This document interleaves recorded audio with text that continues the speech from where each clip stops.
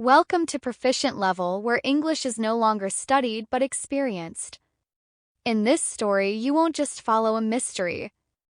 You will enter real literary English. Rich descriptions, subtle emotions, and the kind of language native speakers grow up with. The Hound of the Baskervilles is one of the most iconic detective novels ever written. It's perfect for advanced learners who want to sharpen their reading skills, expand high-level vocabulary, and understand how English works in authentic storytelling. Stay until the end, not just to solve the mystery, but to absorb English the way it's meant to be felt. And if you want more native-level stories like this, don't forget to like, subscribe, and join the Proficient journey.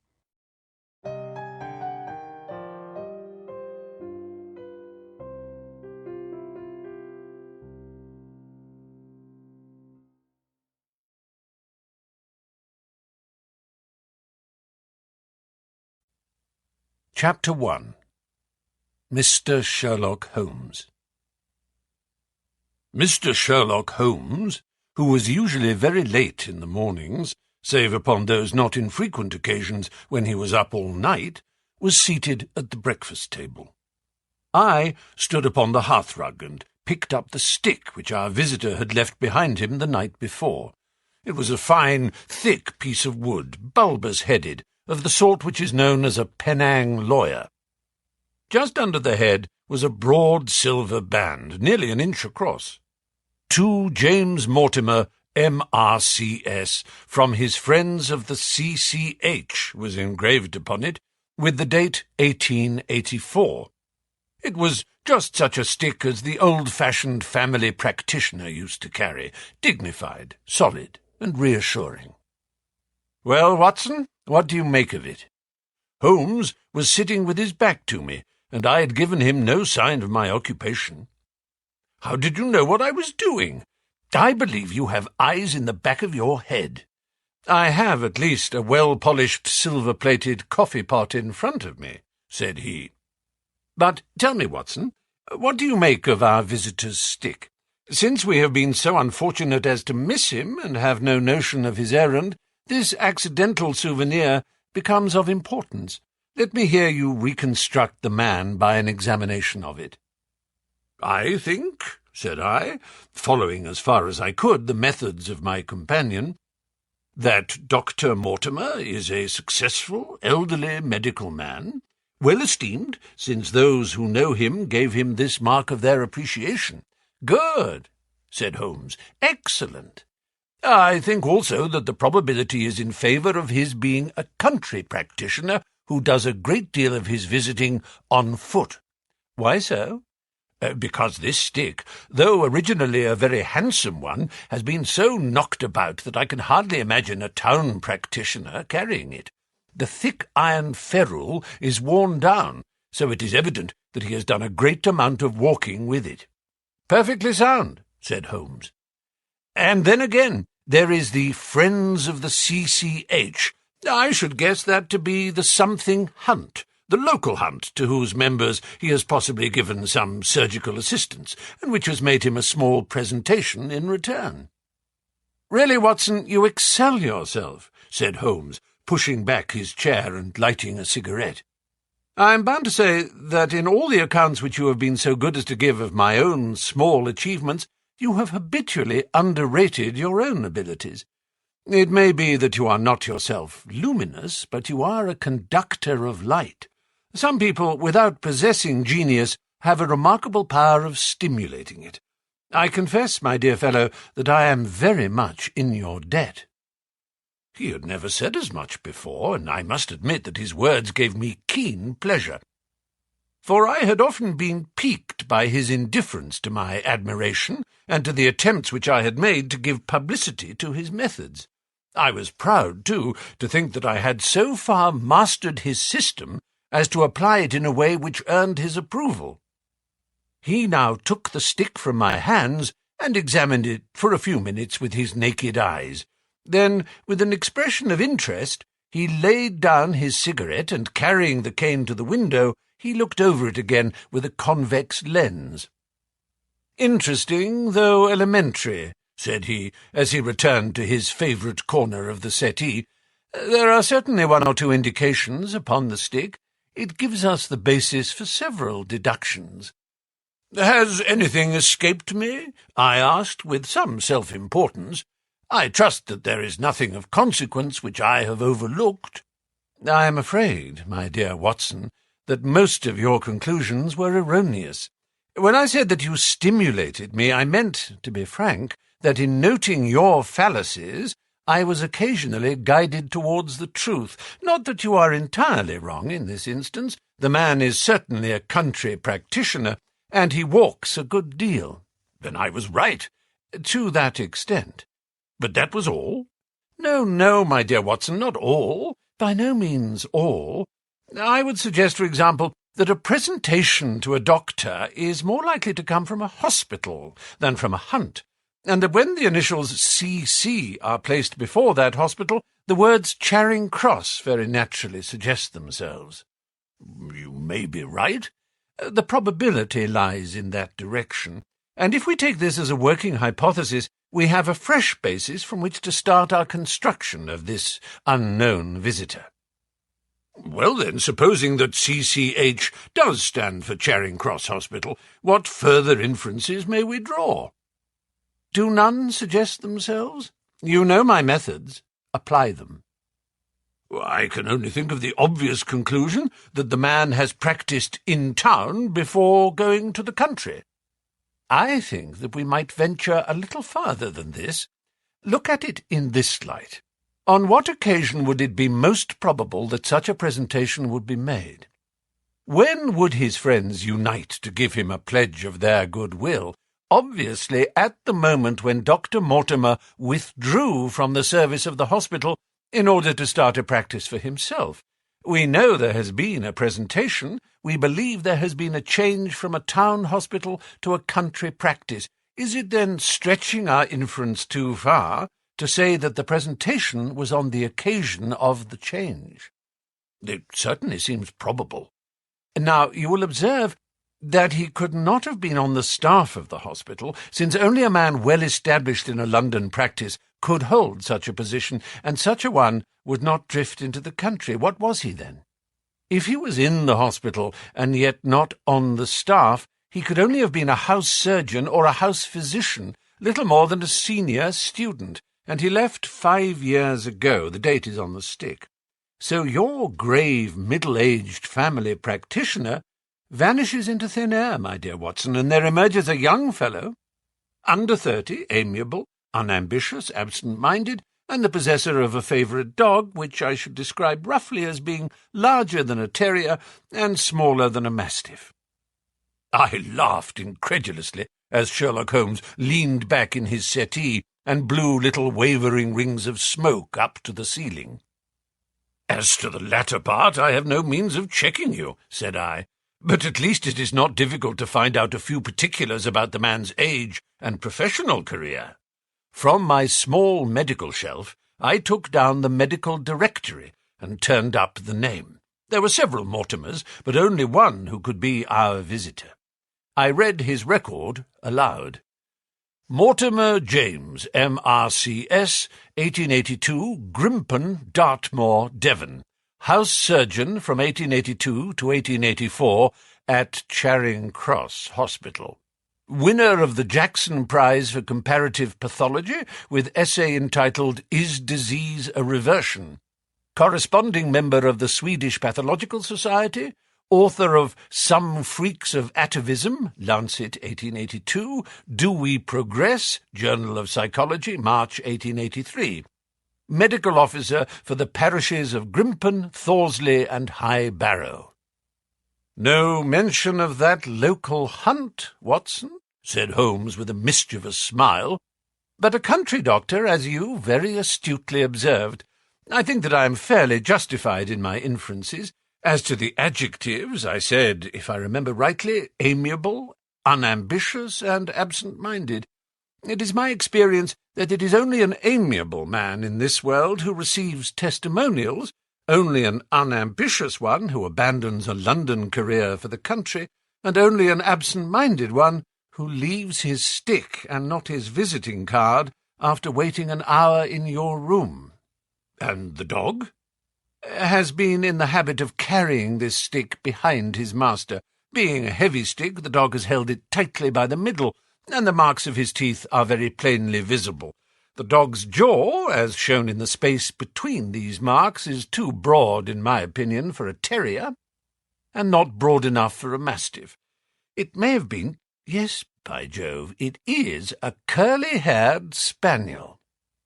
He had risen and paced the room as he spoke. Now he halted in the recess of the window. There was such a ring of conviction in his voice that I glanced up in surprise. "My dear fellow, how can you possibly be so sure of that?"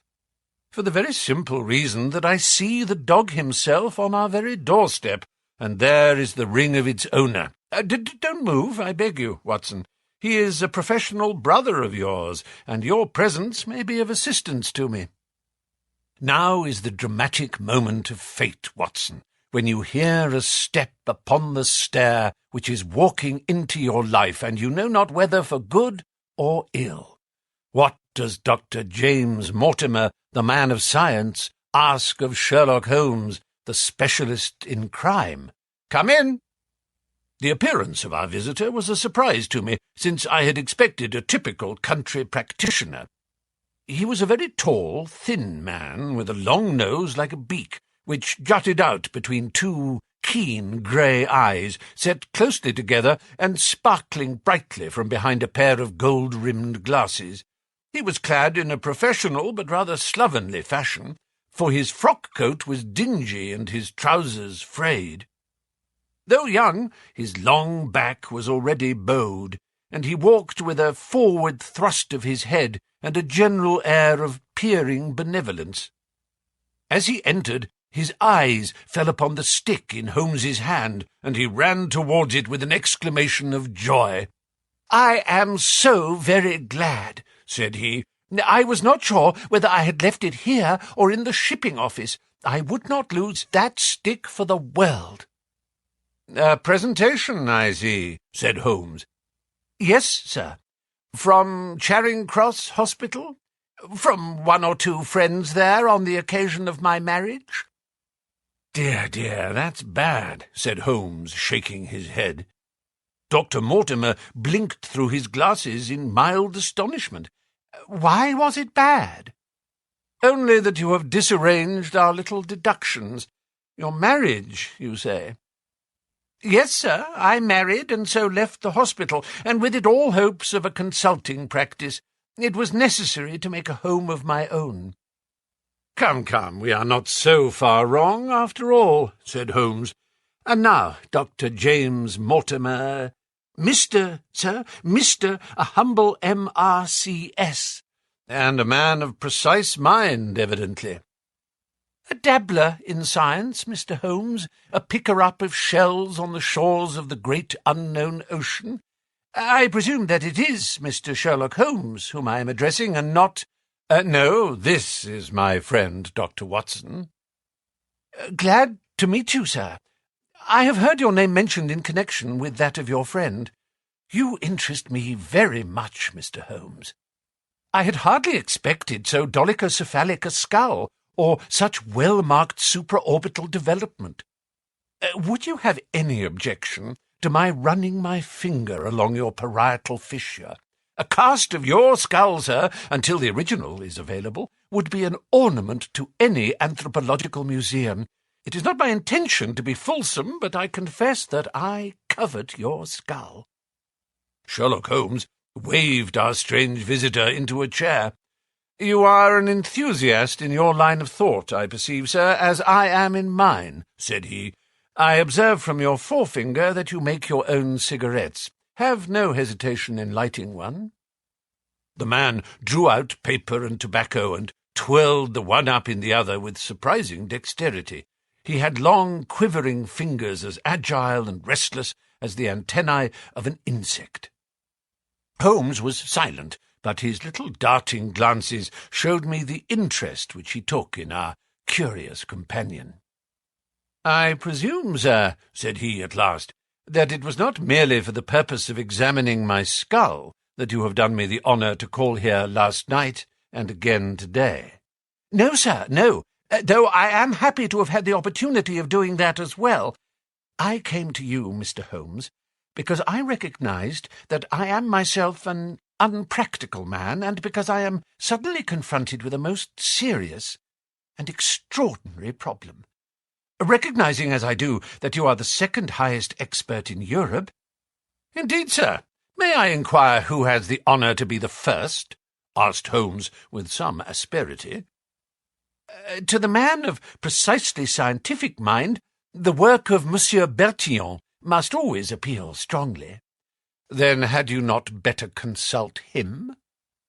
I said, sir, to the precisely scientific mind, but as a practical man of affairs, it is acknowledged that you stand alone. I trust, sir, that I have not inadvertently— Just a little, said Holmes. I think, Dr. Mortimer, you would do wisely if, without more ado, you would kindly tell me plainly what the exact nature of the problem is in which you demand my assistance. Chapter 2. The Curse of the Baskervilles. I have in my pocket a manuscript, said Dr. James Mortimer. I observed it as you entered the room, said Holmes. It is an old manuscript, early 18th century, unless it is a forgery. How can you say that, sir? You have presented an inch or two of it to my examination all the time that you have been talking. It would be a poor expert who could not give the date of a document within a decade or so. You may possibly have read my little monograph upon the subject. I put that at 1730. The exact date is 1742. Dr. Mortimer drew it from his breast pocket. This family paper was committed to my care by Sir Charles Baskerville, whose sudden and tragic death some 3 months ago created so much excitement in Devonshire. I may say that I was his personal friend as well as his medical attendant. He was a strong-minded man, sir, shrewd, practical, and as unimaginative as I am myself. Yet he took this document very seriously, and his mind was prepared for just such an end as did eventually overtake him. Holmes stretched out his hand for the manuscript and flattened it upon his knee. You will observe, Watson, the alternative use of the long S and the short. It is one of several indications which enabled me to fix the date. I looked over his shoulder at the yellow paper and the faded script. At the head was written Baskerville Hall, and below, in large scrawling figures, 1742. It appears to be a statement of some sort. Yes, it is a statement of a certain legend which runs in the Baskerville family. But I understand that it is something more modern and practical upon which you wish to consult me. Most modern, a most practical pressing matter, which must be decided within 24 hours. But the manuscript is short and is intimately connected with the affair. With your permission, I will read it to you. Holmes leaned back in his chair, placed his fingertips together, and closed his eyes with an air of resignation. Dr. Mortimer turned the manuscript to the light and read in a high, cracking voice the following curious old-world narrative. Of the origin of the Hound of the Baskervilles there have been many statements, yet as I come in a direct line from Hugo Baskerville, and as I had the story from my father, who also had it from his, I have set it down with all belief that it occurred even as is here set forth. And I would have you believe, my sons, that the same justice which punishes sin may also most graciously forgive it, and that no ban is so heavy but that by prayer and repentance it may be removed. Learn then from this story not to fear the fruits of the past, but rather to be circumspect in the future, that those foul passions whereby our family has suffered so grievously may not again be loosed to our undoing. Know then that in the time of the great rebellion, the history of which by the learned Lord Clarendon I most earnestly commend to your attention, This manor of Baskerville was held by Hugo of that name, nor can it be gainsaid that he was a most wild, profane, and godless man. This, in truth, his neighbours might have pardoned, seeing that saints have never flourished in those parts, but there was in him a certain wanton and cruel humour, which made his name a byword through the West. It chanced that this Hugo came to love, if indeed so dark a passion may be known under so bright a name, the daughter of a yeoman who held lands near the Baskerville estate. But the young maiden, being discreet and of good repute, would ever avoid him, for she feared his evil name. So it came to pass that one Michaelmas this Hugo, with 5 or 6 of his idle and wicked companions, stole down upon the farm and carried off the maiden, her father and brothers being from home, as he well knew. When they had brought her to the hall, the maiden was placed in an upper chamber, while Hugo and his friends sat down to a long carouse, as was their nightly custom. Now the poor lass upstairs was like to have her wits turned at the singing and shouting and terrible oaths which came up to her from below, for they say that the words used by Hugo Baskerville when he was in wine were such as might blast the man who said them. At last, in the stress of her fear, she did that which might have daunted the bravest or most active man, for by the aid of the growth of ivy which covered, and still covers, the south wall, she came down from under the eaves, and so homeward across the moor, there being 3 leagues betwixt the hall and her father's farm. It chanced that some little time later Hugo left his guests to carry food and drink, with other worse things, perchance, to his captive, and so found the cage empty, and the bird escaped. Then, as it would seem, he became as one that hath a devil, for, rushing down the stairs into the dining hall, he sprang upon the great table, flagons and trenchers flying before him, and he cried aloud before all the company that he would that very night render his body and soul to the powers of evil, if he might but overtake the wench. And while the revellers stood aghast at the fury of the man, one more wicked, or it may be more drunken than the rest, cried out that they should put the hounds upon her. Whereat Hugo ran from the house, crying to his grooms that they should saddle his mare and unkennel the pack, and giving the hounds a kerchief of the maid's, he swung them to the line, and so off, full cry, in the moonlight, over the moor. Now, for some space, the revellers stood agape, unable to understand all that had been done in such haste. But anon their bemused wits awoke to the nature of the deed which was like to be done upon the moorlands. Everything was now in an uproar, some calling for their pistols, some for their horses, and some for another flask of wine. But at length some sense came back to their crazed minds, and the whole of them, 13 in number, took horse and started in pursuit. The moon shone clear above them, and they rode swiftly abreast, taking that course which the maid must needs have taken if she were to reach her own home. They had gone a mile or 2, when they passed one of the night shepherds upon the moorlands, and they cried to him to know if he had seen the hunt.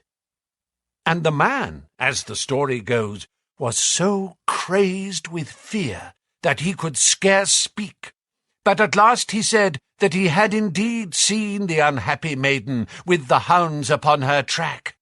"But I have seen more than that," said he, "for Hugo Baskerville passed me upon his black mare, and there ran mute behind him such a hound of hell as God forbid should ever be at my heels." So the drunken squires cursed the shepherd and rode onwards. But soon their skins turned cold, for there came a sound of galloping across the moor, and the black mare, dabbled with white froth, went past with trailing bridle and empty saddle. Then the revellers rode close together, for a great fear was on them. But they still followed over the moor, though each, had he been alone, would have been right glad to have turned his horse's head. Riding slowly in this fashion, they came at last upon the hounds. These, though known for their valour and their breed, were whimpering in a cluster at the head of a deep dip or goyle, as we call it, upon the moor, some slinking away, and some, with starting hackles and staring eyes, gazing down the narrow valley before them. The company had come to a halt, more sober men, as you may guess, than when they started. The most of them would by no means advance, but 3 of them, the boldest, or it may be the most drunken, rode forward down the goyle. Now it opened into a broad space, in which stood 2 of those great stones still to be seen there, which were set by certain forgotten peoples in the days of old. The moon was shining bright upon the clearing, and there in the centre lay the unhappy maid where she had fallen, dead of fear and of fatigue. But it was not the sight of her body, nor yet was it that of the body of Hugo Baskerville lying near her, which raised the hair upon the heads of these 3 daredevil roisterers. But it was that, standing over Hugo, and plucking at his throat, there stood a foul thing, a great black beast, shaped like a hound, yet larger than any hound that ever mortal eye has rested upon. And even as they looked, the thing tore the throat out of Hugo Baskerville, on which, as it turned its blazing eyes and dripping jaws upon them, the 3 shrieked with fear and rode for dear life, still screaming, across the moor. One, it is said, died that very night of what he had seen, and the other 2 were but broken men for the rest of their days. Such is the tale, my sons, of the coming of the Hound, which is said to have plagued the family so sorely ever since. If I have set it down, it is because that which is clearly known hath less terror than that which is but hinted at and guessed. Nor can it be denied that many of the family have been unhappy in their deaths, which have been sudden, bloody, and mysterious. Yet may we shelter ourselves in the infinite goodness of Providence, which would not forever punish the innocent beyond that 3rd or 4th generation which is threatened in Holy Writ. To that Providence, my sons, I hereby commend you, and I counsel you by way of caution to forbear from crossing the moor in those dark hours when the powers of evil are exalted. This from Hugo Baskerville to his sons Roger and John, with instructions that they say nothing thereof to their sister Elizabeth. When Dr. Mortimer had finished reading this singular narrative, he pushed his spectacles up on his forehead and stared across at Mr. Sherlock Holmes. The latter yawned and tossed the end of his cigarette into the fire. "Well," said he, "do you not find it interesting? To a collector of fairy tales?" Dr. Mortimer drew a folded newspaper out of his pocket. "Now, Mr. Holmes, we will give you something a little more recent. This is the Devon County Chronicle of May the 14th of this year. It is a short account of the facts elicited at the death of Sir Charles Baskerville, which occurred a few days before that date." My friend leaned a little forward, and his expression became intent. Our visitor readjusted his glasses and began, "The recent sudden death of Sir Charles Baskerville, whose name has been mentioned as the probable Liberal candidate for Mid-Devon at the next election, has cast a gloom over the county. Though Sir Charles had resided at Baskerville Hall for a comparatively short period, His amiability of character and extreme generosity had won the affection and respect of all who had been brought into contact with him. In these days of nouveau riche, it is refreshing to find a case where the scion of an old county family which has fallen upon evil days is able to make his own fortune and bring it back with him to restore the fallen grandeur of his line. Sir Charles, as is well known, made large sums of money in South African speculation. More wise than those who go on until the wheel turns against them, he realized his gains and returned to England with them. It is only 2 years since he took up his residence at Baskerville Hall, and it is common talk how large were those schemes of reconstruction and improvement which have been interrupted by his death. Being himself childless, it was his openly expressed desire that the whole countryside should, within his own lifetime, profit by his good fortune, and many will have personal reasons for bewailing his untimely end. His generous donations to local and county charities have been frequently chronicled in these columns. The circumstances connected with the death of Sir Charles cannot be said to have been entirely cleared up by the inquest, but at least enough has been done to dispose of those rumours to which local superstition has given rise. There is no reason whatever to suspect foul play, or to imagine that death could be from any but natural causes. Sir Charles was a widower, and a man who may be said to have been in some ways of an eccentric habit of mind. In spite of his considerable wealth, he was simple in his personal tastes, and his indoor servants at Baskerville Hall consisted of a married couple named Barrymore, the husband acting as butler and the wife as housekeeper.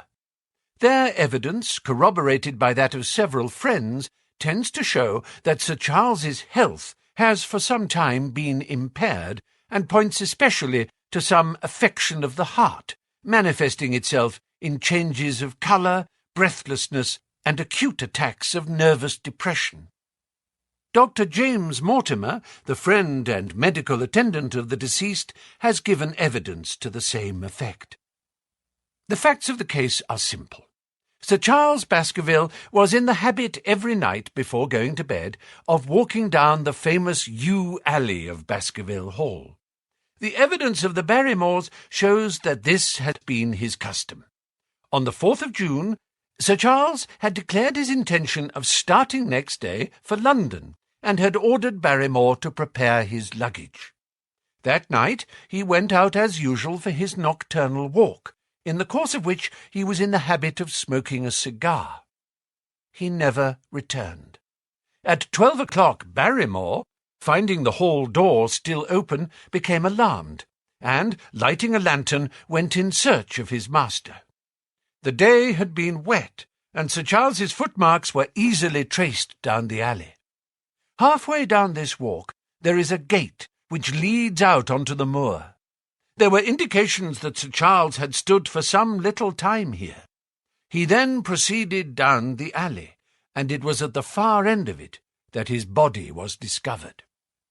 One fact which has not been explained is the statement of Barrymore that his master's footprints altered their character from the time that he passed the moor gate, and that he appeared from thence onwards to have been walking upon his toes.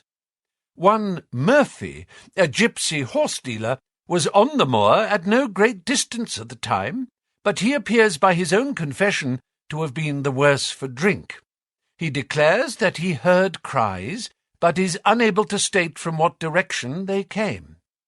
No signs of violence were to be discovered upon Sir Charles's person, and though the doctor's evidence pointed to an almost incredible facial distortion, so great that Dr. Mortimer refused at first to believe that it was indeed his friend and patient who lay before him, it was explained that this is a symptom which is not unusual in cases of dyspnea and death from cardiac exhaustion.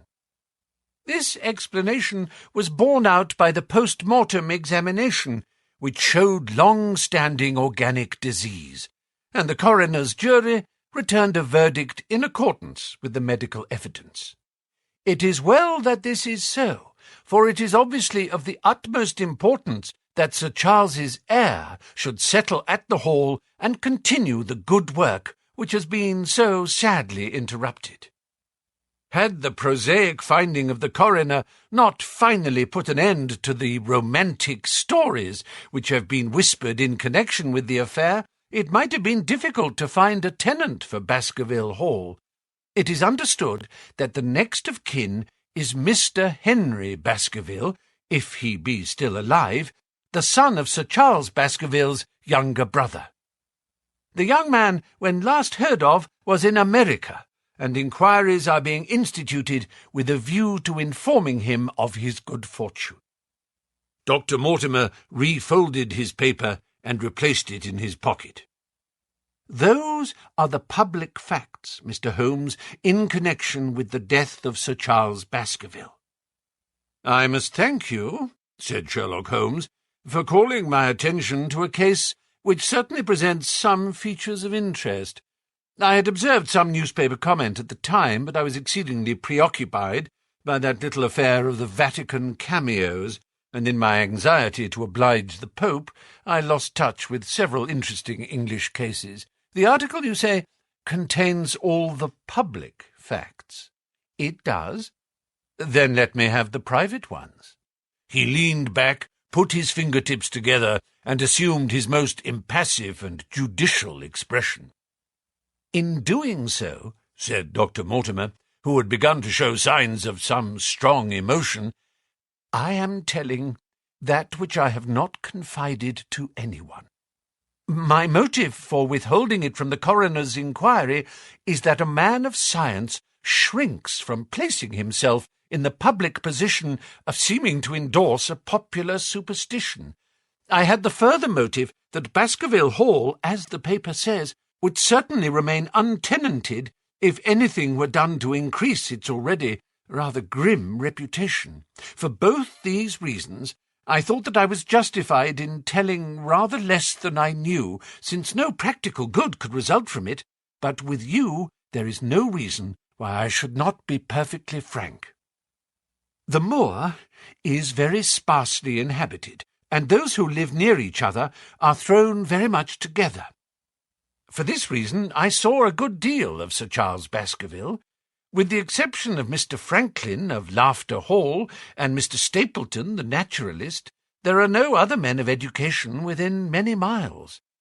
Sir Charles was a retiring man, but the chance of his illness brought us together, and a community of interests in science kept us so. He had brought back much scientific information from South Africa, and many a charming evening we have spent together discussing the comparative anatomy of the Bushman and the Hottentot. Within the last few months it became increasingly plain to me that Sir Charles's nervous system was strained to the breaking point. He had taken this legend, which I have read you, exceedingly to heart. So much so that, although he would walk in his own grounds, nothing would induce him to go out upon the moor at night.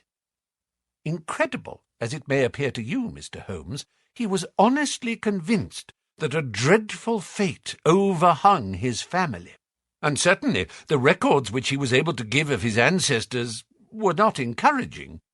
The idea of some ghastly presence constantly haunted him, and on more than one occasion he has asked me whether I had on my medical journeys at night ever seen any strange creature or heard the baying of a hound. The latter question he put to me several times, and always with a voice which vibrated with excitement. I can well remember driving up to his house in the evening some 3 weeks before the fatal event. He chanced to be at his hall door.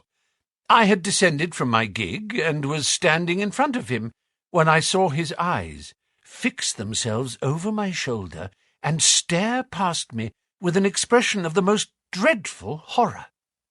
I whisked round and had just time to catch a glimpse of something which I took to be a large black calf passing at the head of the drive. So excited and alarmed was he that I was compelled to go down to the spot where the animal had been and look around for it. It was gone, however, and the incident appeared to make the worst impression upon his mind.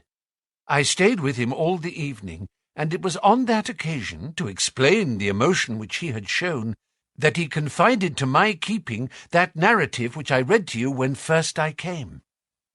I mention this small episode because it assumes some importance in view of the tragedy which followed, but I was convinced at the time that the matter was entirely trivial, and that his excitement had no justification. It was at my advice that Sir Charles was about to go to London. His heart was, I knew, affected, and the constant anxiety in which he lived, however chimerical the cause of it might be, was evidently having a serious effect upon his health. I thought that a few months among the distractions of town would send him back a new man. Mr. Stapleton, a mutual friend who was much concerned at his state of health, was of the same opinion. At the last instant came this terrible catastrophe. On the night of Sir Charles's death, Barrymore, the butler, who made the discovery, sent Perkins the groom on horseback to me, and as I was sitting up late, I was able to reach Baskerville Hall within an hour of the event. I checked and corroborated all the facts which were mentioned at the inquest. I followed the footsteps down the yew alley. I saw the spot at the moor gate where he seemed to have waited. I remarked the change in the shape of the prints after that point. I noted that there were no other footsteps save those of Barrymore on the soft gravel, and finally I carefully examined the body, which had not been touched until my arrival. Sir Charles lay on his face, his arms out, his fingers dug into the ground, and his features convulsed with some strong emotion to such an extent that I could hardly have sworn to his identity. There was certainly no physical injury of any kind, but one false statement was made by Barrymore at the inquest.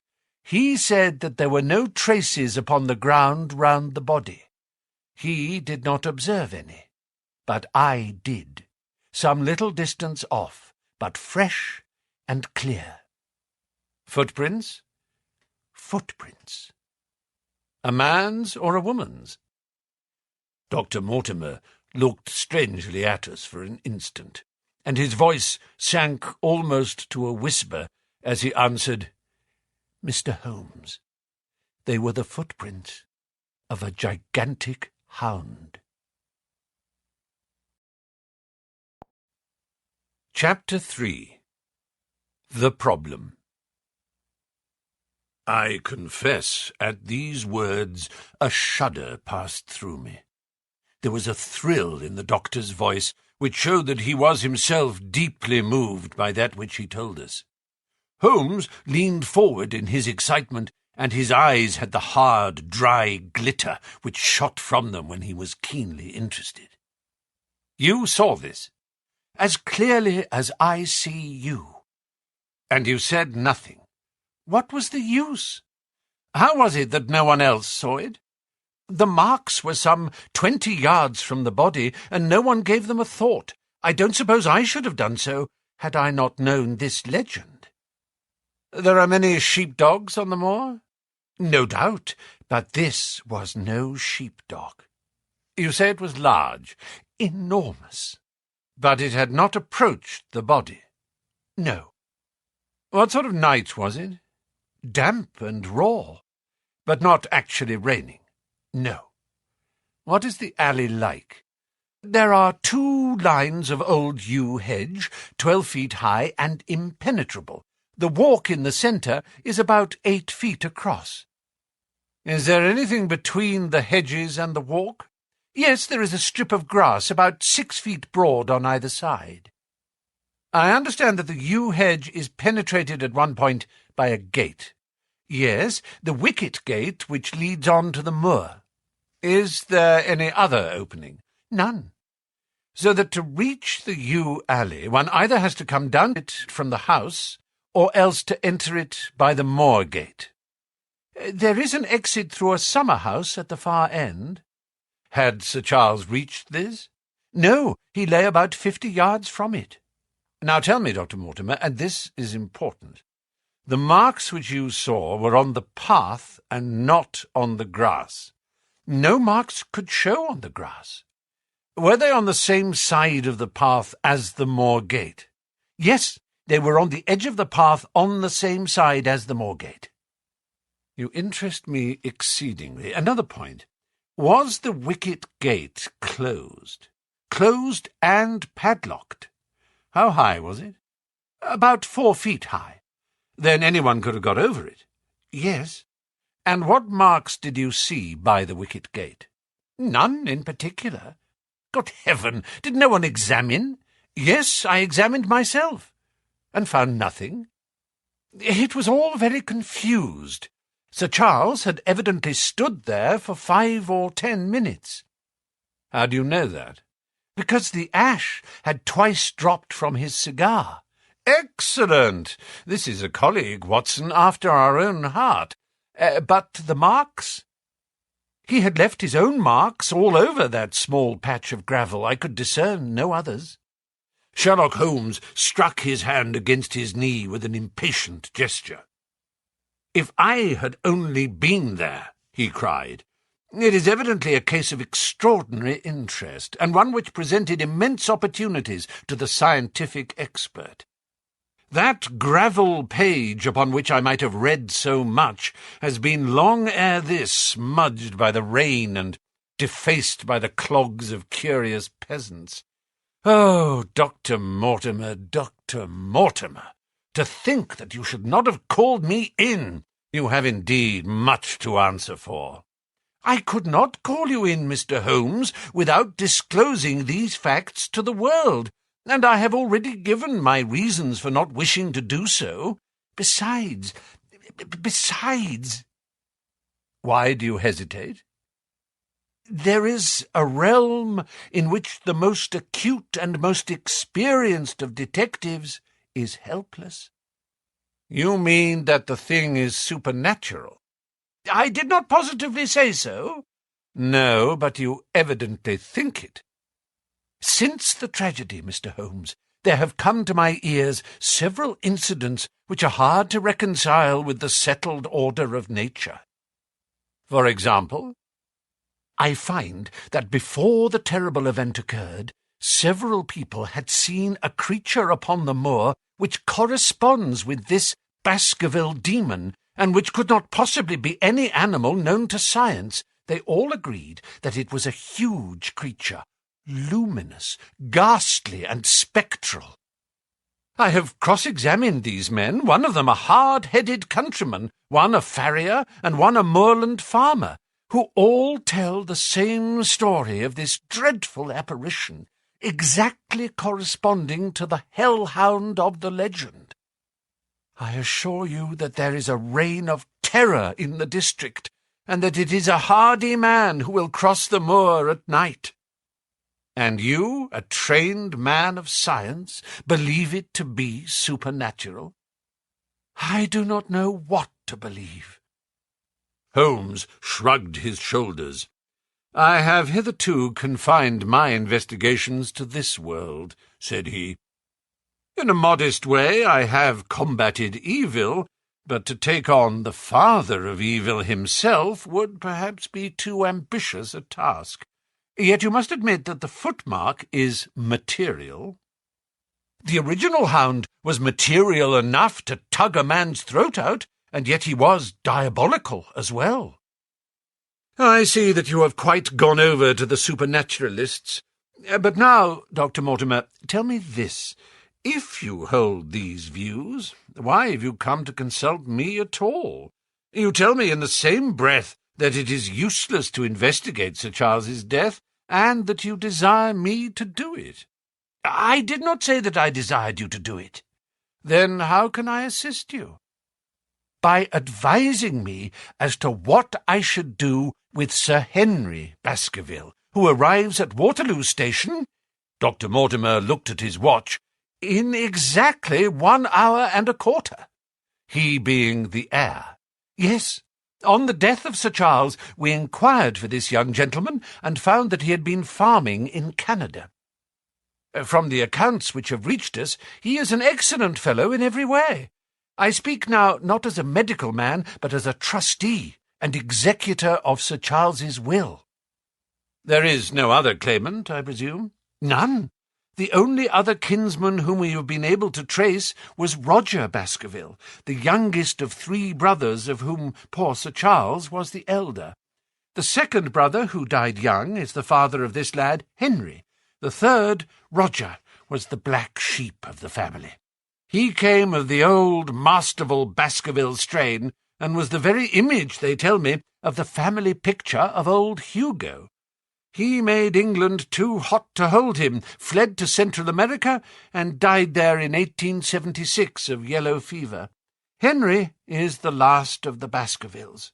In 1 hour and 5 minutes I meet him at Waterloo Station. I have had a wire that he arrived at Southampton this morning. Now, Mr. Holmes, what would you advise me to do with him?" "Why should he not go to the home of his fathers?" "It seems natural, does it not? And yet, consider that every Baskerville who goes there meets with an evil fate.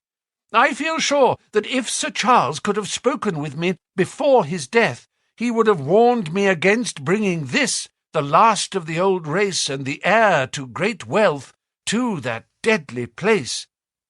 And yet it cannot be denied that the prosperity of the whole poor, bleak countryside depends upon his presence. All the good work which has been done by Sir Charles will crash to the ground if there is no tenant of the hall. I fear lest I should be swayed too much by my own obvious interest in the matter, and that is why I bring the case before you and ask for your advice." Holmes considered for a little time. "Put into plain words, the matter is this," said he.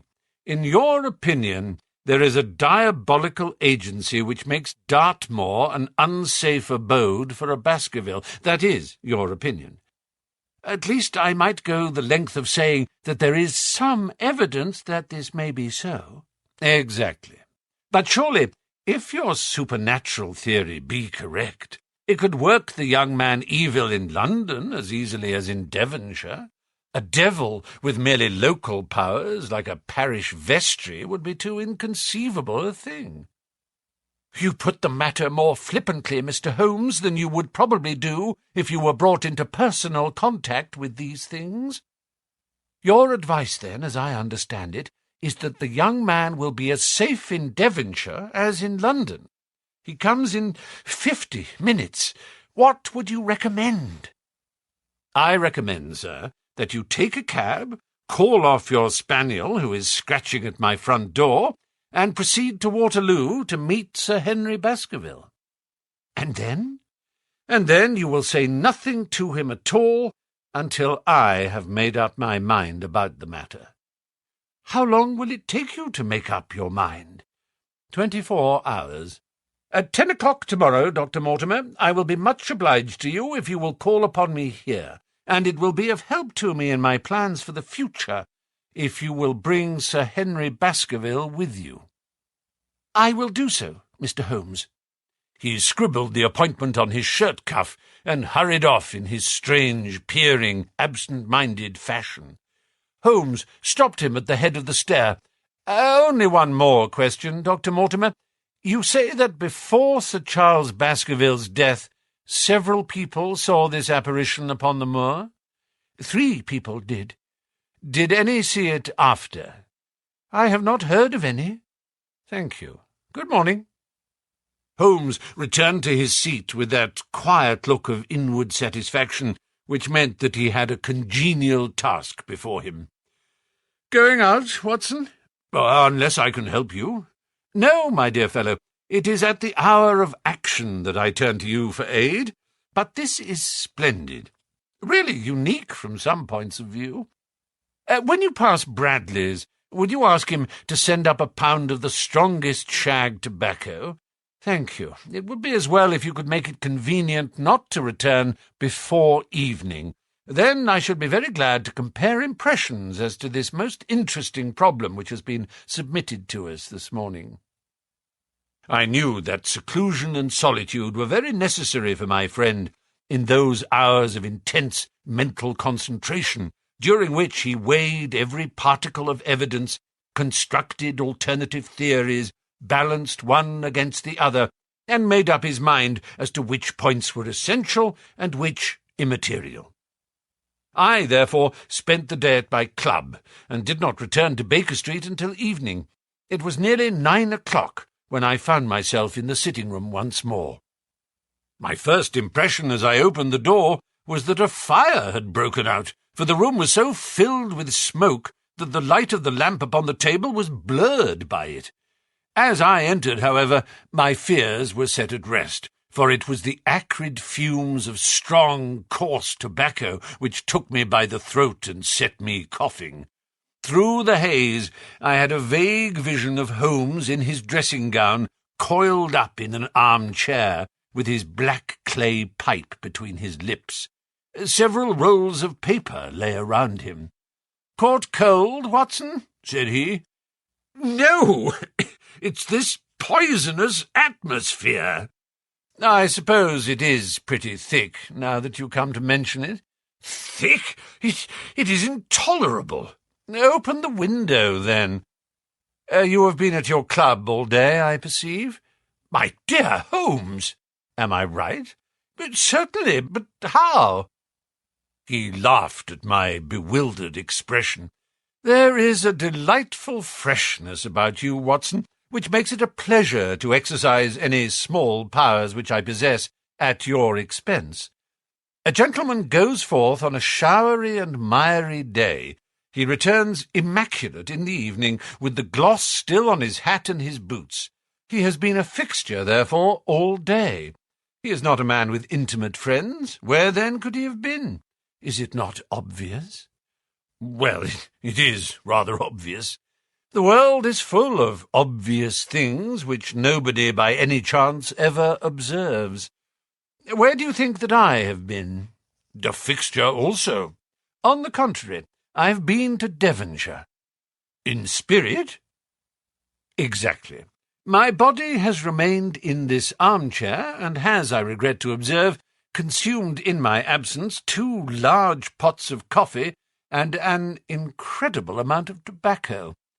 After you left, I sent down to Stamford's for the ordnance map of this portion of the moor, and my spirit has hovered over it all day. I flatter myself that I could find my way about." "A large-scale map, I presume?" "Very large." He unrolled one section and held it over his knee. "Here you have the particular district which concerns us. That is Baskerville Hall in the middle."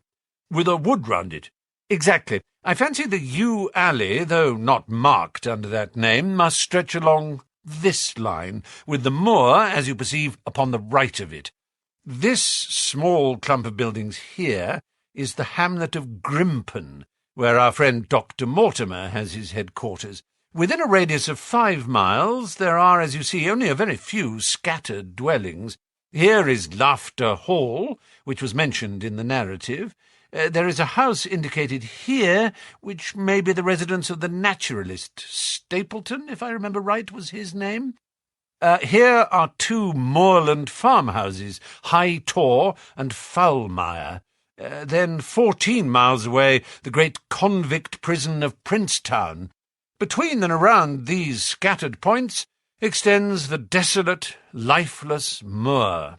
This, then, is the stage upon which tragedy has been played, and upon which we may help to play it again." "It must be a wild place." "Yes, the setting is a worthy one. If the devil did desire to have a hand in the affairs of men—" "Then you are yourself inclining to the supernatural explanation?" The devil's agents may be of flesh and blood, may they not? There are 2 questions waiting for us at the outset. The one is whether any crime has been committed at all. The second is, what is the crime, and how was it committed?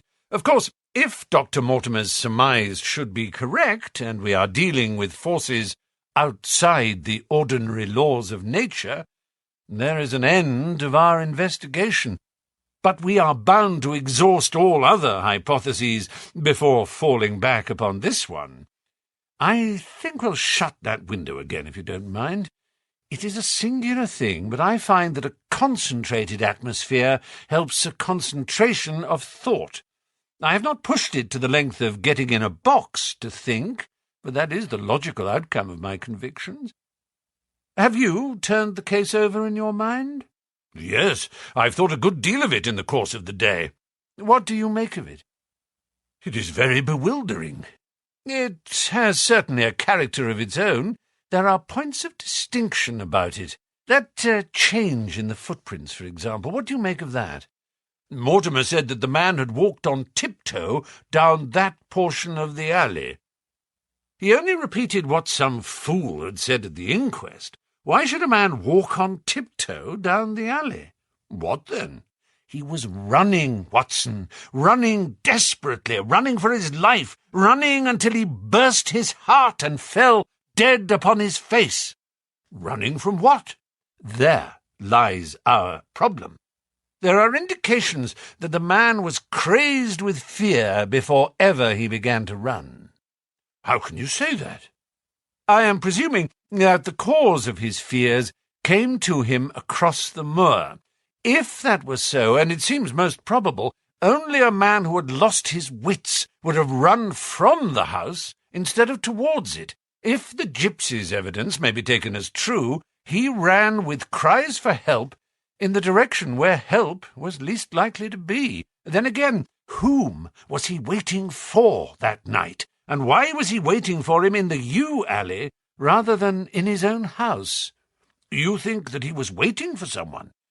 The man was elderly and infirm. We can understand his taking an evening stroll, but the ground was damp and the night inclement.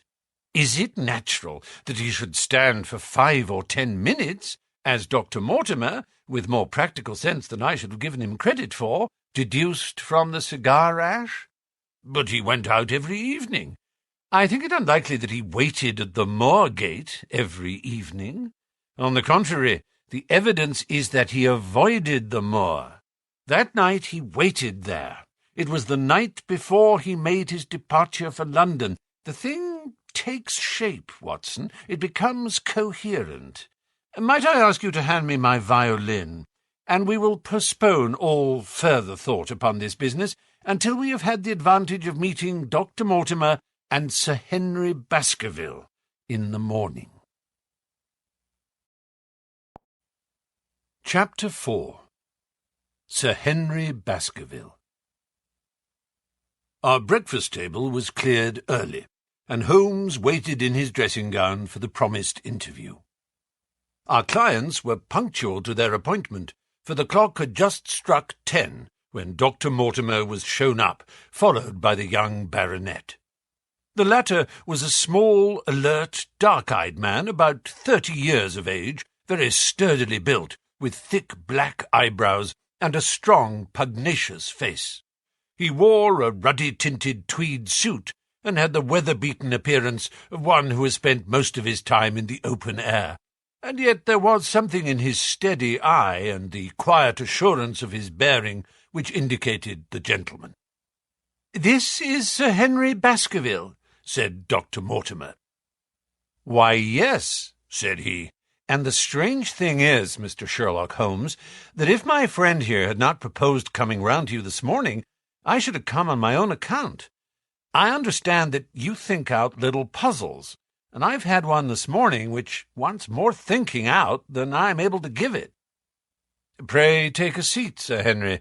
Do I understand you to say that you have yourself had some remarkable experience since you arrived in London?" "Nothing of much importance, Mr. Holmes. Only a joke, as like as not. It was this letter, if you can call it a letter, which reached me this morning." He laid an envelope upon the table, and we all bent over it. It was of common quality, greyish in colour. The address, Sir Henry Baskerville, Northumberland Hotel, was printed in rough characters, the postmark Charing Cross, and the date of posting the preceding evening. "Who knew that you were going to the Northumberland Hotel?" asked Holmes, glancing keenly across at our visitor. "No one could have known. We only decided after I met Dr. Mortimer." "But Dr. Mortimer was no doubt already stopping there?" "No, I had been staying with a friend," said the doctor. "There was no possible indication that we intended to go to this hotel." Someone seems to be very deeply interested in your movements." Out of the envelope he took a half-sheet of foolscap paper folded into 4. This he opened and spread flat upon the table. Across the middle of it a single sentence had been formed by the expedients of pasting printed words upon it. It ran, "As you value your life or your reason, keep away from the moor." The word moor only was printed in ink. "Now," said Sir Henry Baskerville, "perhaps you will tell me, Mr. Holmes, what in thunder is the meaning of that, and who it is that takes so much interest in my affairs?" "What do you make of it, Dr. Mortimer? You must allow that there is nothing supernatural about this, at any rate." "No, sir, but it might very well come from someone who was convinced that the business is supernatural." "What business?" asked Sir Henry sharply. "It seems to me that all you gentlemen know a great deal more than I do about my own affairs." "You shall share our knowledge before you leave this room, Sir Henry, I promise you that," said Sherlock Holmes. "We will confine ourselves for the present, with your permission, to this very interesting document, which must have been put together and posted yesterday evening.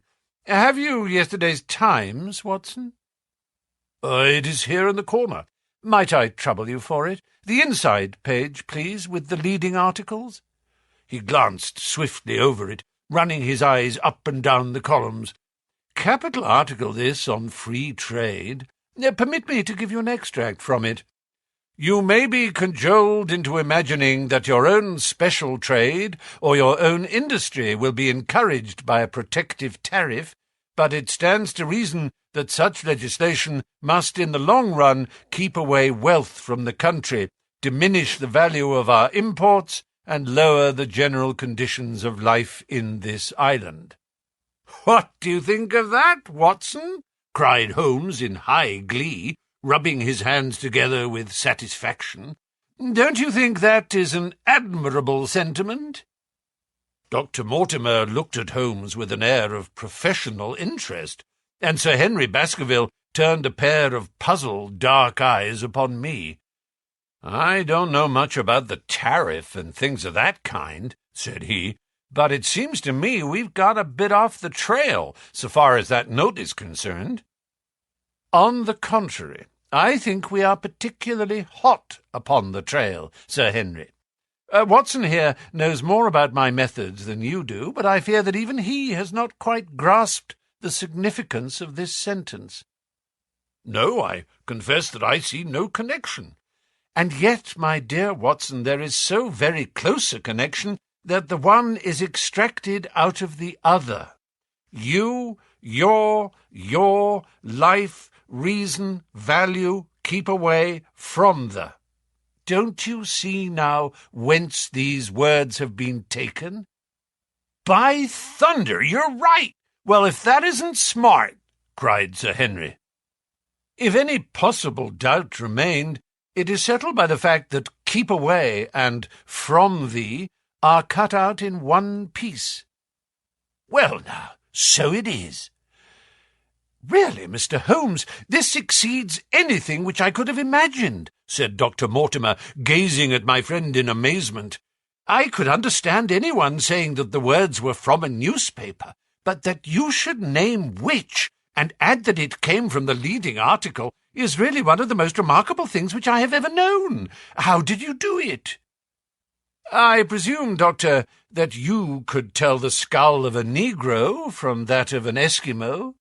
"Most certainly. But how?"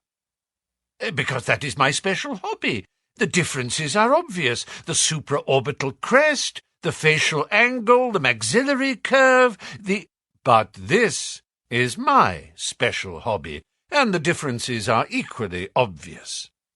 There is as much difference to my eyes between the leaded bourgeois type of a Times article and the slovenly print of an evening halfpenny paper as there could be between your Negro and your Eskimo. The detection of types is one of the most elementary branches of knowledge to the special expert in crime, though I confess that once when I was very young I confused the Leeds Mercury with the Western Morning News, but a Times leader is entirely distinctive, and these words could have been taken from nothing else. As it was done yesterday, the strong probability was that we should find the words in yesterday's issue. "So far as I can follow you, then, Mr. Holmes," said Sir Henry Baskerville, "someone cut out this message with a scissors." "Nail scissors," said Holmes. "You can see that it was a very short-bladed scissors, since the cutter had to take 2 snips over 'keep away.' That is so. Someone then cut out the message with a pair of short-bladed scissors, pasted it with paste, gum," said Holmes, "with gum onto the paper, but I want to know why the word 'more' should have been written. Because he could not find it in print. The other words were all simple and might be found in any issue, but 'more' would be less common." "Why, of course, that would explain it. Have you read anything else in this message, Mr. Holmes?" "There are 1 or 2 indications, and yet the utmost pains have been taken to remove all clues. The address, you observe, is printed in rough characters, but the Times is a paper which is seldom found in any hands but those of the highly educated. We may take it, therefore, that the letter was composed by an educated man who wished to pose as an uneducated one, and his effort to conceal his own writing suggests that that writing might be known or come to be known by you. Again, you will observe that the words are not gummed on in an accurate line, but that some are much higher than others. Life, for example, is quite out of its proper place. That may point to carelessness, or it may point to agitation and hurry upon the part of the cutter. On the whole, I incline to the latter view, since the matter was evidently important, and it is unlikely that the composer of such a letter would be careless. If he were in a hurry, it opens up the interesting question why he should be in a hurry, since any letter posted up to early morning would reach Sir Henry before he would leave his hotel. Did the composer fear an interruption, and from whom? "We are coming now rather into the region of guesswork," said Dr. Mortimer. "Say, rather, into the region where we balance probabilities and choose the most likely. It is the scientific use of the imagination, but we have always some material basis on which to start our speculation. Now, you would call it a guess, no doubt, but I am almost certain that this address has been written in a hotel." "How in the world can you say that?" "If you examine it carefully, you will see that both the pen and the ink have given the writer trouble. The pen has spluttered twice in a single word, and has run dry 3 times in a short address, showing that there was very little ink in the bottle. Now, a private pen or ink bottle is seldom allowed to be in such a state, and the combination of the two must be quite rare. But you know the hotel ink and the hotel pen, where it is rare to get anything else. Yes, I have very little hesitation in saying that, could we examine the waste-paper baskets of the hotels around Charing Cross, until we have found the remains of the mutilated Times leader, we could lay our hands straight upon the person who sent this singular message. Hello? What's this?" He was carefully examining the fool's cap, upon which the words were pasted, holding it only an inch or 2 from his eyes. "Well?" "Nothing," said he, throwing it down. "It is a blank half-sheet of paper, without even a watermark upon it. I think we have drawn as much as we can from this curious letter. And now, Sir Henry, has anything else of interest happened to you since you have been in London?" "Why, no, Mr. Holmes, I think not." "You have not observed anyone follow or watch you?" "I seem to have walked right into the thick of a dime novel," said our visitor. "Why in thunder should anyone follow or watch me?" We are coming to that. You have nothing else to report to us before we go into this matter? Well, it depends upon what you think worth reporting. I think anything out of the ordinary routine of life well worth reporting. Sir Henry smiled. I don't know much of British life yet, for I have spent nearly all my time in the States and in Canada. But I hope that to lose one of your boots is not part of the ordinary routine of life over here. You have lost one of your boots? My dear sir, cried Dr. Mortimer, it is only mislaid. You will find it when you return to the hotel. What is the use of troubling Mr. Holmes with trifles of this kind? Well, he asked me for anything outside the ordinary routine. Exactly, said Holmes. However foolish the incident may seem, you have lost one of your boots, you say. Well, mislaid it anyhow. I put them both outside my door last night, and there was only one in the morning. I could get no sense out of the chap who cleans them. The worst of it is that I only bought the pair last night in the Strand, and I have never had them on.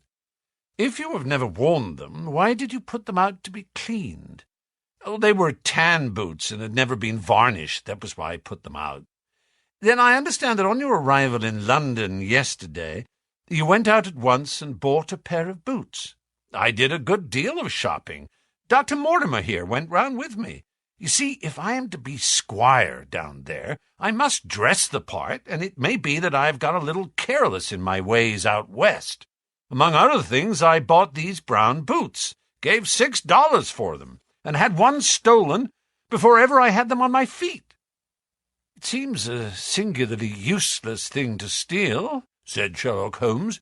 I confess that I share Dr. Mortimer's belief that it will not be long before the missing boot is found. And now, gentlemen, said the baronet with decision, it seems to me that I have spoken quite enough about the little that I know. It is time that you kept your promise and gave me a full account of what we're all driving at. Your request is a very reasonable one, Holmes answered.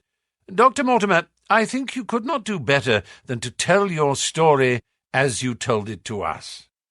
Thus encouraged, our scientific friend drew his papers from his pocket and presented the whole case as he had done upon the morning before. Sir Henry Baskerville listened with the deepest attention and with an occasional exclamation of surprise.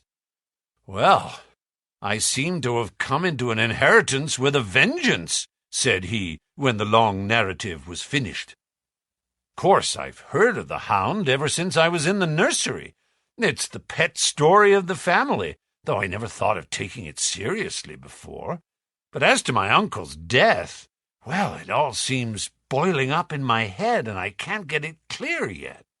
You don't seem quite to have made up your mind whether it's a case for a policeman or a clergyman. Precisely. And now there's this affair of the letter to me at the hotel. I suppose that fits into its place? It seems to show that someone knows more than we do about what goes on upon the moor, said Dr. Mortimer. And also, said Holmes, that someone is not ill-disposed towards you since they warn you of danger. Or it may be that they wish for their own purposes to scare me away. Well, of course that is possible also. I am very much indebted to you, Dr. Mortimer, for introducing me to a problem which presents several interesting alternatives. But the practical point which we now have to decide, Sir Henry, is whether it is or is not advisable for you to go to Baskerville Hall. Why should I not go? There seems to be danger.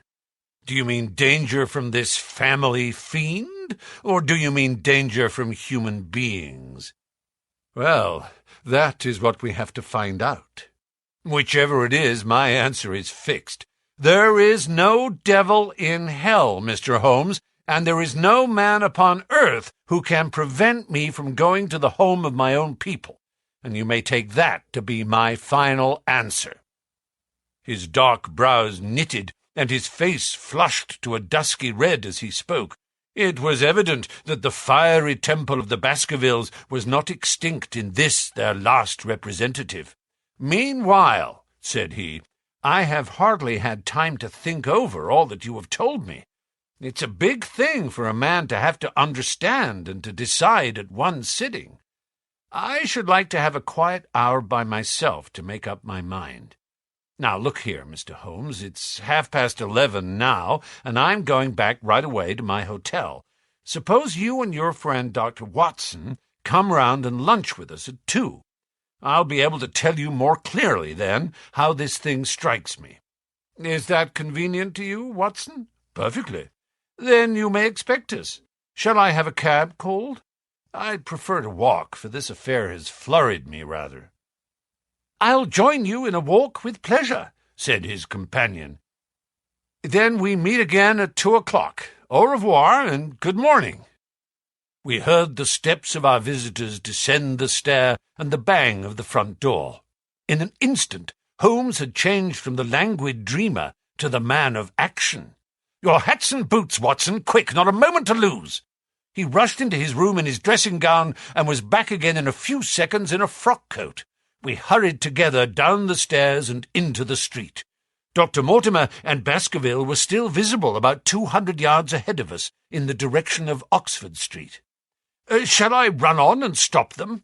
"Not for the world, my dear Watson. I am perfectly satisfied with your company, if you will tolerate mine. Our friends are wise, for it is certainly a very fine morning for a walk." He quickened his pace until we had decreased the distance which divided us by about half. Then, still keeping 100 yards behind, we followed into Oxford Street and so down Regent Street. Once our friend stopped and stared into a shop window, upon which Holmes did the same. An instant afterwards he gave a little cry of satisfaction, and, following the direction of his eager eyes, I saw that a hansom cab with a man inside, which had halted on the other side of the street, was now proceeding slowly onward again. "There's our man, Watson. Come along. We'll have a good look at him if we can do no more." At that instant I was aware of a bushy black beard and a pair of piercing eyes turned upon us through the side window of the cab. Instantly the trapdoor at the top flew up, something was screamed to the driver, and the cab flew madly off down Regent Street. Holmes looked eagerly round for another, but no empty one was in sight. Then he dashed in wild pursuit amid the stream of the traffic, but the start was too great, and already the cab was out of sight. "There now," said Holmes bitterly, as he emerged panting and white with vexation from the tide of vehicles. "Was ever such bad luck, and such bad management too? Watson, if you're an honest man, you will record this also, and set it against my successes. Who was the man? I have not an idea. A spy? Well, it was evident from what we have heard that Baskerville has been very closely shadowed by someone since he has been in town. How else could it be known so quickly that it was the Northumberland Hotel which he had chosen? If they had followed him the first day, I argued that they would follow him also the second. You may have observed that I twice strolled over to the window while Dr. Mortimer was reading his legend. Yes, I remember. I was looking out for loiterers in the street, but I saw none. We are dealing with a clever man, Watson. This matter cuts very deep, and though I have not finally made up my mind whether it is a benevolent or a malevolent agency which is in touch with us, I am conscious always of power and design. When our friends left, I had once followed them in the hopes of marking down their invisible attendant. So wily was he that he had not trusted himself upon foot, but he had availed himself of a cab, so that he could loiter behind or dash past them and so escape their notice. His method had the additional advantage that if they were to take a cab, he was all ready to follow them. It has, however, one obvious disadvantage.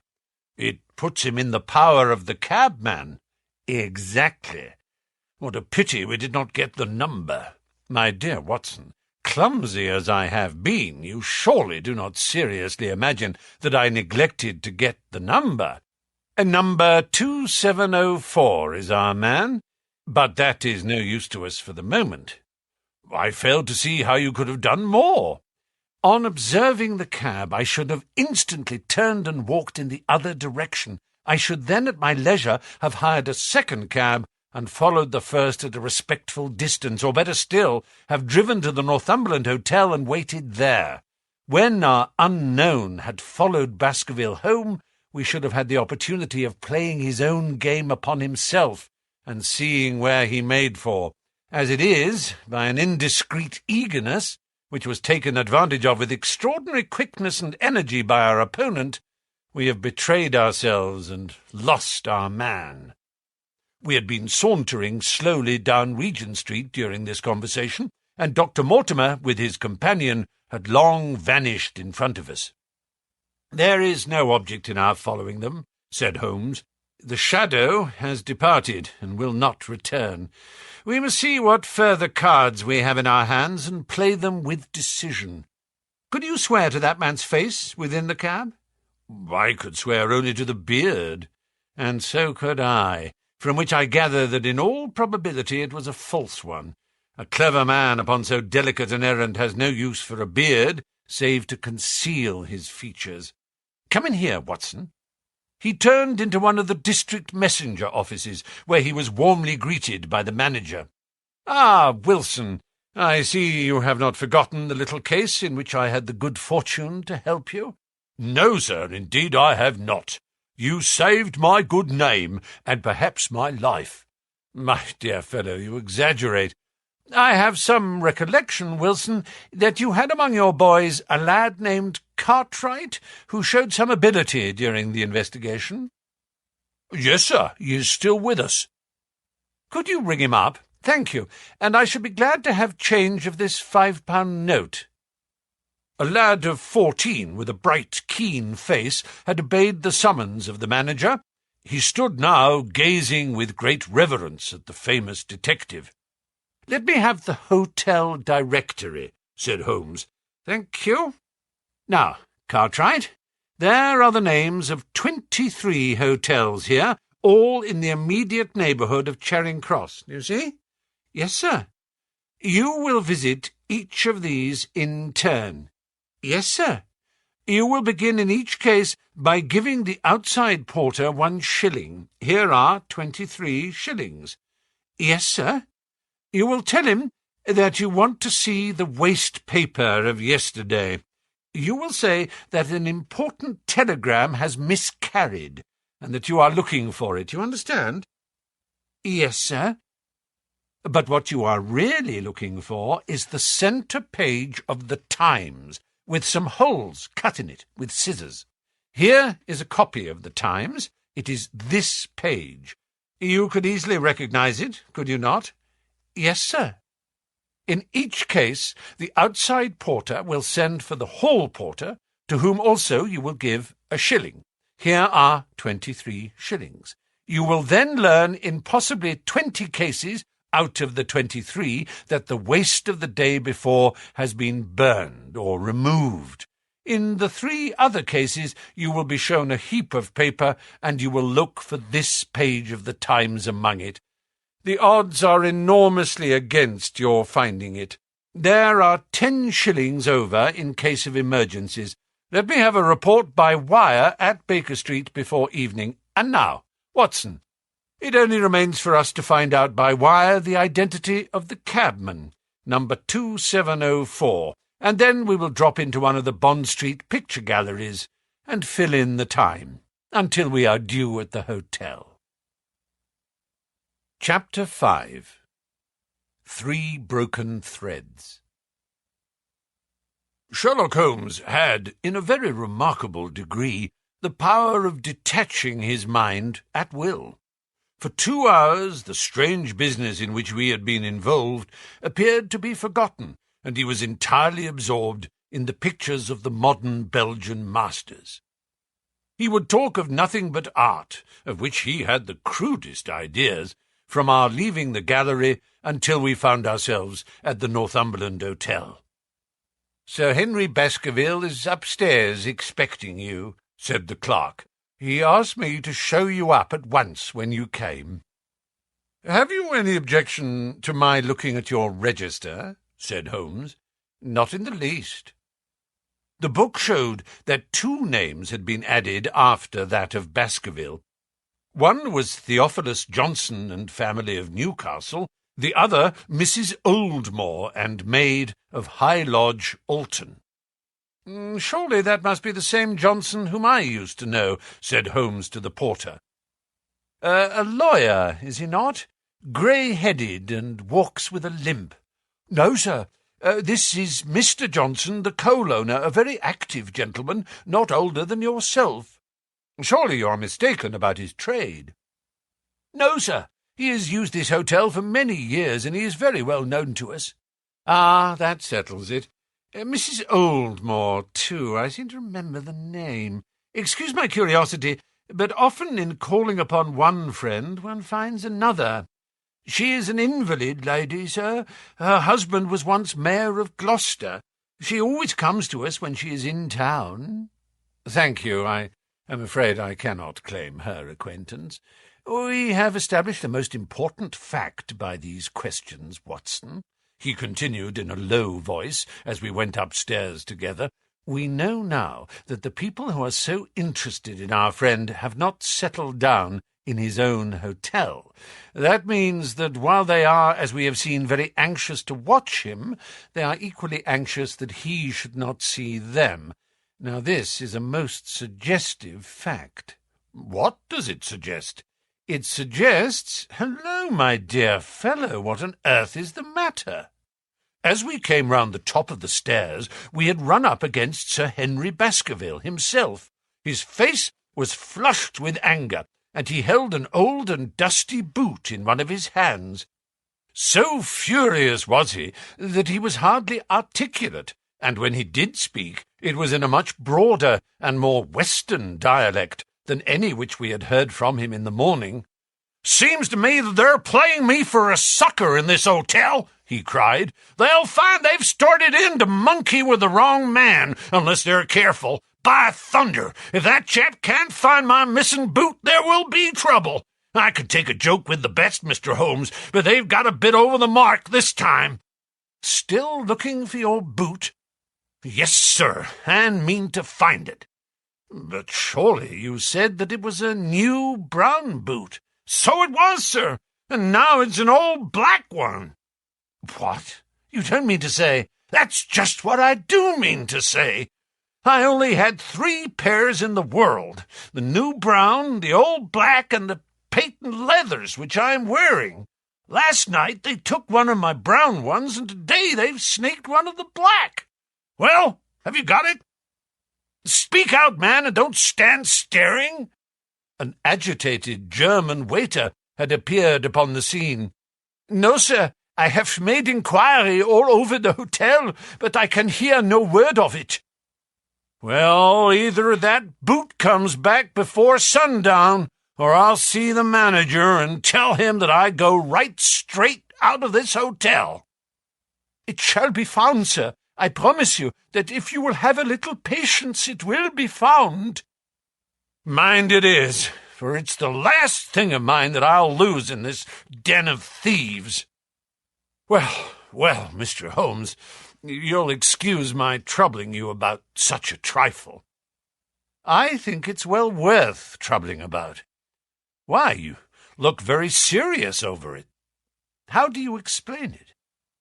"I just don't attempt to explain it. It seems the very maddest, queerest thing that ever happened to me." "The queerest, perhaps," said Holmes thoughtfully.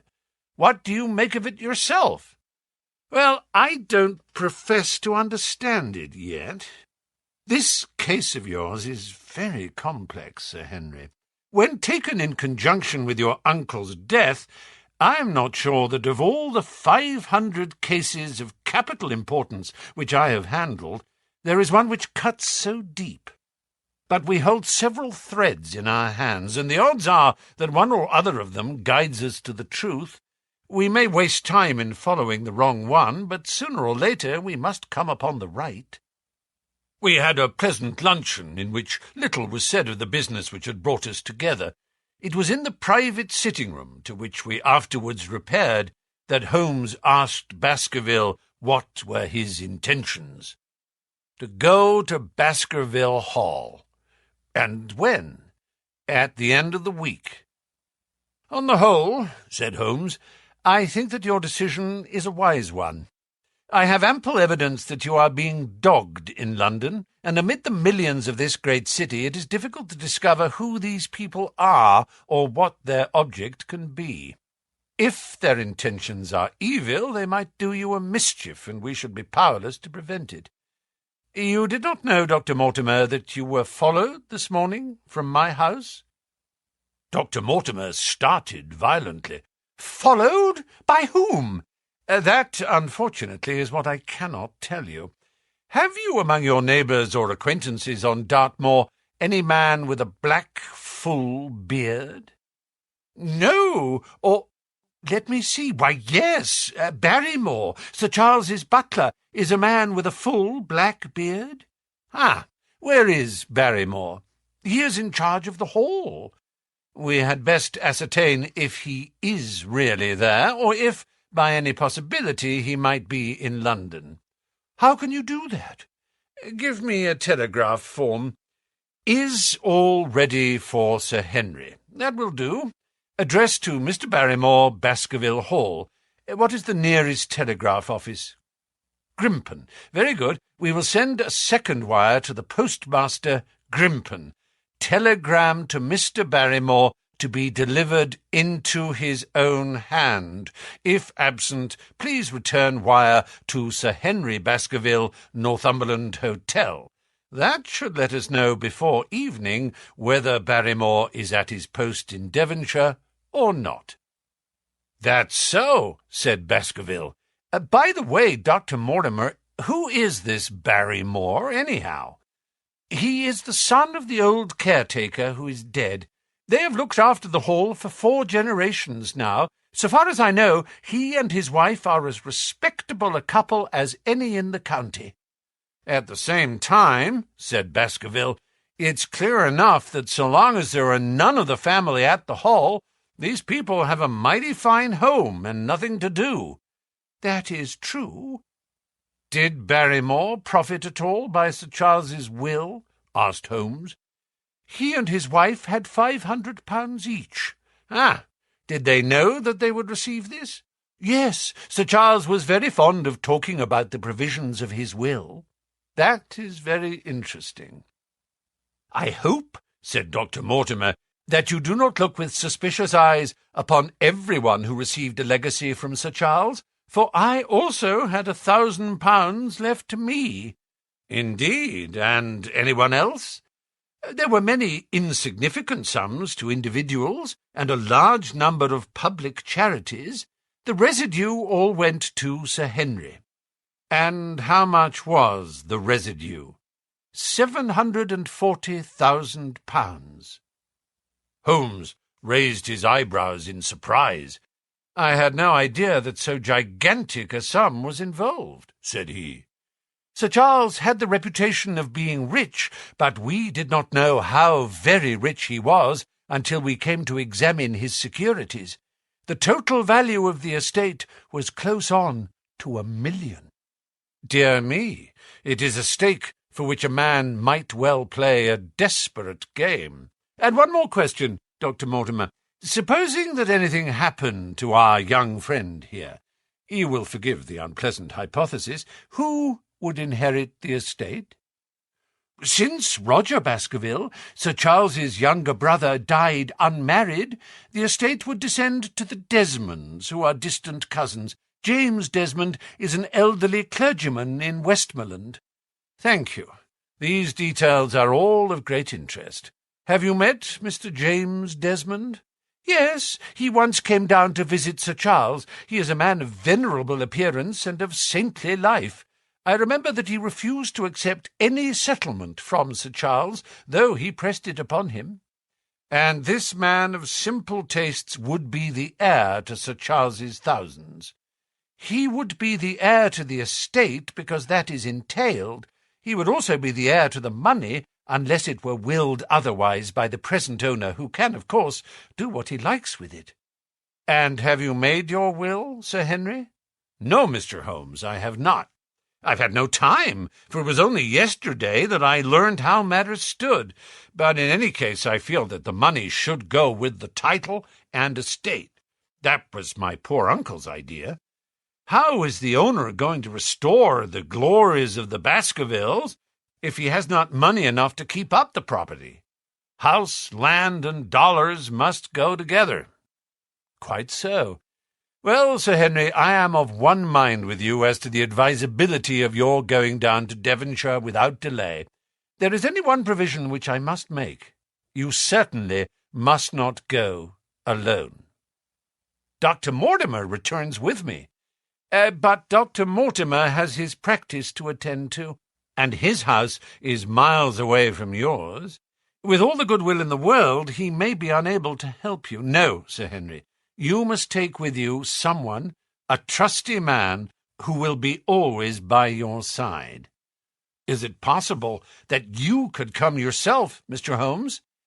If matters came to a crisis, I should endeavour to be present in person, but you can understand that with my extensive consulting practice, and with the constant appeals which reach me from many quarters, it is impossible for me to be absent from London for an indefinite time. At the present instant, one of the most revered names in England is being besmirched by a blackmailer, and only I can stop a disastrous scandal. You will see how impossible it is for me to go to Dartmoor. Whom would you recommend, then? Holmes laid his hand upon my arm. If my friend would undertake it, there is no man who is better worth having at your side when you are in a tight place. No one can say so more confidently than I. The proposition took me completely by surprise, but before I had time to answer, Baskervilles seized me by the hand and wrung it heartily. "Well, now, that is real kind of you, Dr. Watson," said he. "You see how it is with me, and you know just as much about the matter as I do. If you will come down to Baskerville Hall and see me through, I'll never forget it." The promise of adventure had always a fascination for me, and I was complimented by the words of Holmes and by the eagerness with which the baronet hailed me as a companion. "I will come with pleasure," said I. "I do not know how I could employ my time better." "And you will report very carefully to me," said Holmes. "When a crisis comes, as it will do, I will direct how you shall act. I suppose that by Saturday all might be ready?" "Would that suit Dr. Watson?" "Perfectly. Then on Saturday, unless you hear to the contrary, we shall meet at the 10:30 train from Paddington." We had risen to depart when Baskerville gave a cry of triumph, and diving into one of the corners of the room, he drew a brown boot from under a cabinet. "My missing boot!" he cried. "May all our difficulties vanish as easily," said Sherlock Holmes. "But it is a very singular thing," Dr. Mortimer remarked. "I searched this room carefully before lunch." "And so did I," said Baskerville. "Every inch of it." "There was certainly no boot in it then." "In that case, the waiter must have placed it there while we were lunching." The German was sent for, but professed to know nothing of the matter, nor could any inquiry clear it up. Another item had been added to that constant and apparently purposeless series of small mysteries which had succeeded each other so rapidly. Setting aside the whole grim story of Sir Charles's death, we had a line of inexplicable incidents, all within the limits of 2 days, which included the receipt of the printed letter, the black-bearded spy in the hansom, the loss of the new brown boot, the loss of the old black boot, and now the return of the new brown boot. Holmes sat in silence in the cab as we drove back to Baker Street. and I knew from his drawn brows and keen face that his mind, like my own, was busy in endeavouring to frame some scheme into which all these strange and apparently disconnected episodes could be fitted. All afternoon and late into the evening he sat lost in tobacco and thought. Just before dinner, 2 telegrams were handed in. The first ran, "Have just heard that Barrymore is at the Hall, Baskerville." The second, "Visited 23 hotels as directed, but sorry to report unable to trace cut sheet of Times. Cartwright." There go 2 of my threads, Watson. There is nothing more stimulating than a case where everything goes against you. We must cast round for another scent. We still have the cabman who drove the spy. Exactly. I have wired to get his name and address from the official registry. I should not be surprised if this were an answer to my question.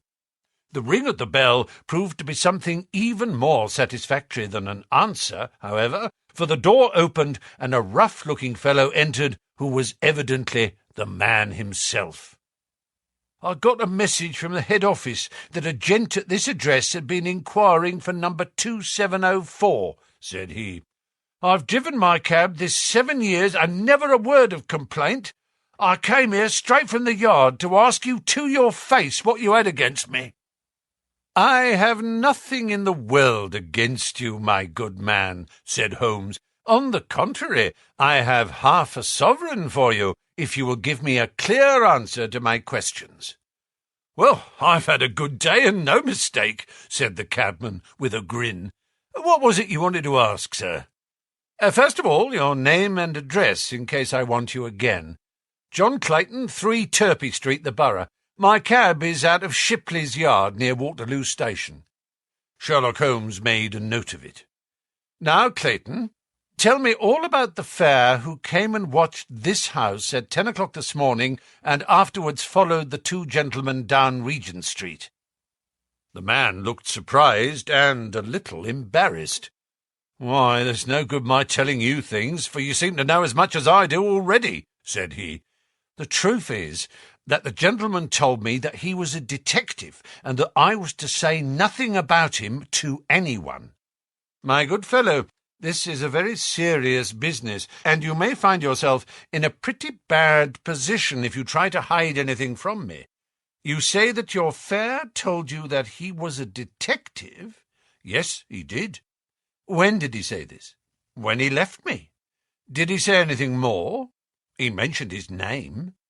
Holmes cast a swift glance of triumph at me. "Oh, he mentioned his name, did he? That was imprudent. What was the name that he mentioned?"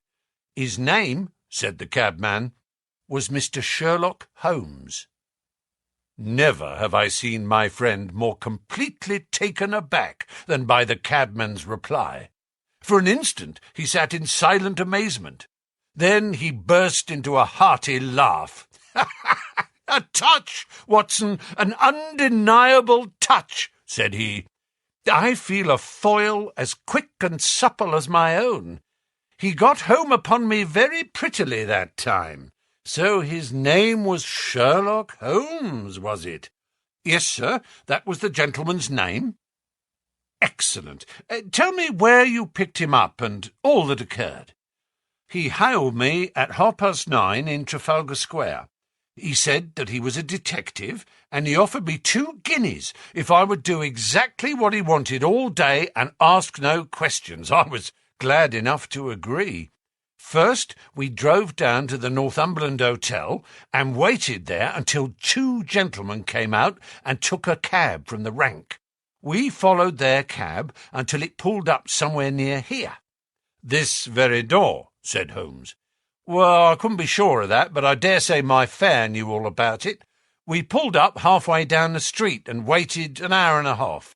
Then the 2 gentlemen passed us, walking, and we followed down Baker Street and along—" "I know," said Holmes, "until we got 3/4 down Regent Street. Then my gentleman threw up the trap, and he cried that I should drive right away to Waterloo Station as hard as I could go.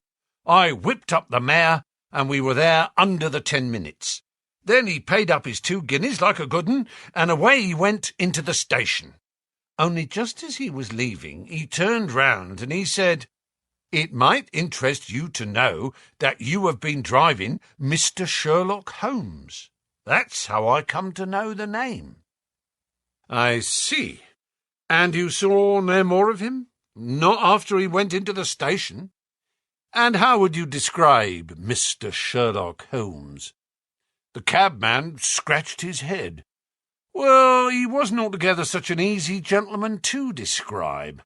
I'd put him at 40 years of age, and he was of a middle height, 2 or 3 inches shorter than you, sir.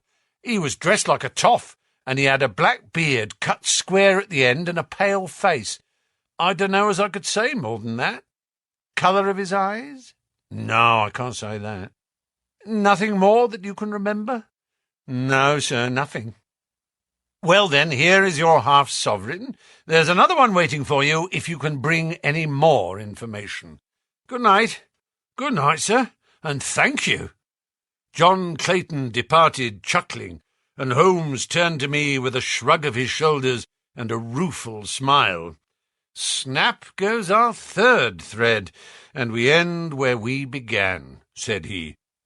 Cunning rascal! He knew our number, knew that Sir Henry Baskerville had consulted me, spotted who I was in Regent Street, conjectured that I'd got the number of the cab and would lay my hands on the driver, and so sent back this audacious message. I tell you, Watson, this time we have got a foeman who is worthy of our steel. I've been checkmated in London. I can only wish you better luck in Devonshire, but I'm not easy in my mind about it." "About what?" "About sending you. It's an ugly business, Watson, an ugly, dangerous business, and the more I see of it, the less I like it. Yes, my dear fellow, you may laugh, but I give you my word that I shall be very glad to have you back safe and sound in Baker Street once more." Chapter 6. Baskerville Hall. Sir Henry Baskerville and Dr. Mortimer were ready upon the appointed day, and we started as arranged for Devonshire. Mr. Sherlock Holmes drove with me to the station, and gave me his last parting injunctions and advice. "I will not bias your mind by suggesting theories or suspicions, Watson," said he. "I wish you simply to report facts in the fullest possible manner to me, and you can leave me to do the theorizing." "What sort of facts?" I asked. "Anything which may seem to have a bearing, however indirect, upon the case, and especially the relations between young Baskerville and his neighbours, or any fresh particulars concerning the death of Sir Charles. I've made some inquiries myself in the last few days, but the results have, I fear, been negative. One thing only appears to be certain, and that is that Mr. James Desmond, who is the next heir, is an elderly gentleman of a very amiable disposition, so that this persecution does not arise from him. I really think that we may eliminate him entirely from our calculations. There remain the people who will actually surround Sir Henry Baskerville upon the moor. Would it not be well, in the first place, to get rid of this Barrymore couple? By no means. You could not make a greater mistake. If they are innocent, it would be a cruel injustice, and if they are guilty, we should be giving up all chance of bringing it home to them. No, we will preserve them upon our list of suspects. Then there is a groom at the Hall, if I remember right. There are 2 moorland farmers. There is our friend Dr. Mortimer, whom I believe to be entirely honest, and there is his wife, of whom we know nothing. There is this naturalist, Stapleton, and there is his sister, who is said to be a young lady of attractions. There is Mr. Frankland of Laughter Hall, who is also an unknown factor, and there are 1 or 2 other neighbours. These are the folk who must be your very special study." "I will do my best. You have arms, I suppose?" Yes, I thought it as well to take them. Most certainly.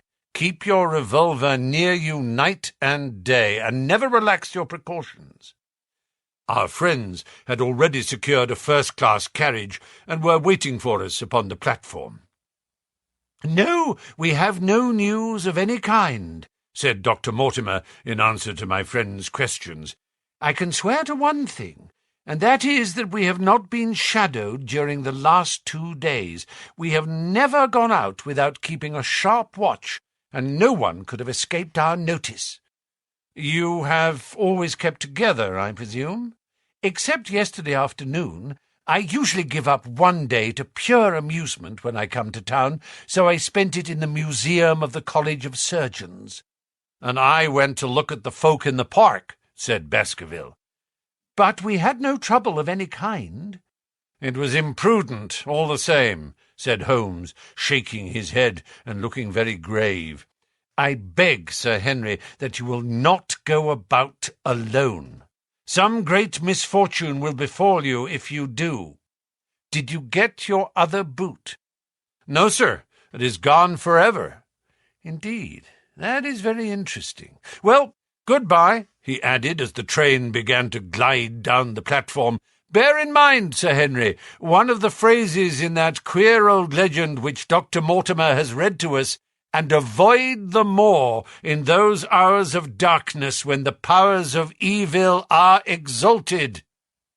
I looked back at the platform when we had left it far behind, and saw the tall, austere figure of Holmes standing motionless and gazing after us. The journey was a swift and pleasant one, and I spent it in making the more intimate acquaintance of my 2 companions, and in playing with Dr. Mortimer's spaniel. In a very few hours the brown earth had become ruddy, the brick had changed to granite, and red cows grazed in well-hedged fields, where the lush grasses and more luxuriant vegetation spoke of a richer, if a damper, climate. Young Baskerville stared eagerly out of the window and cried aloud with delight as he recognized the familiar features of the Devon scenery. "I've been over a good part of the world since I left it, Dr. Watson," said he, "but I have never seen a place to compare with it." "I never saw a Devonshire man who did not swear by his county," I remarked. "It depends upon the breed of men quite as much as on the county," said Dr. Mortimer. "A glance at our friend here reveals the rounded head of the Celt, which carries inside it the Celtic enthusiasm and power of attachment. Poor Sir Charles's head was of a very rare type, half Gaelic, half Ivernian in its characteristics. But you were very young when you last saw Baskerville Hall, were you not?" "I was a boy in my teens at the time of my father's death, and had never seen the Hall, for he lived in a little cottage on the south coast. Thence I went straight to a friend in America. I tell you it is all as new to me as it is to Dr. Watson, and I'm as keen as possible to see the moor." "Are you? Then your wish is easily granted, for there is your first sight of the moor," said Dr. Mortimer, pointing out of the carriage window. Over the green squares of the fields and the low curve of a wood, there rose in the distance a grey, melancholy hill, with a strange, jagged summit, dim and vague in the distance, like some fantastic landscape in a dream. Baskerville sat for a long time, his eyes fixed upon it, and I read upon his eager face how much it meant to him, this first sight of that strange spot where the men of his blood had held sway so long and left their mark so deep. There he sat, with his tweed suit and his American accent, in the corner of a prosaic railway carriage, and yet, as I looked at his dark and expressive face, I felt more than ever how true a descendant he was of that long line of high-blooded, fiery and masterful men.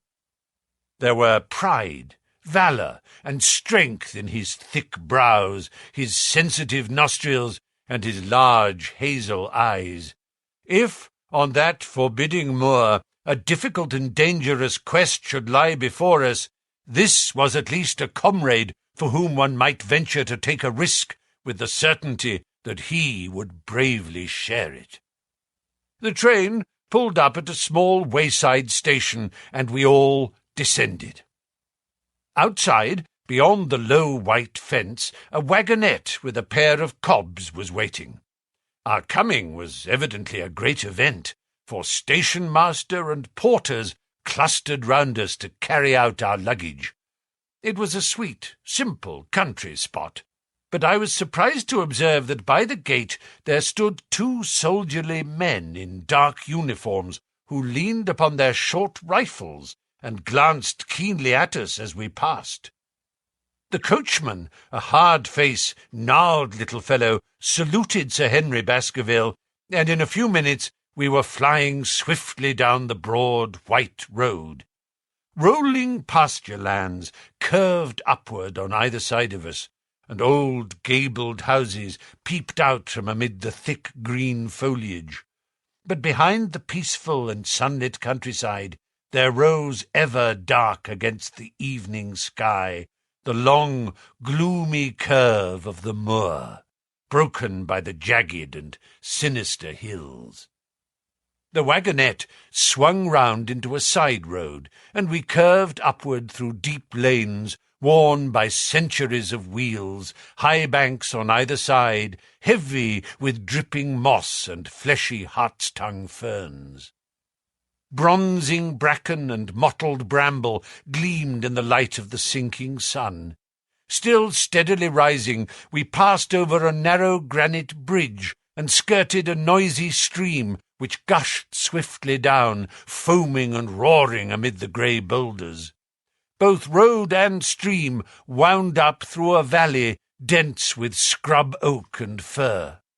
At every turn, Baskerville gave an exclamation of delight, looking eagerly about him and asking countless questions.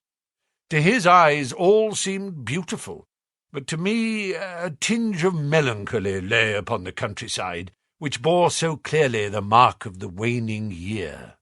Yellow leaves carpeted the lanes and fluttered down upon us as we passed.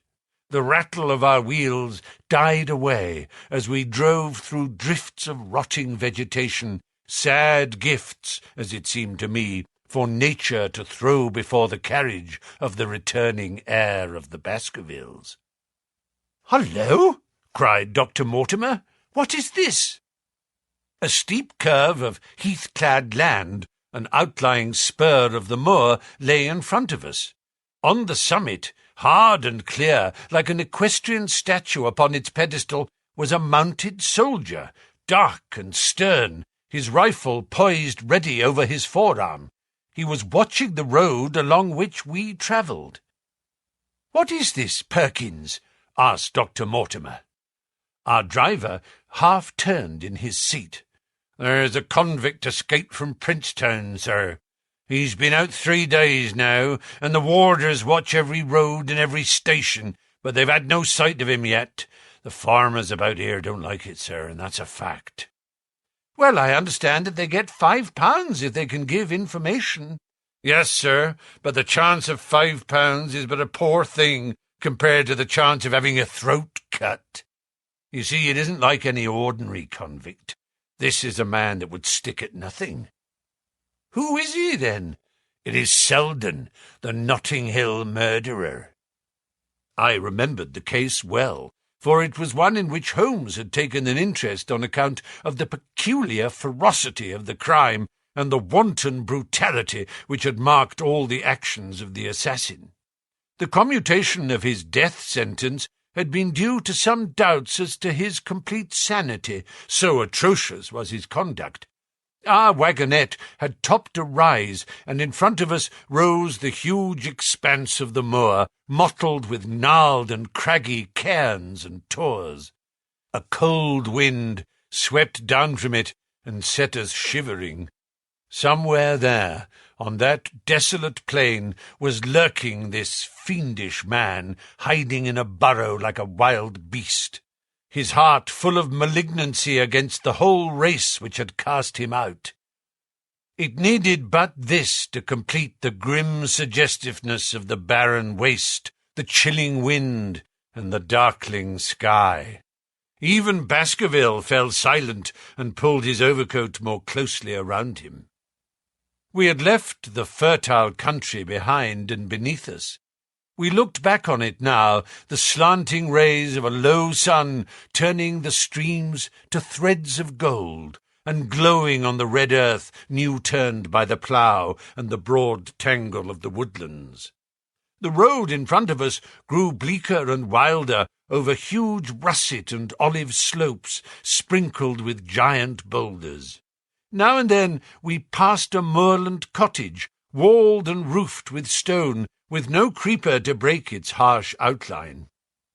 Suddenly we looked down into a cup-like depression, patched with stunted oaks and firs which had been twisted and bent by the fury of years of storm. 2 high, narrow towers rose over the trees. The driver pointed with his whip.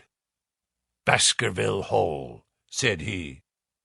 Its master had risen and was staring with flushed cheeks and shining eyes. A few minutes later we had reached the lodge gates, a maze of fantastic tracery and wrought iron, with weather-bitten pillars on either side, blotched with lichens and surmounted by the boar's head of the Baskervilles. The lodge was a ruin of black granite and bared ribs of rafters, but facing it was a new building, half-constructed, the first fruit of Sir Charles's South African gold. Through the gateway we passed into the avenue, where the wheels were again hushed amid the leaves, and the old trees shot their branches in a sombre tunnel over our heads. Baskerville shuddered as he looked up the long, dark drive to where the house glimmered like a ghost at the farther end. "Was it here?" he asked in a low voice. No, the yew alley is on the other side." The young heir glanced round with a gloomy face. "It's no wonder my uncle felt as if trouble were coming on him in such a place as this," said he. "It's enough to scare any man. I'll have a row of electric lamps up here inside of 6 months, and you won't know it again, with 1,000 candle-power Swan and Edison right here in front of the hall door." The avenue opened into a broad expanse of turf, and the house lay before us. In the fading light, I could see that the centre was a heavy block of building from which a porch projected. The whole front was draped in ivy, with a patch clipped bare here and there, where a window or a coat of arms broke through the dark veil. From this central block rose the twin towers, ancient, crenellated, and pierced with many loopholes. To right and left of the turrets were more modern wings of black granite. A dull light shone through heavy mullioned windows, and from the high chimneys which rose from the steep, high-angled roof there sprang a single black column of smoke. "Welcome, Sir Henry. Welcome to Baskerville Hall." A tall man had stepped from the shadow of the porch to open the door of the wagonette. The figure of a woman was silhouetted against the yellow light of the hall. She came out and helped the man to hand down our bags. "You don't mind my driving straight home, Sir Henry?" said Dr. Mortimer. "My wife is expecting me." "Surely you will stay and have some dinner?" "No, I must go. I shall probably find some work awaiting me. I would stay to show you over the house, but Barrymore will be a better guide than I. Goodbye, and never hesitate night or day to send for me if I can be of service." The wheels died away down the drive, while Sir Henry and I turned into the hall, and the door clanged heavily behind us. It was a fine apartment in which we found ourselves, large, lofty, and heavily raftered, with huge bulks of age-blackened oak. In the great old-fashioned fireplace behind the high iron dogs, a log fire crackled and snapped. Sir Henry and I held out our hands to it, for we were numb from our long drive. Then we gazed round us at the high, thin window of old stained glass, the oak panelling, the stags' heads, the coats of arms upon the walls, all dim and sombre in the subdued light of the central lamp. "It's just as I imagined it," said Sir Henry. "Is it not the very picture of an old family home? To think that this should be the same hall in which for 500 years my people have lived. It strikes me solemn to think of it." I saw his dark face lit up with a boyish enthusiasm as he gazed about him.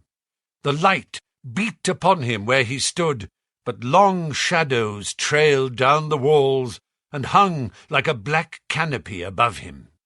Barrymore had returned from taking our luggage to our rooms. He stood in front of us now with the subdued manner of a well-trained servant.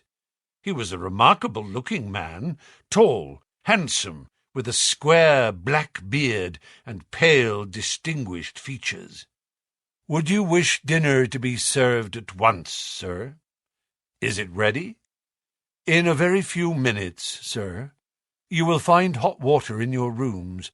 My wife and I will be happy, Sir Henry, to stay with you until you have made your fresh arrangements, but you will understand that under the new conditions this house will require a considerable staff."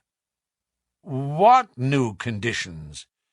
"I only meant, sir, that Sir Charles led a very retired life, and we were able to look after his wants. You would naturally wish to have more company, and so you will need changes in your household." "Do you mean that your wife and you wish to leave?" "Only when it is quite convenient to you, sir." "But your family have been with us for several generations, have they not? I should be sorry to begin my life here by breaking an old family connection." I seemed to discern some signs of emotion upon the butler's white face. "I feel that also, sir, and so does my wife.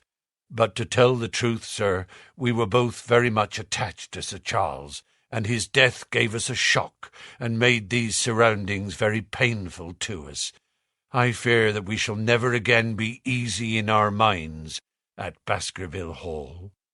"But what do you intend to do?"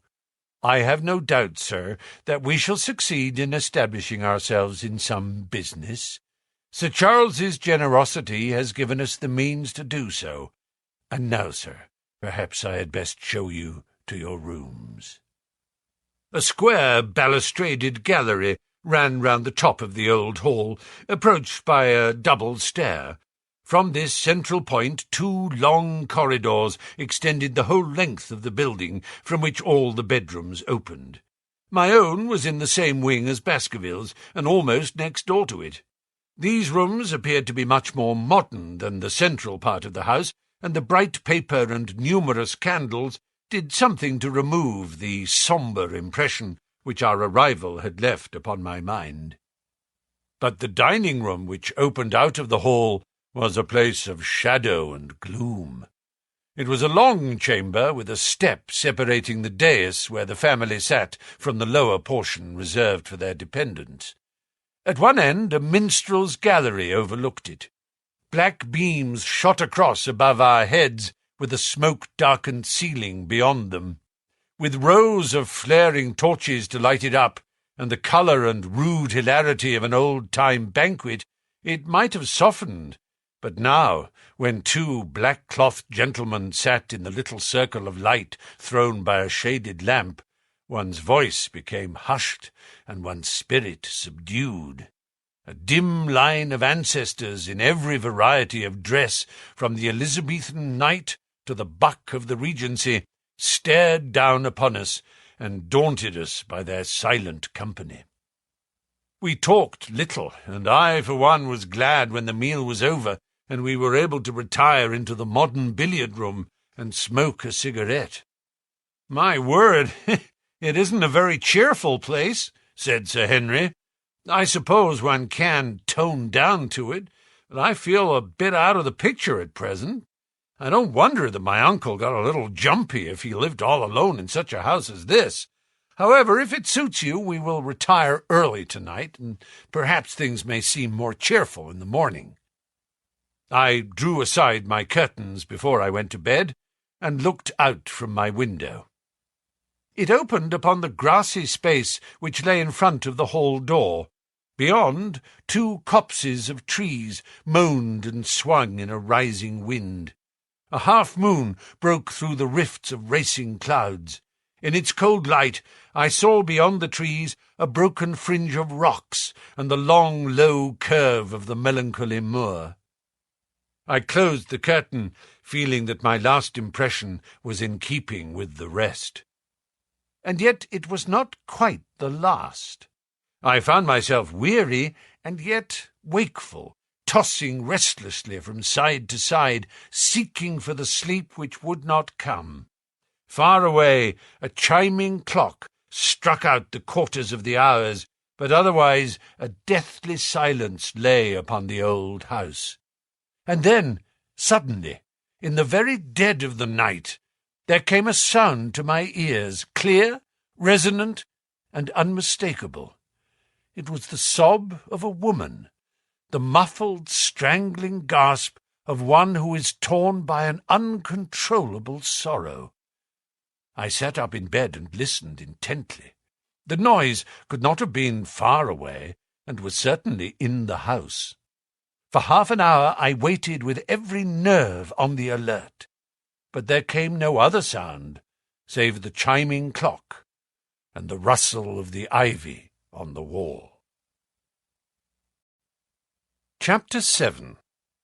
The Stapletons of Merrypit House.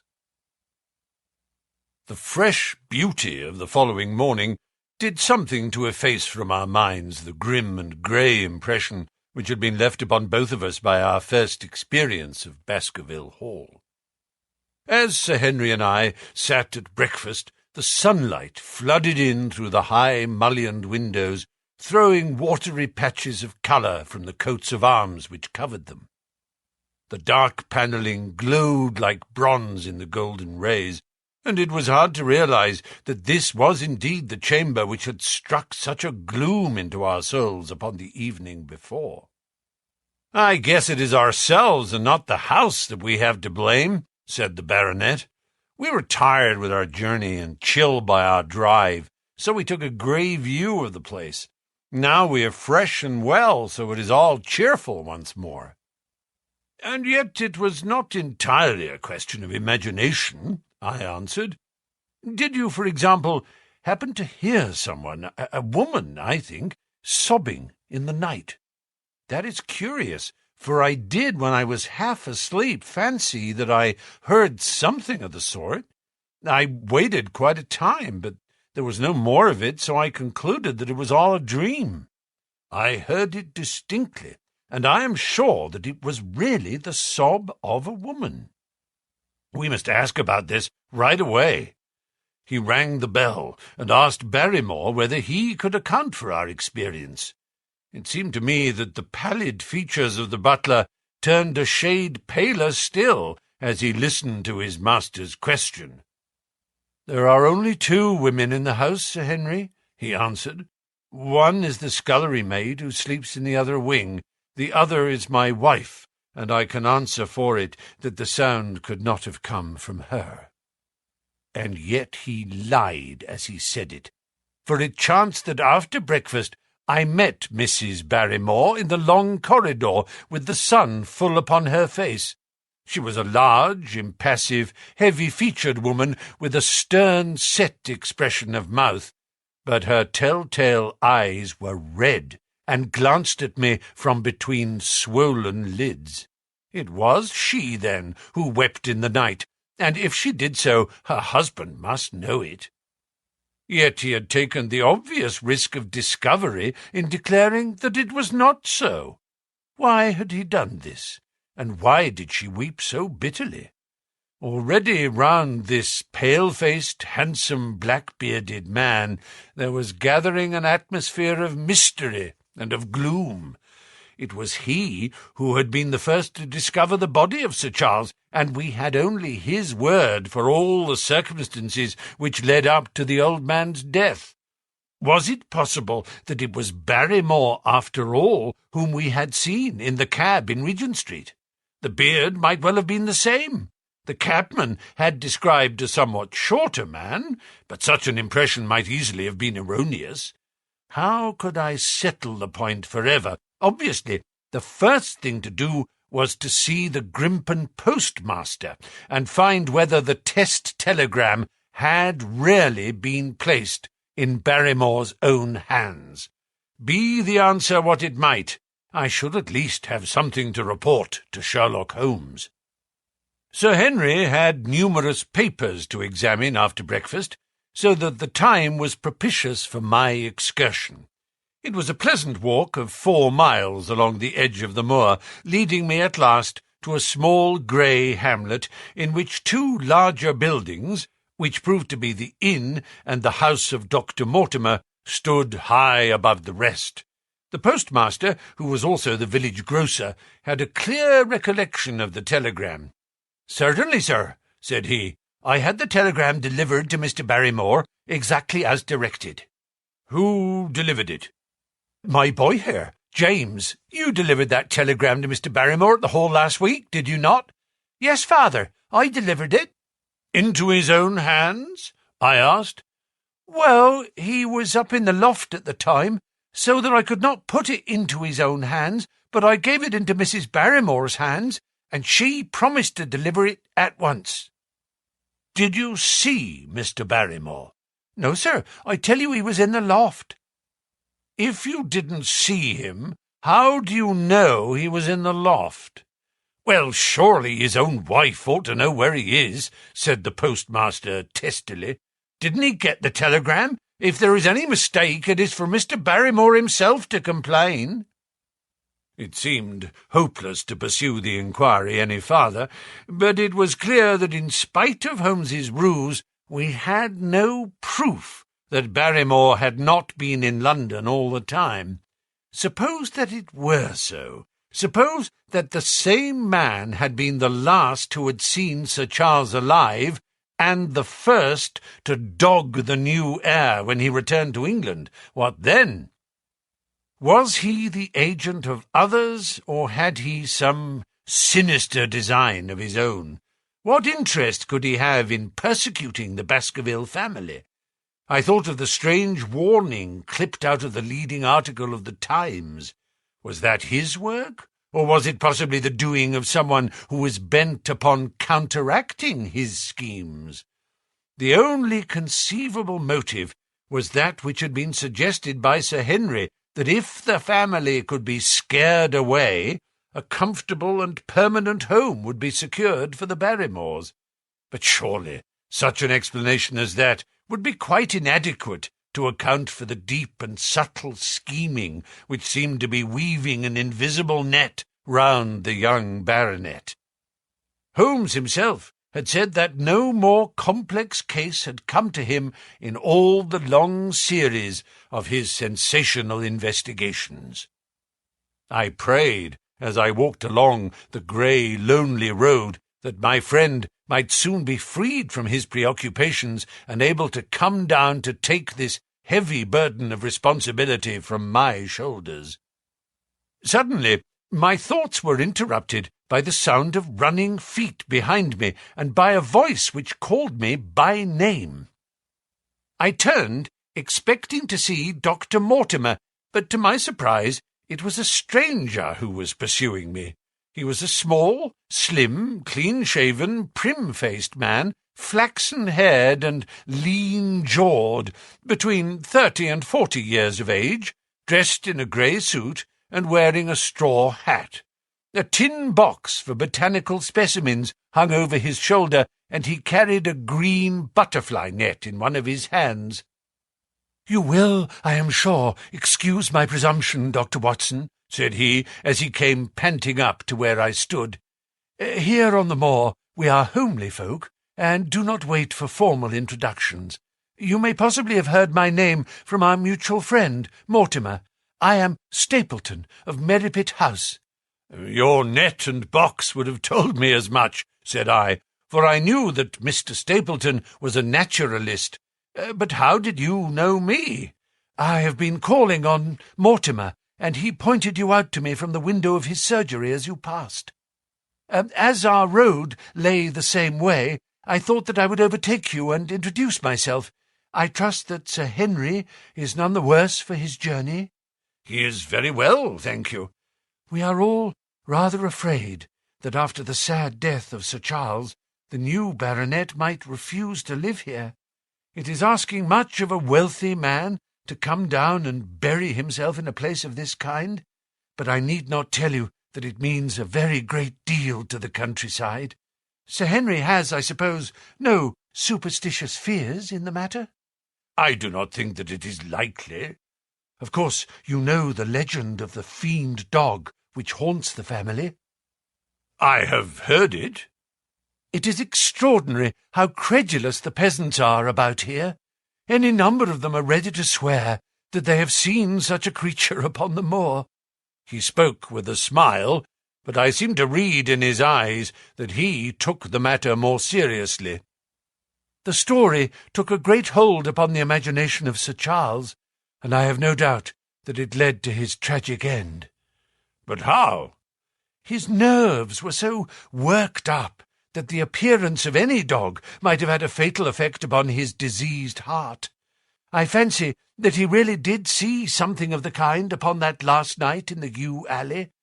I feared that some disaster might occur, for I was very fond of the old man, and I knew that his heart was weak."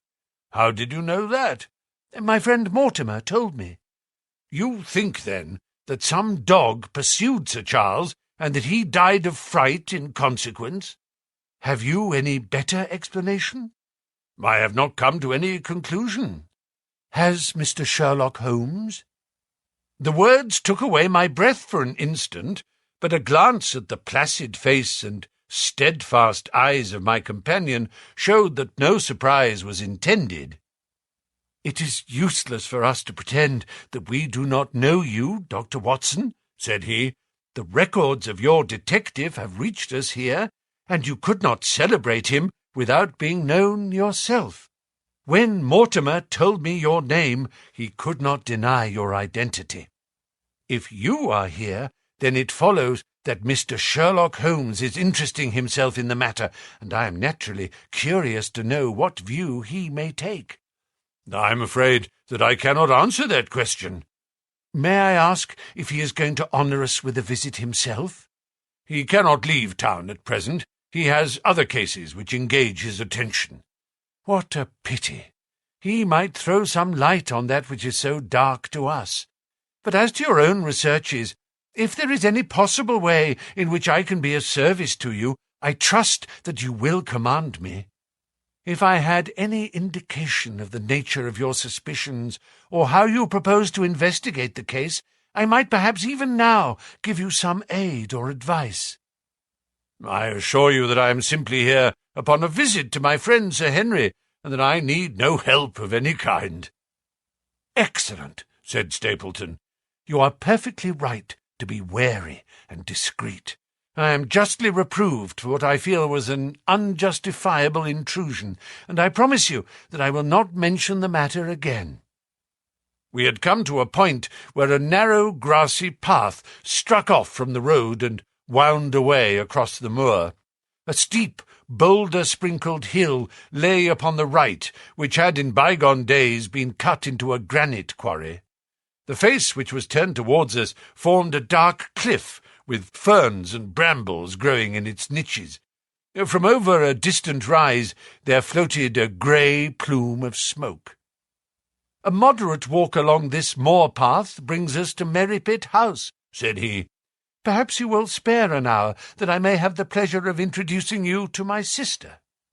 My first thought was that I should be by Sir Henry's side, but then I remembered the pile of papers and bills with which his study table was littered, and was certain that I could not help with those, and Holmes had expressly said that I should study the neighbours upon the moor. I accepted Stapleton's invitation, and we turned together down the path. "It is a wonderful place, the moor," said he, looking round over the undulating downs, long green rollers, with crests of jagged granite foaming up into fantastic surges. "You never tire of the moor. You cannot think the wonderful secrets which it contains. It is so vast, and so barren, and so mysterious." "You know it well, then." "I have only been here 2 years. The residents would call me a newcomer. We came shortly after Sir Charles settled, but my tastes led me to explore every part of the country round, and I should think that there are few men who know it better than I do." "Is it hard to know?" "Very hard. You see, for example, this great plain to the north here, with the queer hills breaking out of it. Do you observe anything remarkable about that?" "It would be a rare place for a gallop." "You would naturally think so, and the thought has cost several their lives before now. You notice those bright green spots scattered thickly over it?" "Yes, they seem more fertile than the rest." Stapleton laughed. "That is the great Grimpen mire," said he. "A full step yonder means death to man or beast. Only yesterday I saw one of the moor ponies wander into it. He never came out. I saw his head for quite a long time, craning out of the bog-hole, but it sucked him down at last. Even in dry seasons it is a danger to cross it, but after these autumn rains it is an awful place. And yet I can find my way to the very heart of it and return alive.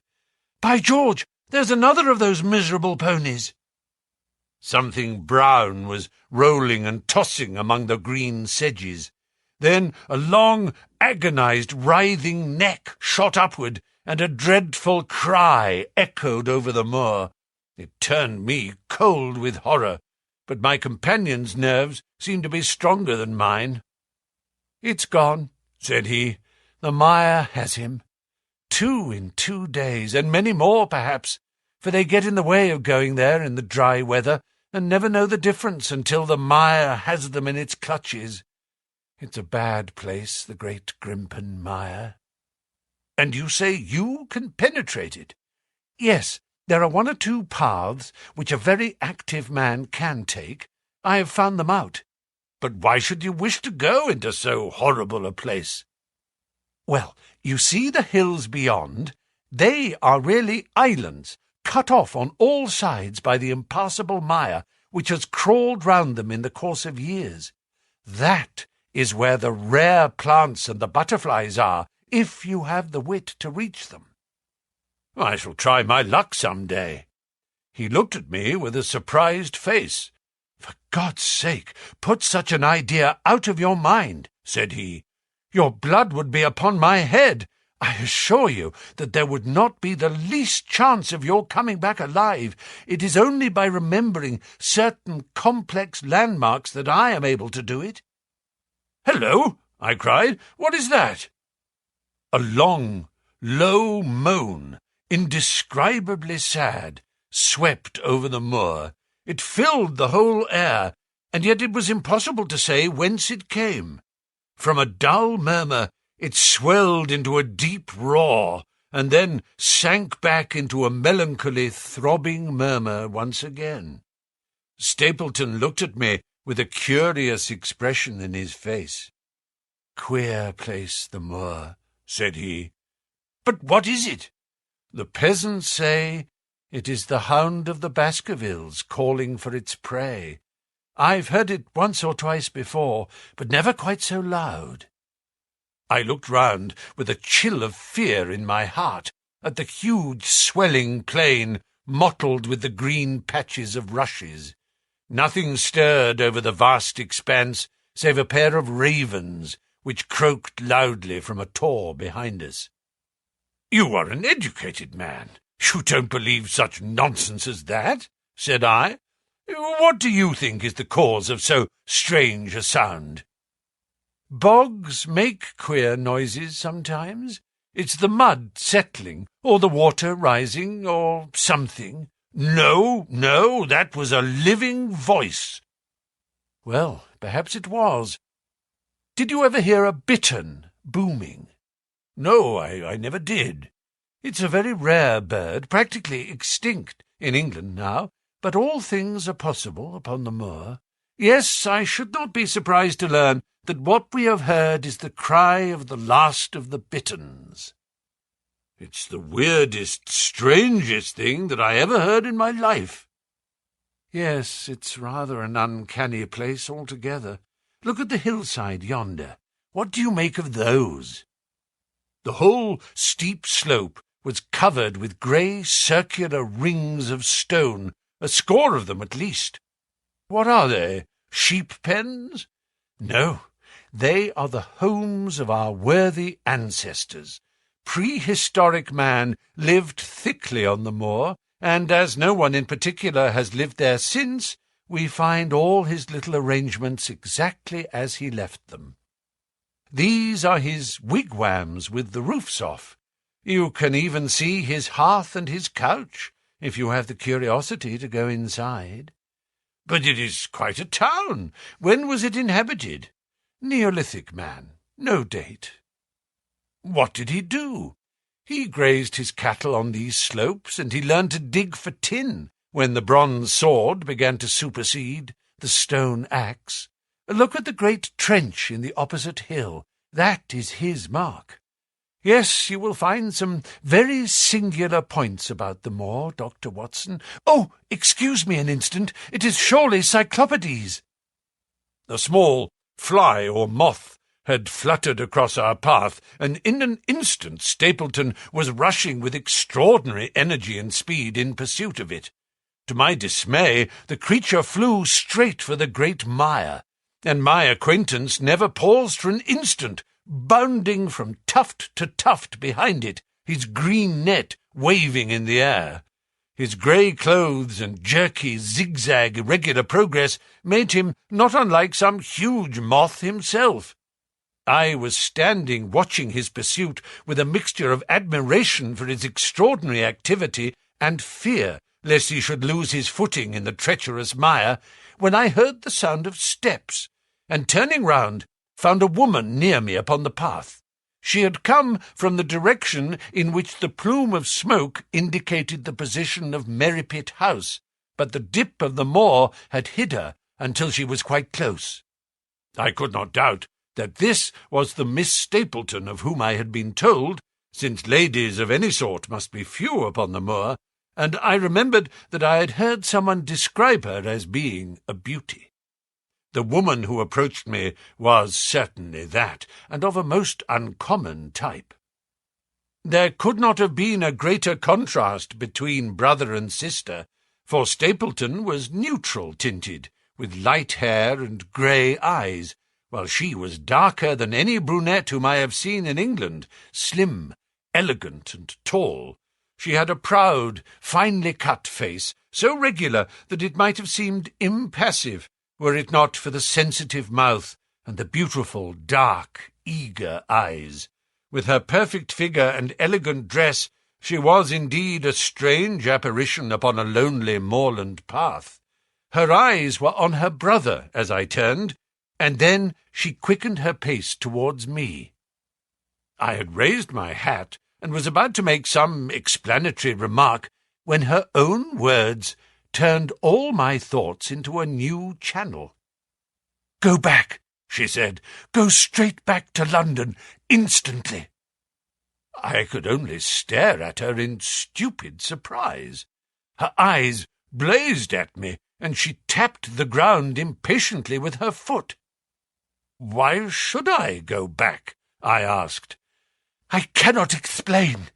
She spoke in a low, eager voice, with a curious lisp in her utterance. "But for God's sake, do what I ask you. Go back, and never set foot upon the moor again." "But I've only just come." Man, she cried. "Can you not tell when a warning is for your own good? Go back to London. Start tonight. Get away from this place at all costs. Hush, my brother is coming. Not a word of what I have said. Would you mind getting that orchid for me among the mirth-tails yonder? We are very rich in orchids on the moor, though of course you are rather late to see the beauties of the place." Stapleton had abandoned the chase, and came back to us breathing hard and flushed with his exertions. "Hello, Beryl," said he, and it seemed to me that the tone of his greeting was not altogether a cordial one. "Well, Jack, you are very hot." "Yes, I was chasing a cyclopides. He is very rare and seldom found in the late autumn. What a pity that I should have missed him." He spoke unconcernedly, but his small, light eyes glanced incessantly from the girl to me. "You have introduced yourselves, I can see." "Yes, I was telling Sir Henry that it was rather late for him to see the true beauties of the moor." "Why? Who do you think this is?" "I imagine that it must be Sir Henry Baskerville." "No, no," said I, "only a humble commoner, but his friend. My name is Dr. Watson." A flush of vexation passed over her expressive face. "We have been talking at cross purposes," said she. "Why, you had not very much time for talk," her brother remarked, with the same questioning eyes. "I talked as if Dr. Watson were a resident, instead of being merely a visitor," said she. "It cannot much matter to him whether it is early or late for the orchids. But you will come on, will you not, and see Merripit House?" A short walk brought us to it, a bleak moorland house, once the farm of some grazier in the old prosperous days, but now put into repair and turned into a modern dwelling. An orchard surrounded it, but the trees, as is usual upon the moor, were stunted and nipped, and the effect of the whole place was mean and melancholy.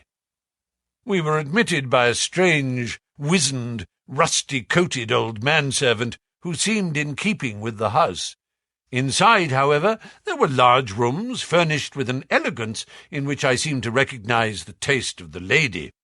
As I looked from their windows at the interminable granite-flecked moor rolling unbroken to the farthest horizon, I could not but marvel at what could have brought this highly educated man and this beautiful woman to live in such a place.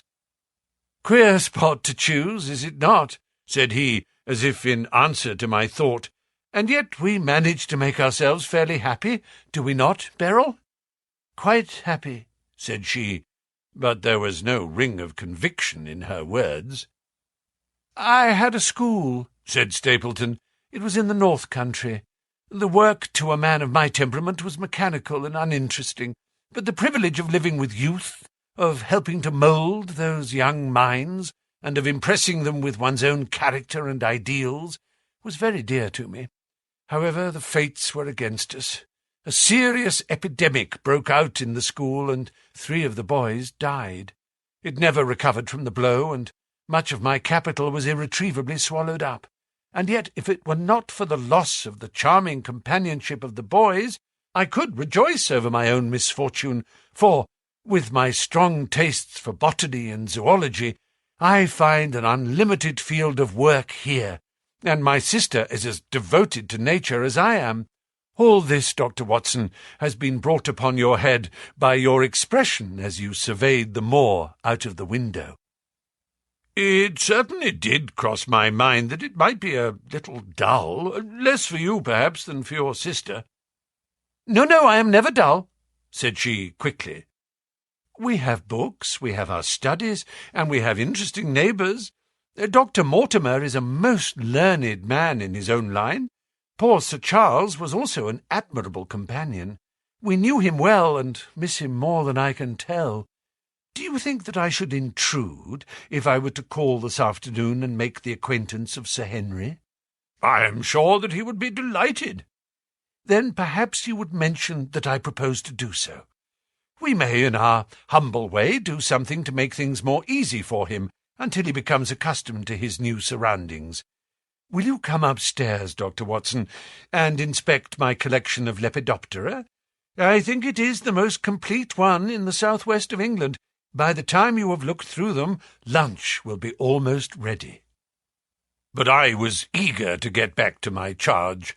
The melancholy of the moor, the death of the unfortunate pony, the weird sound which had been associated with the grim legend of the Baskervilles, all these things tinged my thoughts with sadness. Then, on top of these more or less vague impressions, there had come the definite and distinct warning of Miss Stapleton, delivered with such intense earnestness that I could not doubt that some grave and deep reason lay behind it. I resisted all pressure to stay for lunch, and I set off at once upon my return journey, taking the grass-grown path by which we had come. It seems, however, that there must have been some short-cut for those who knew it, for before I had reached the road, I was astounded to see Miss Stapleton sitting upon a rock by the side of the track. Her face was beautifully flushed with her exertions, and she held her hand to her side. "I have run all the way in order to cut you off, Dr. Watson," said she. "I had not even time to put on my hat. I must not stop, or my brother may miss me. I wanted to say to you how sorry I am about the stupid mistake I made in thinking that you were Sir Henry. Please forget the words I said, which have no application whatever to you." "But I can't forget them, Miss Stapleton," said I.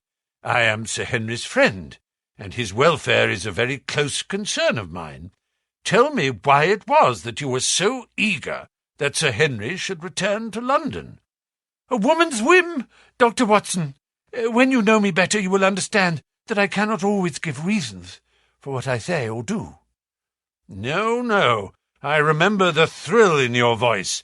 I remember the look in your eyes. Please be frank with me, Miss Stapleton, for ever since I have been here, I have been conscious of shadows all round me.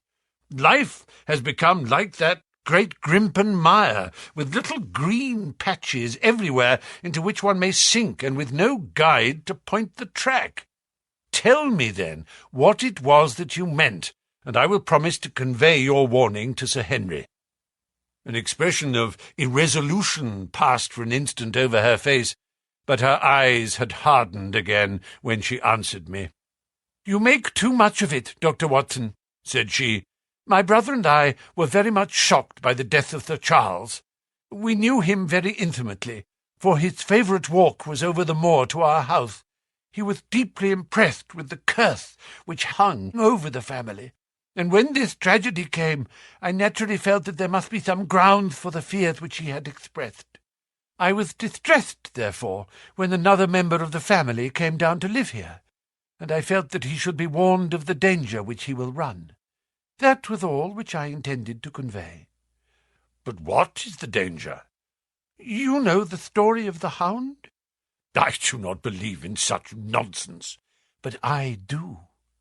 If you have any influence with Sir Henry, take him away from a place which has always been fatal to his family. The world is wide. Why should he wish to live at the place of danger?" "Because it is the place of danger.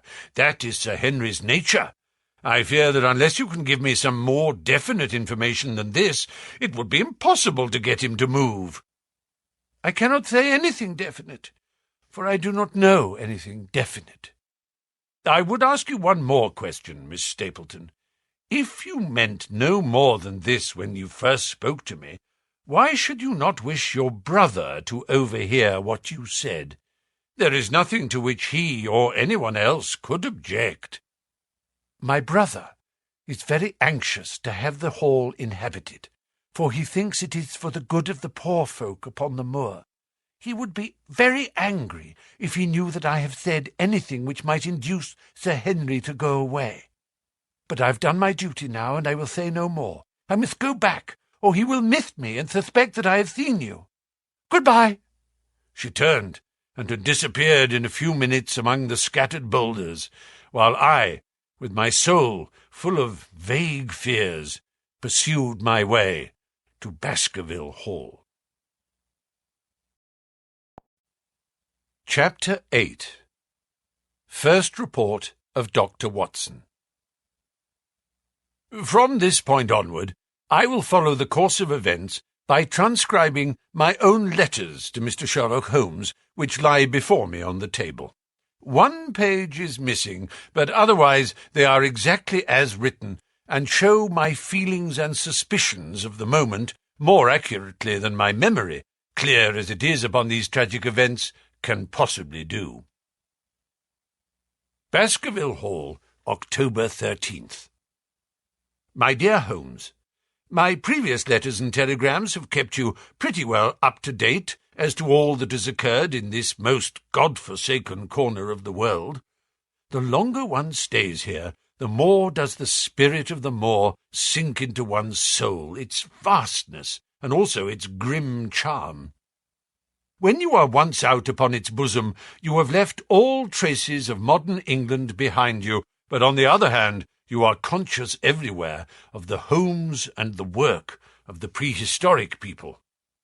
On all sides of you, as you walk, are the houses of these forgotten folk, with their graves and the huge monoliths which are supposed to have marked their temples. As you look at their grey stone huts against the scarred hillsides, you leave your own age behind you, and if you were to see a skin-clad, hairy man crawl out from the low door, fitting a flint-tipped arrow onto the string of his bow, you would feel that his presence there was more natural than your own. The strange thing is that they should have lived so thickly on what must always have been the most unfruitful soil. I am no antiquarian, but I could imagine that they were some unwarlike and harried race who were forced to accept that which none other would occupy. All this, however, is foreign to the mission on which you sent me, and will probably be very uninteresting to your severely practical mind. I can still remember your complete indifference as to whether the sun moved round the earth or the earth round the sun. Let me, therefore, return to the facts concerning Sir Henry Baskerville. If you have not had any report within the last few days, it is because up to today there was nothing of importance to relate. Then a very surprising circumstance occurred, which I shall tell you in due course, but first of all I must keep you in touch with some of the other factors in the situation. One of these, concerning which I have said little, is the escaped convict upon the moor. There is strong reason now to believe that he has got right away, which is a considerable relief to the lonely householders of the district. A fortnight has passed since his flight, during which he has not been seen, and nothing has been heard of him. It is surely inconceivable that he could have held out upon the moor during all that time. Of course, so far as his concealment goes, there is no difficulty at all. Any one of these stone huts would give him a hiding-place. But there is nothing to eat, unless he were to catch and slaughter one of the moor sheep. We think, therefore, that he has gone, and the outlying farmers sleep the better in consequence. We are 4 able-bodied men in this household, so that we could take good care of ourselves, but I confess that I have had uneasy moments when I have thought of the Stapletons. They live miles from any help. There are 1 maid, an old manservant, the sister, and the brother, the latter not a very strong man. They would be helpless in the hands of a desperate fellow like this Notting Hill criminal, if he could once effect an entrance. Both Sir Henry and I were concerned at their situation, and it was suggested that Perkins the groom should go over to sleep there, but Stapleton would not hear of it. The fact is that our friend the baronet begins to display a considerable interest in our fair neighbour. It is not to be wondered at, for time hangs heavily in this lonely spot to an active man like him, and she is a very fascinating and beautiful woman. There is something tropical and exotic about her, which forms a singular contrast to her cool and unemotional brother. Yet he also gives the idea of hidden fires. He has certainly a very marked influence over her, for I have seen her continually glance at him as she talked, as if seeking approbation for what she said. I trust that he is kind to her. There is a dry glitter in his eyes and a firm set of his thin lips, which goes with a positive and possibly a harsh nature. You would find him an interesting study. He came over to call upon Baskerville on that first day, and the very next morning he took us both to show us the spot where the legend of the wicked Hugo is supposed to have had its origin. It was an excursion of some miles across the moor to a place which is so dismal that it might have suggested the story. We found a short valley between rugged tors, which led to an open, grassy space flecked over with the white cotton grass. In the middle of it rose two great stones, worn and sharpened at the upper end until they looked like the huge, corroding fangs of some monstrous beast. In every way it corresponded with the scene of the old tragedy. Sir Henry was much interested, and asked Stapleton more than once whether he did really believe in the possibility of the interference of the supernatural in the affairs of men. He spoke lightly, but it was evident that he was very much in earnest. Stapleton was guarded in his replies, but it was easy to see that he said less than he might, and that he would not express his whole opinion, out of consideration for the feelings of the baronet. He told us of similar cases, where families had suffered from some evil influence, and he left us with the impression that he shared the popular view upon the matter. On our way back, we stayed for lunch at Merripit House, and it was there that Sir Henry made the acquaintance of Miss Stapleton. From the first moment that he saw her, he appeared to be strongly attracted by her, and I am much mistaken if the feeling was not mutual. He referred to her again and again on our walk home, and since then hardly a day has passed that we have not seen something of the brother and sister. They dine here tonight, and there is some talk of our going to them next week. One would imagine that such a match would be very welcome to Stapleton, and yet I have more than once caught a look of the strongest disapprobation in his face when Sir Henry has been paying some attention to his sister. He is much attached to her, no doubt, and would lead a lonely life without her, but it would seem the height of selfishness if he were to stand in the way of her making so brilliant a marriage.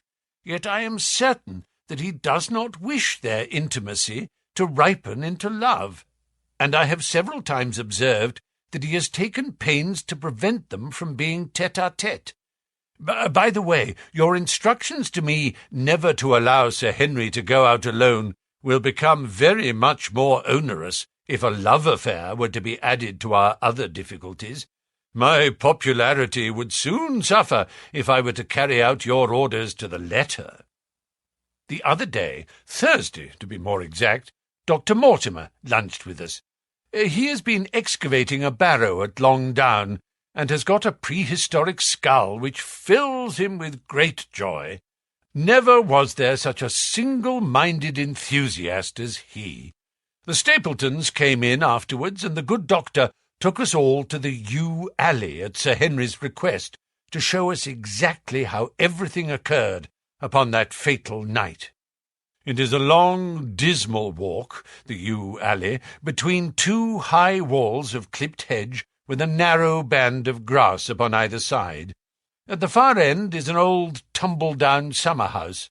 Halfway down is the moor-gate, where the old gentleman left his cigar-ash. It is a white wooden gate with a latch. Beyond it lies the wide moor. I remembered your theory of the affair, and tried to picture all that had occurred. As the old man stood there, he saw something coming across the moor, something which terrified him so that he lost his wits and ran until he died of sheer horror and exhaustion. There was the long, gloomy tunnel down which he fled, and from what? A sheep-dog of the moor, or a spectral hound, black, silent, and monstrous? Was there a human agency in the matter? Did the pale, watchful Barrymore know more than he cared to say? It was all dim and vague, but always there is the dark shadow of crime behind it. One other neighbour I have met since I wrote last. This is Mr. Frankland of Laughter Hall, who lives some 4 miles to the south of us. He is an elderly man, red-faced, white-haired, and choleric. His passion is for the British law, and he has spent a large fortune in litigation, He fights for the mere pleasure of fighting, and is equally ready to take up either side of a question, so that it is no wonder that he has found it a costly amusement. Sometimes he will shut up a right-of-way and defy the parish to make him open it. At others, he will with his own hands tear down some other man's gate and declare that a path has existed there from time immemorial, defying the owner to prosecute him for trespass. He is learned in old manorial and communal rights, and he applies his knowledge sometimes in favour of the villagers of Fernworthy, and sometimes against them, so that he is periodically either carried in triumph down the village street, or else burned in effigy, according to his latest exploit. He is said to have about 7 lawsuits upon his hands at present, which will probably swallow up the remainder of his fortune, and so draw his sting and leave him harmless for the future. Apart from the law, he seems a kindly, good-natured person, and I only mention him because you were particular that I should send some description of the people who surround us. He is curiously employed at present, for being an amateur astronomer, he has an excellent telescope, with which he lies upon the roof of his own house and sweeps the moor all day in the hope of catching a glimpse of the escaped convict. If he would confine his energies to this, all would be well, but there are rumours that he intends to prosecute Dr. Mortimer for opening a grave without the consent of the next of kin, because he dug up the Neolithic skull in the barrow on Long Down. He helps to keep our lives from being monotonous, and gives a little comic relief where it is badly needed. And now, having brought you up to date in the escaped convict, the Stapletons, Dr. Mortimer, and Frankland of Laughter Hall, let me end on that which is most important, and tell you more about the Barrymores, and especially about the surprising development of last night. First of all, about the test telegram, which you sent from London in order to make sure that Barrymore was really here. I have already explained that the testimony of the postmaster shows that the test was worthless, and that we have no proof one way or the other. I told Sir Henry how the matter stood, and he at once, in his downright fashion, had Barrymore up, and asked him whether he had received the telegram himself. Barrymore said that he had. "Did the boy deliver it into your own hands?" asked Sir Henry. Barrymore looked surprised and considered for a little time. "No," said he, "I was in the box-room at the time, and my wife brought it up to me." "Did you answer it yourself?" "No, I told my wife what to answer, and she went down to write it." In the evening he recurred to the subject of his own accord. "I could not quite understand the object of your questions this morning, Sir Henry," said he.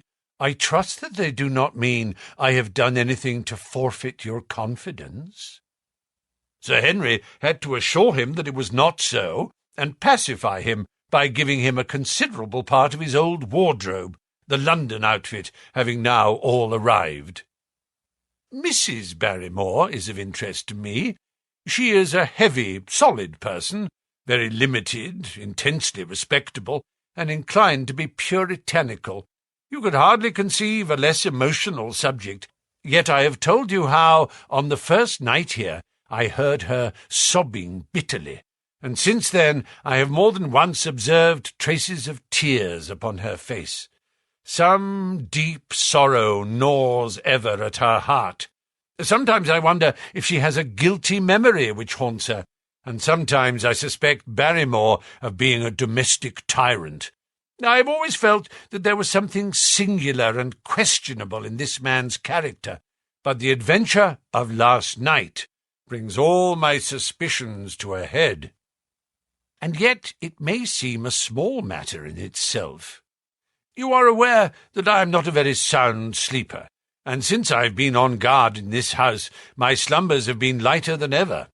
Last night, about 2 a.m, I was aroused by a stealthy step passing my room. I rose, opened my door, and peeped out. A long black shadow was trailing down the corridor. It was thrown by a man who walked softly down the passage with a candle held in his hand. He was in shirt and trousers, with no covering to his feet. I could merely see the outline, but his height told me that it was Barrymore. He walked very slowly and circumspectly, and there was something indescribably guilty and furtive in his whole appearance. I have told you that the corridor is broken by the balcony which runs round the hall, but that it is resumed upon the farther side. I waited until he had passed out of sight, and then I followed him. When I came round the balcony, he had reached the end of the farther corridor, and I could see from the glimmer of light through an open door that he had entered one of the rooms. Now, all these rooms are unfurnished and unoccupied, so that his expedition became more mysterious than ever. The light shone steadily, as if he were standing motionless.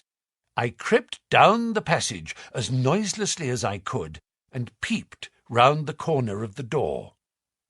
Barrymore was crouching at the window, with the candle held against the glass. His profile was half turned towards me, and his face seemed to be rigid with expectation as he stared out into the blackness of the moor. For some minutes he stood watching intently. Then he gave a deep groan, and with an impatient gesture he put out the light. Instantly I made my way back to my room, and very shortly came the stealthy steps passing once more upon their return journey. Long afterwards, when I had fallen into a light sleep, I heard a key turn somewhere in a lock, but I could not tell whence the sound came. What it all means I cannot guess, but there is some secret business going on in this house of gloom, which sooner or later we shall get to the bottom of. I do not trouble you with my theories, for you asked me to furnish you only with facts. I've had a long talk with Sir Henry this morning, and we have made a plan of campaign founded upon my observations of last night. I will not speak about it just now, but it should make my next report interesting reading. Chapter 9. The Light upon the Moor. Second report of Dr. Watson. Baskerville Hall, October 15th. My dear Holmes, if I was compelled to leave you without much news during the early days of my mission, you must acknowledge that I am making up for lost time, and that events are now crowding thick and fast upon us. In my last report, I ended upon my top note with Barrymore at the window, and now I have quite a budget already which will, unless I am much mistaken, considerably surprise you.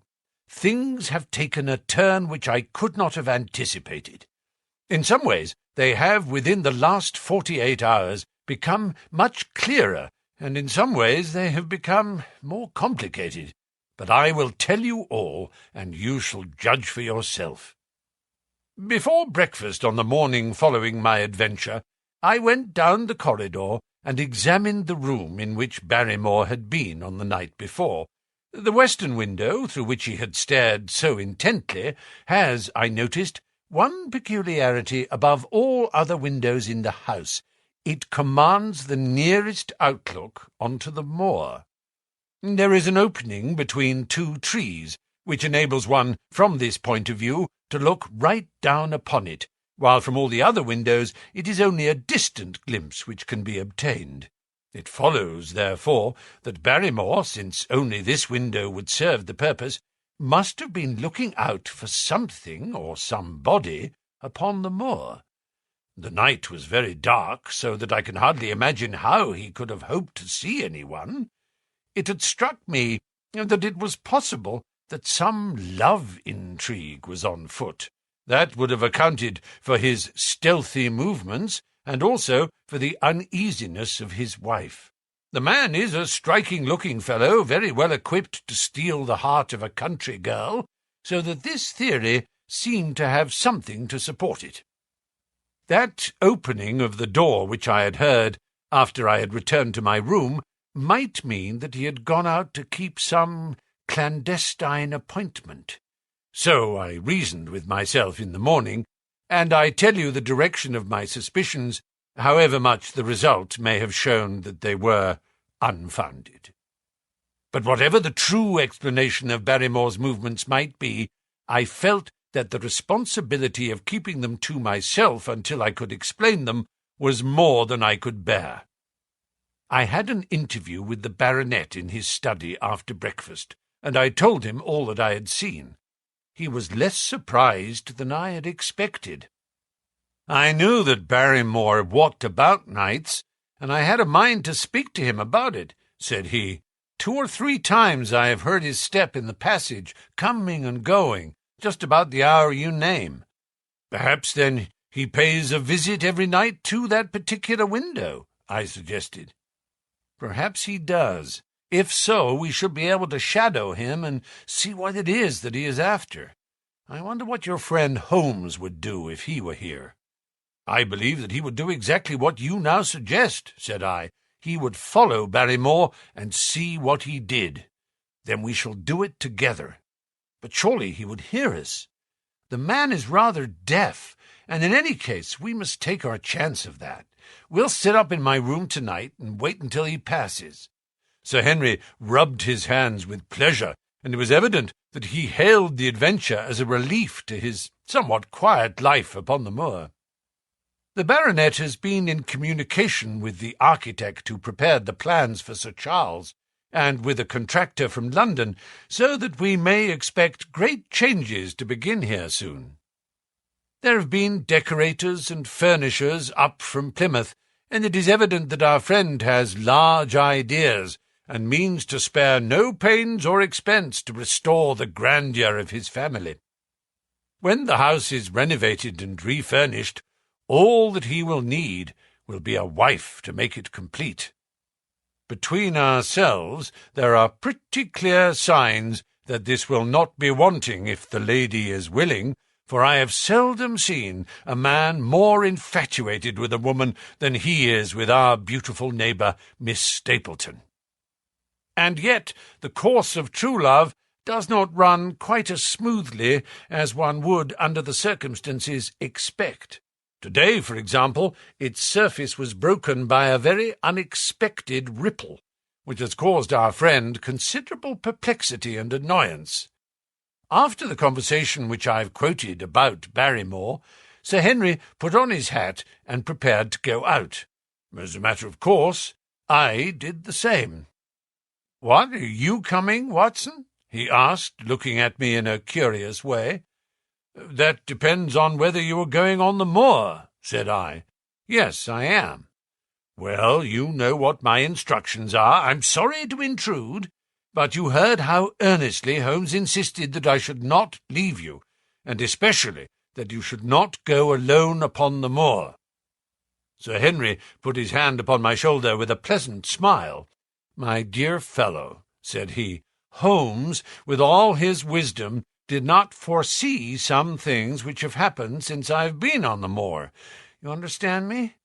I am sure that you are the last man in the world who would wish to be a spoil-sport. I must go out alone." It put me in a most awkward position. I was at a loss what to say or what to do, and before I had made up my mind, he picked up his cane and was gone. But when I came to think the matter over, my conscience reproached me bitterly for having on any pretext allowed him to go out of my sight. I imagine what my feelings would be if I had to return to you and to confess that some misfortune had occurred through my disregard for your instructions. I assure you my cheeks flushed at the very thought. It might not even now be too late to overtake him, so I set off at once in the direction of Merrypit House. I hurried along the road at the top of my speed without seeing anything of Sir Henry until I came to the point where the moor path branches off. There, fearing that perhaps I had come in the wrong direction after all, I mounted a hill from which I could command a view, the same hill which is cut into the dark quarry. Thence I saw him at once. He was on the moor path about 1/4 of a mile off, and a lady was by his side who could only be Miss Stapleton. It was clear that there was already an understanding between them, and that they had met by appointment. They were walking slowly along in deep conversation, and I saw her making quick little movements of her hands, as if she were very earnest in what she was saying, while he listened intently, and once or twice shook his head in strong dissent. I stood among the rocks watching them, very much puzzled as to what I should do next. To follow them and break into their intimate conversation seemed to be an outrage, and yet my clear duty was never for an instant to let him out of my sight. To act the spy upon a friend was a hateful task. Still, I could see no better course than to observe him from the hill, and to clear my conscience by confessing to him afterwards what I had done. It is true that if any sudden danger had threatened him, I was too far away to be of use, and yet I am sure that you will agree with me that the position was very difficult, and that there was nothing more which I could do. Our friend Sir Henry and the lady had halted on the path, and were standing deeply absorbed in their conversation, when I was suddenly aware that I was not the only witness of their interview. A wisp of green floating in the air caught my eye, and another glance showed me that it was carried on a stick by a man who was moving among the broken ground. It was Stapleton with his butterfly net. He was very much closer to the pair than I was, and he appeared to be moving in their direction. At this instant, Sir Henry suddenly drew Miss Stapleton to his side. His arm was round her, but it seemed to me that she was straining away from him with her face averted. He stooped his head to hers, and she raised one hand as if in protest. Next moment I saw them spring apart and turn hurriedly round. Stapleton was the cause of the interruption. He was running wildly towards them, his absurd net dangling behind him. He gesticulated and almost danced with excitement in front of the lovers. What the scene meant I could not imagine, but it seemed to me that Stapleton was abusing Sir Henry, who offered explanations which became more angry as the other refused to accept them. The lady stood by in haughty silence. Finally, Stapleton turned upon his heel and beckoned in a peremptory way to his sister, who, after an irresolute glance at Sir Henry, walked off by the side of her brother. The naturalist's angry gestures showed that the lady was included in his displeasure. The baronet stood for a minute looking after them, and then he walked slowly back the way that he had come, his head hanging, the very picture of dejection. What all this meant I could not imagine, but I was deeply ashamed to have witnessed so intimate a scene without my friend's knowledge. I ran down the hill, therefore, and met the baronet at the bottom. His face was flushed with anger, and his brows were wrinkled like one who is at his wit's end what to do. "Oh, Watson, where have you dropped from?" said he. "You don't mean to say that you came after me in spite of all?" I explained everything to him, how I had found it impossible to remain behind, how I had followed him, and how I had witnessed all that had occurred. For an instant his eyes blazed at me, but my frankness disarmed his anger, and he broke at last into a rather rueful laugh. "You would have thought the middle of that prairie a fairly safe place for a man to be private," said he, "but by thunder, the whole countryside seems to have been out to see me do my wooing, and a mighty poor wooing at that. Where had you engaged a seat?" "I was on that hill." "Quite in the back row, eh? But her brother was well up to the front. Did you see him come out on us?" "Yes, I did." "Did he ever strike you as being crazy, this brother of hers?" "I can't say that he ever did." "I dare say not. I always thought him sane enough until today. But you can take it from me that either he or I ought to be in a straitjacket. What's the matter with me, anyhow? You've lived near me for some weeks, Watson. Tell me straight now, is there anything that would prevent me from making a good husband to a woman that I loved? I should say not. He can't object to my worldly position, so it must be myself that he has this down on. What has he against me? I never hurt man or woman in my life that I know of, and yet he would not so much as let me touch the tips of her fingers. Did he say so? That and a deal more. I tell you, Watson, I've only known her these few weeks, but from the first I just felt that she was made for me, and she, too. She was happy when she was with me, and that I'll swear. There's a light in a woman's eyes that speaks louder than words. But he has never let us get together, and it was only today for the first time that I saw a chance of having a few words with her alone. She was glad to meet me, but when she did, it was not love that she would talk about, and she wouldn't have let me talk about it either if she could have stopped it. She kept coming back to it, that this was a place of danger, and that she would never be happy until I had left it. I told her that since I had seen her I was in no hurry to leave it, and that if she really wanted me to go, the only way to work it was for her to arrange to go with me. With that, I offered in as many words to marry her. But before she could answer, down came this brother of hers, running at us with a face on him like a madman. He was just white with rage, and those light eyes of his were blazing with fury. What was I doing with the lady? How dared I offer her attentions which were distasteful to her? Did I think that because I was a baronet I could do what I liked? If he had not been her brother, I should have known better how to answer him.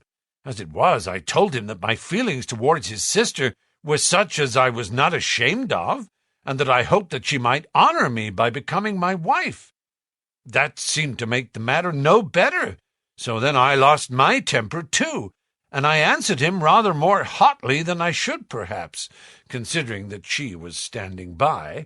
So it ended by his going off with her, as you saw, and here am I, as badly puzzled a man as any in this county. Just tell me what it all means, Watson, and I'll owe you more than ever I can hope to pay. I tried 1 or 2 explanations, but indeed I was completely puzzled myself. Our friend's title, his fortune, his age, his character, and his appearance are all in his favour, and I know nothing against him, unless it be this dark fate which runs in his family. That his advances should be rejected so brusquely, without any reference to the lady's own wishes, and that the lady should accept the situation without protest, is very amazing. However, our conjectures were set at rest by a visit from Stapleton himself that very afternoon. He had come to offer apologies for his rudeness of the morning, and after a long private interview with Sir Henry in his study, the upshot of their conversation was that the breach is quite healed, and that we are to dine at Merripit House next Friday as a sign of it. "I don't say now that he isn't a crazy man," said Sir Henry.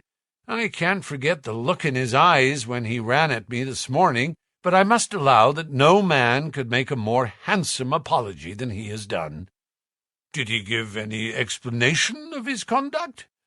"His sister is everything in his life, he says. That is natural enough, and I am glad that he should understand her value. They have always been together, and according to his account, he has been a very lonely man, with only her as a companion, so that the thought of losing her was really terrible to him. He had not understood, he said, that I was becoming attached to her, but when he saw with his own eyes that it was really so, and that she might be taken away from him, it gave him such a shock that for a time he was not responsible for what he said or did. He was very sorry for all that had passed, and he recognized how foolish and how selfish it was that he should imagine that he could hold a beautiful woman like his sister to himself for her whole life. If she had to leave him, he had rather it was to a neighbor like myself than to anyone else. But in any case it was a blow to him, and it would take him some time before he could prepare himself to meet it. He would withdraw all opposition upon his part if I would promise for 3 months to let the matter rest, and to be content with cultivating the lady's friendship during that time without claiming her love. This I promised, and so the matter rests. So there is one of our small mysteries cleared up. It is something to have touched bottom anywhere in this bog in which we were floundering. We know now why Stapleton looked with disfavour upon his sister's suitor, even when that suitor was so eligible a one as Sir Henry.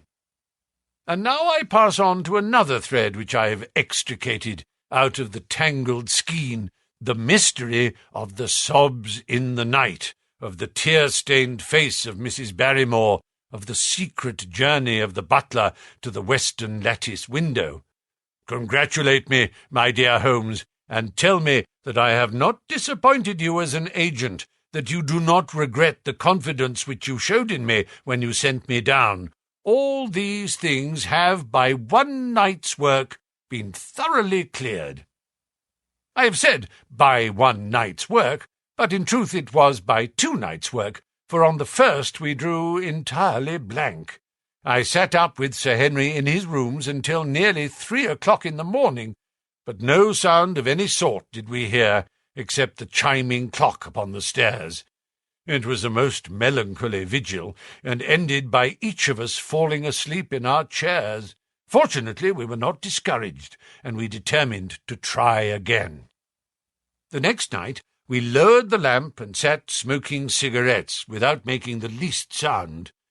It was incredible how slowly the hours crawled by, and yet we were helped through it by the same sort of patient interest which the hunter must feel as he watches the trap into which he hopes the game may wander.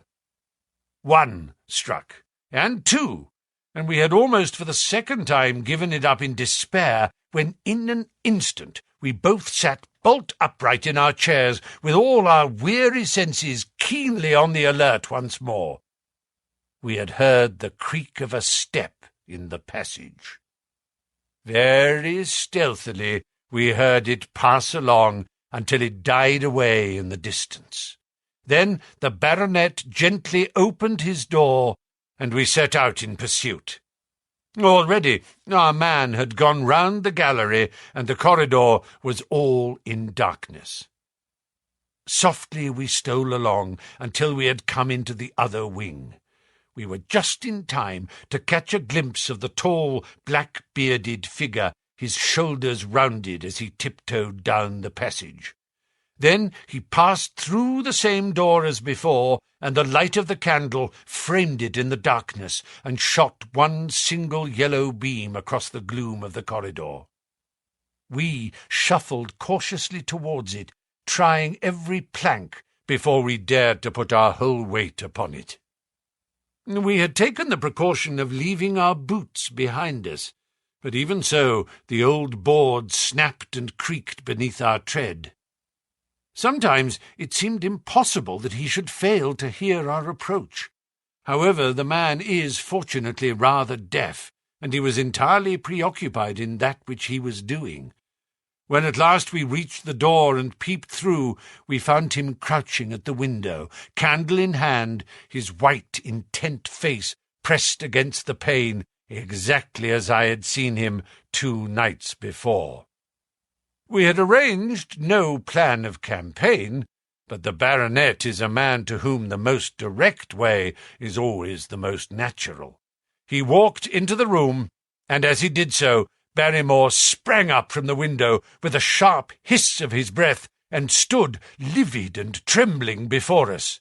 His dark eyes, glaring out of the white mask of his face, were full of horror and astonishment as he gazed from Sir Henry to me. "What are you doing here, Barrymore?" "Nothing, sir." His agitation was so great that he could hardly speak, and the shadows sprang up and down from the shaking of his candle. "It was the window, sir. I go round at night to see that they are fastened." "On the 2nd floor?" "Yes, sir. all the windows. "Look here, Barrymore," said Sir Henry sternly. "We have made up our minds to have the truth out of you, so it will save you trouble to tell it sooner rather than later. Come now, no lies. What were you doing at that window?" The fellow looked at us in a helpless way, and he wrung his hands together like one who is in the last extremity of doubt and misery. "I was doing no harm, sir. I was holding a candle to the window." "And why were you holding a candle to the window?" "Don't ask me, Sir Henry. Don't ask me. I give you my word, sir, that it is not my secret and that I cannot tell it. If it concerned no one but myself, I would not try to keep it from you." A sudden idea occurred to me, and I took the candle from the trembling hand of the butler. "He must have been holding it as a signal," said I. "Let us see if there is any answer." I held it as he had done, and stared out into the darkness of the night. Vaguely I could discern the black bank of the trees and the lighter expanse of the moor, for the moon was behind the clouds. And then I gave a cry of exultation, for a tiny pinpoint of yellow light had suddenly transfixed the dark veil and glowed steadily in the centre of the black square framed by the window. "There it is!" I cried.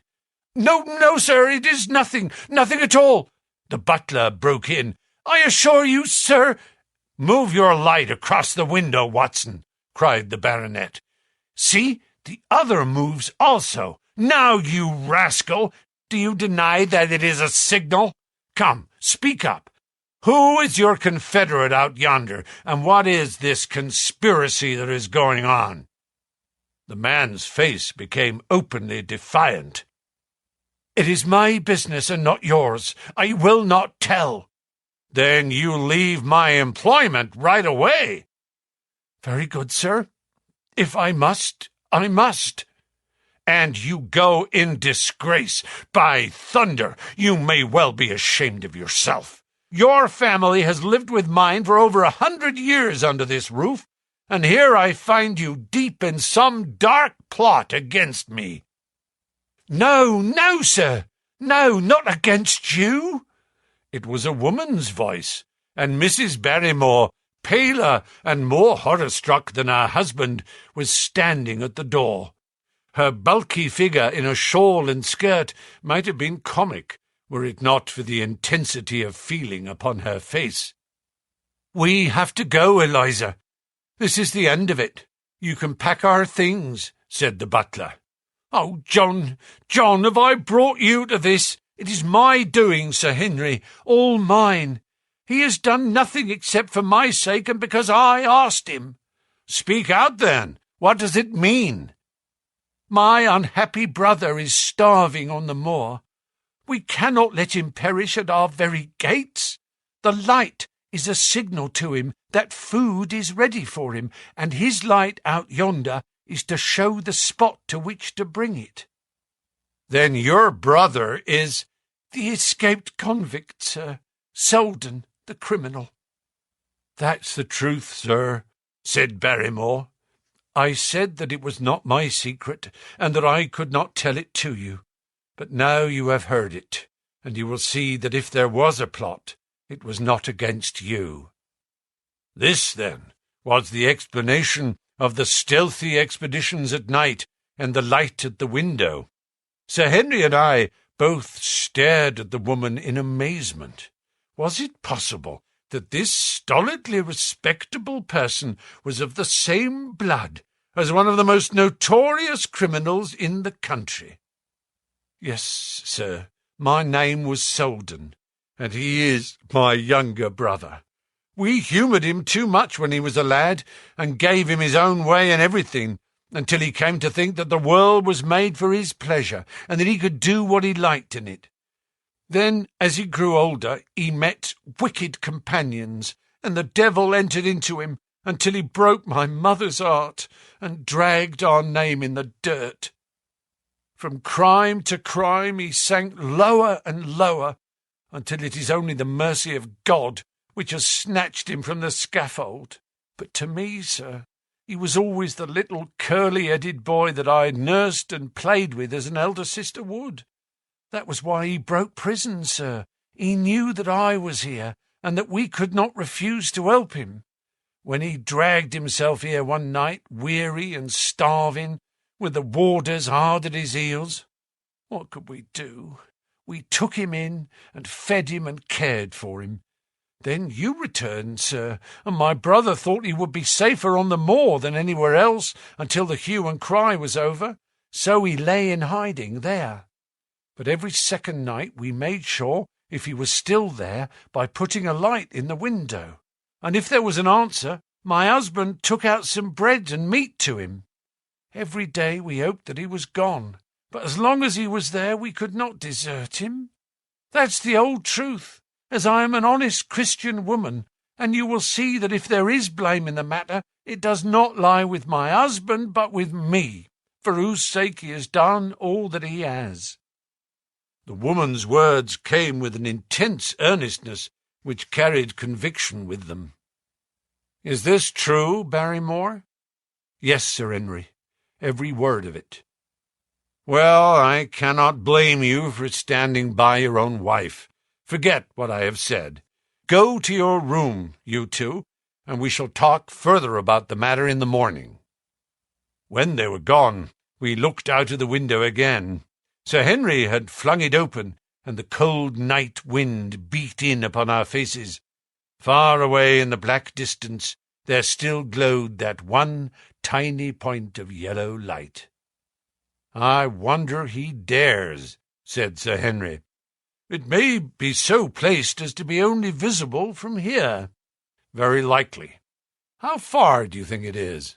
"Oh, out by the cleft tor, I think." "Not more than a mile or two off?" "Hardly that."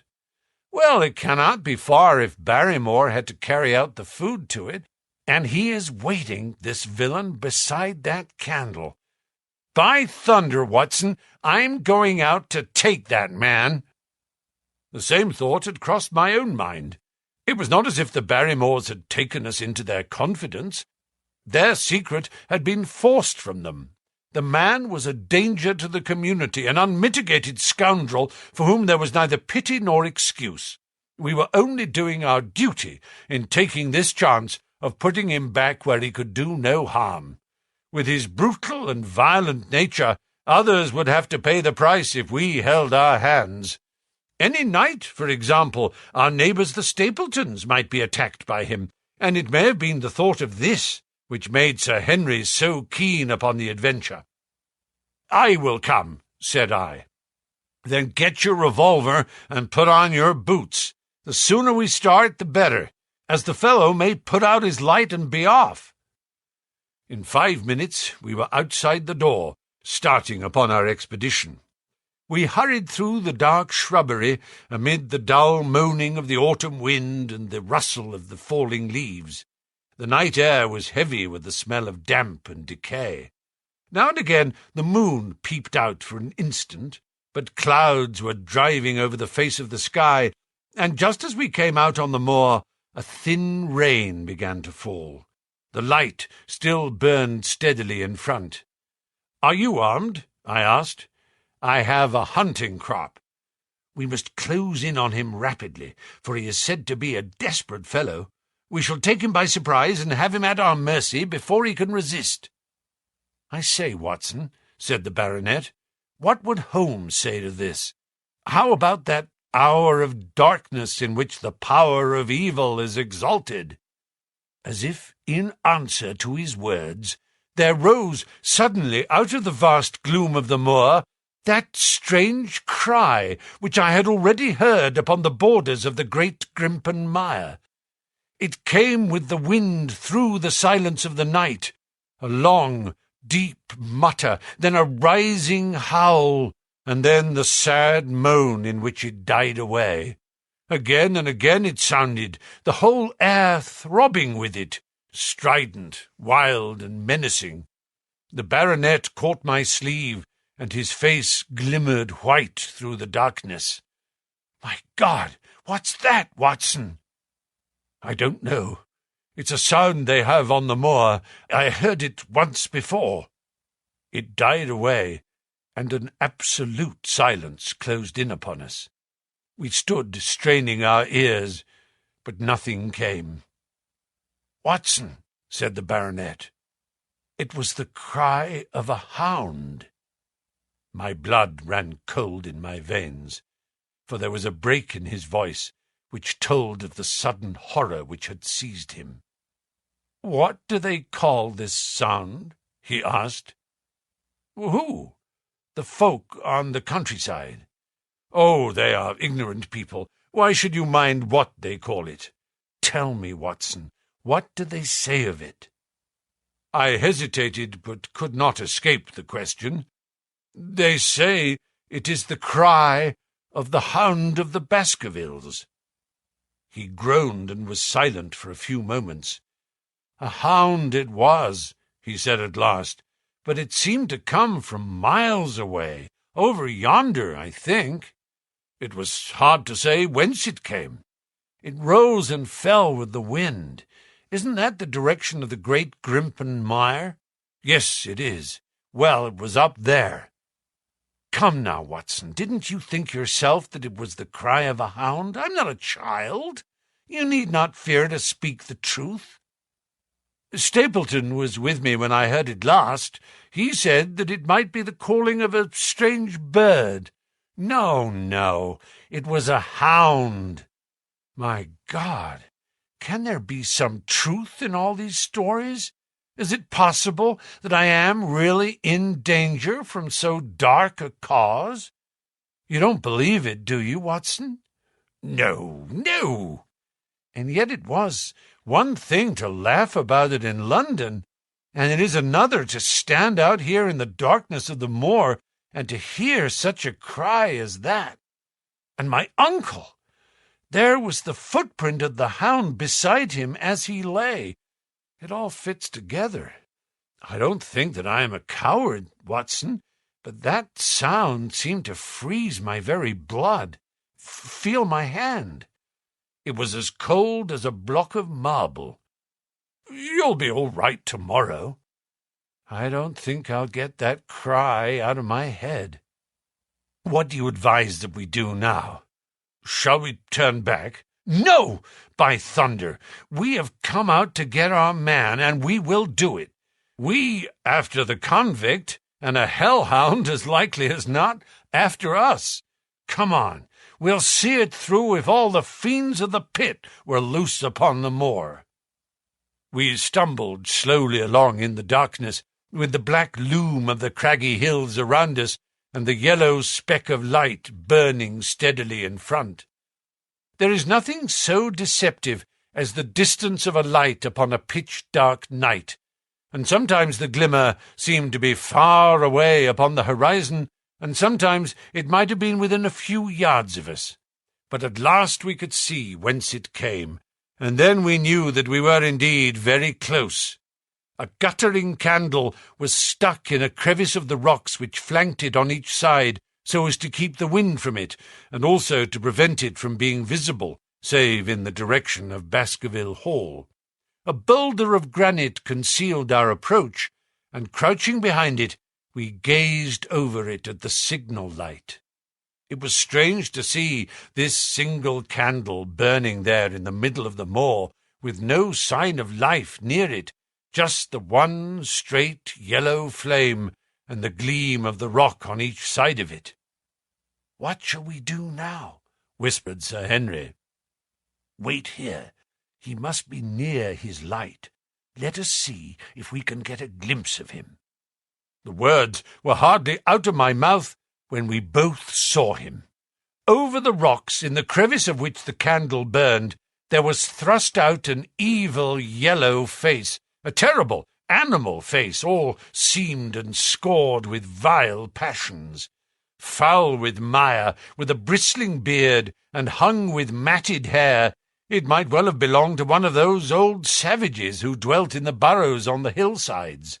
The light beneath him was reflected in his small, cunning eyes, which peered fiercely to right and left, through the darkness like a crafty and savage animal who has heard the steps of the hunters. Something had evidently aroused his suspicions. It may have been that Barrymore had some private signal which we had neglected to give, or the fellow may have had some other reason for thinking that all was not well, but I could read his fears upon his wicked face. Any instant he might dash out the light and vanish in the darkness. I sprang forward, therefore, and Sir Henry did the same. At the same moment the convict screamed out a curse at us and hurled a rock which splintered up against the boulder which had sheltered us. I caught one glimpse of his short, squat, strongly built figure as he sprang to his feet and turned to run. At the same moment, by a lucky chance, the moon broke through the clouds. We rushed over the brow of the hill, and there was our man, running with great speed down the other side, springing over the stones in his way with the activity of a mountain goat. A lucky long shot of my revolver might have crippled him, but I had brought it only to defend myself, if attacked, and not to shoot an unarmed man who was running away. We were both swift runners and in fairly good training, but we soon found that we had no chance of overtaking him. We saw him for a long time in the moonlight, until he was only a small speck, moving swiftly among the boulders upon the side of a distant hill. We ran and ran until we were completely blown, but the space between us grew ever wider. Finally we stopped and sat, panting on two rocks, while we watched him disappearing in the distance. And it was at this moment that there occurred a most strange and unexpected thing. We had risen from our rocks and were turning to go home, having abandoned the hopeless chase. The moon was low upon the right, and the jagged pinnacle of a granite tor stood up against the lower curve of its silver disk. There, outlined as black as an ebony statue on that shining background, I saw the figure of a man upon the tor. Do not think that it was a delusion, Holmes. I assure you that I have never in my life seen anything more clearly. As far as I could judge, the figure was that of a tall, thin man. He stood with his legs a little separated, his arms folded, his head bowed, as if he were brooding over that enormous wilderness of peat and granite which lay before him. He might have been the very spirit of that terrible place. It was not the convict. This man was far from the place where the latter had disappeared. Besides, he was a much taller man. With a cry of surprise, I pointed him out to the baronet, but in the instant during which I had turned to grasp his arm, the man was gone. There was the sharp pinnacle of granite still cutting the lower edge of the moon, but its peak bore no trace of that silent and motionless figure. I wished to go in that direction and to search the tor, but it was some distance away. The baronet's nerves were still quivering from that cry, which recalled the dark story of his family, and he was not in the mood for fresh adventures. He had not seen this lonely man upon the tor, and could not feel the thrill which his strange presence and his commanding attitude had given to me. "A warder, no doubt," said he. "The moor has been thick with them since this fellow escaped." Well, perhaps his explanation might be the right one, but I should like to have some further proof of it. Today we mean to communicate to the Princetown people where they should look for their missing man, but it is hard lines that we have not actually had the triumph of bringing him back as our own prisoner. Such are the adventures of last night, and you must acknowledge, my dear Holmes, that I have done you very well in the matter of a report. Much of what I tell you is no doubt quite irrelevant, but still I feel that it is best that I should let you have all the facts and leave you to select for yourself those which will be of most service to you in helping you to your conclusions. We are certainly making some progress.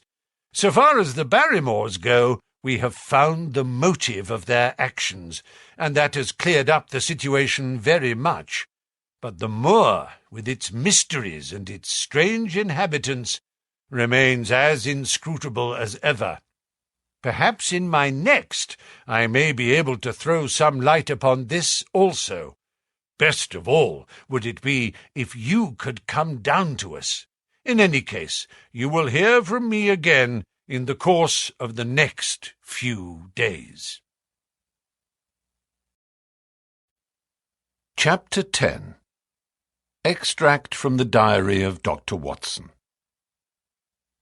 So far, I have been able to quote from the reports which I have forwarded during these early days to Sherlock Holmes. Now, however, I have arrived at a point in my narrative where I am compelled to abandon this method and to trust once more to my recollections, aided by the diary which I kept at the time. A few extracts from the latter will carry me on to those scenes which are indelibly fixed in every detail upon my memory. I proceed, then, from the morning which followed our abortive chase of the convict and our other strange experiences upon the moor. October 16th. A dull and foggy day with a drizzle of rain. The house is banked in with rolling clouds, which rise now and then to show the dreary curves of the moor, with thin silver veins upon the sides of the hills, and the distant boulders gleaming where the light strikes upon their wet faces. It is melancholy outside and in. The baronet is in a black reaction after the excitements of the night. I am conscious myself of a weight at my heart, and a feeling of impending danger, ever-present danger, which is the more terrible because I am unable to define it. And have I not cause for such a feeling? Consider the long sequence of incidents, which have all pointed to some sinister influence which is at work around us. There is the death of the last occupant of the hall, fulfilling so exactly the conditions of the family legend, and there are the repeated reports from peasants of the appearance of a strange creature upon the moor. Twice I have with my own ears heard the sound which resembled the distant baying of a hound. It is incredible, impossible, that it should really be outside the ordinary laws of nature. A spectral hound which leaves material footmarks and fills the air with its howling is surely not to be thought of. Stapleton may fall in with such a superstition, and Mortimer also, but if I have one quality upon earth, it is common sense, and nothing will persuade me to believe in such a thing. To do so would be to descend to the level of these poor peasants, who are not content with a mere fiend dog, but must needs describe him with hellfire shooting from his mouth and eyes. Holmes would not listen to such fancies, and I am his agent. But facts are facts, and I have twice heard this crying upon the moor. Suppose that there were really some huge hound loose upon it. That would go far to explain everything. But where could such a hound lie concealed? Where did it get its food? Where did it come from? How was it that no one saw it by day? It must be confessed that the natural explanation offers almost as many difficulties as the other. And always, apart from the hound, there is the fact of the human agency in London, the man in the cab, and the letter which warned Sir Henry against the moor. This at least was real, but it might have been the work of a protecting friend as easily as of an enemy. Where is that friend or enemy now? Has he remained in London, or has he followed us down here? Could he be the stranger whom I saw upon the Tor? It is true that I have had only the one glance at him, and yet there are some things to which I am ready to swear. He is no one whom I have seen down here, and I have now met all the neighbours. The figure was far taller than that of Stapleton, far thinner than that of Frankland. Barrymore it might possibly have been, but we had left him behind us, and I am certain that he could not have followed us. A stranger, then, is still dogging us, just as a stranger dogged us in London. We have never shaken him off. If I could lay my hands upon that man, then at last we might find ourselves at the end of all our difficulties. To this one purpose I must now devote all my energies. My first impulse was to tell Sir Henry all my plans. My second and wisest one is to play my own game and speak as little as possible to anyone. He is silent and distrait. His nerves have been strangely shaken by that sound upon the moor. I will say nothing to add to his anxieties, but I will take my own steps to attain my own end. We had a small scene this morning after breakfast. Barrymore asked leave to speak with Sir Henry, and they were closeted in his study some little time. Sitting in the billiard-room, I more than once heard the sound of voices raised, and I had a pretty good idea what the point was which was under discussion. After a time, the baronet opened his door and called for me. "Barrymore considers that he has a grievance," he said. "He thinks that it was unfair on our part to hunt his brother-in-law down when he, of his own free will, had told us the secret." The butler was standing very pale but very collected before us. "I may have spoken too warmly, sir," said he, "and if I have, I am sure that I beg your pardon. At the same time, I was very much surprised when I heard you two gentlemen come back this morning and learned that you had been chasing Selden. The poor fellow has enough to fight against, without my putting more upon his track." "If you had told us of your own free will, it would have been a different thing," said the baronet. "You only told us, or rather your wife only told us, when it was forced from you and you could not help yourself." "I didn't think you would have taken advantage of it, Sir Henry. Indeed I didn't. The man is a public danger. There are lonely houses scattered over the moor, and he is a fellow who would stick at nothing. You only want to get a glimpse of his face to see that. Look at Mr. Stapleton's house, for example, with no one but himself to defend it. There's no safety for anyone until he is under lock and key." "He'll break into no house, sir. I give you my solemn word upon that.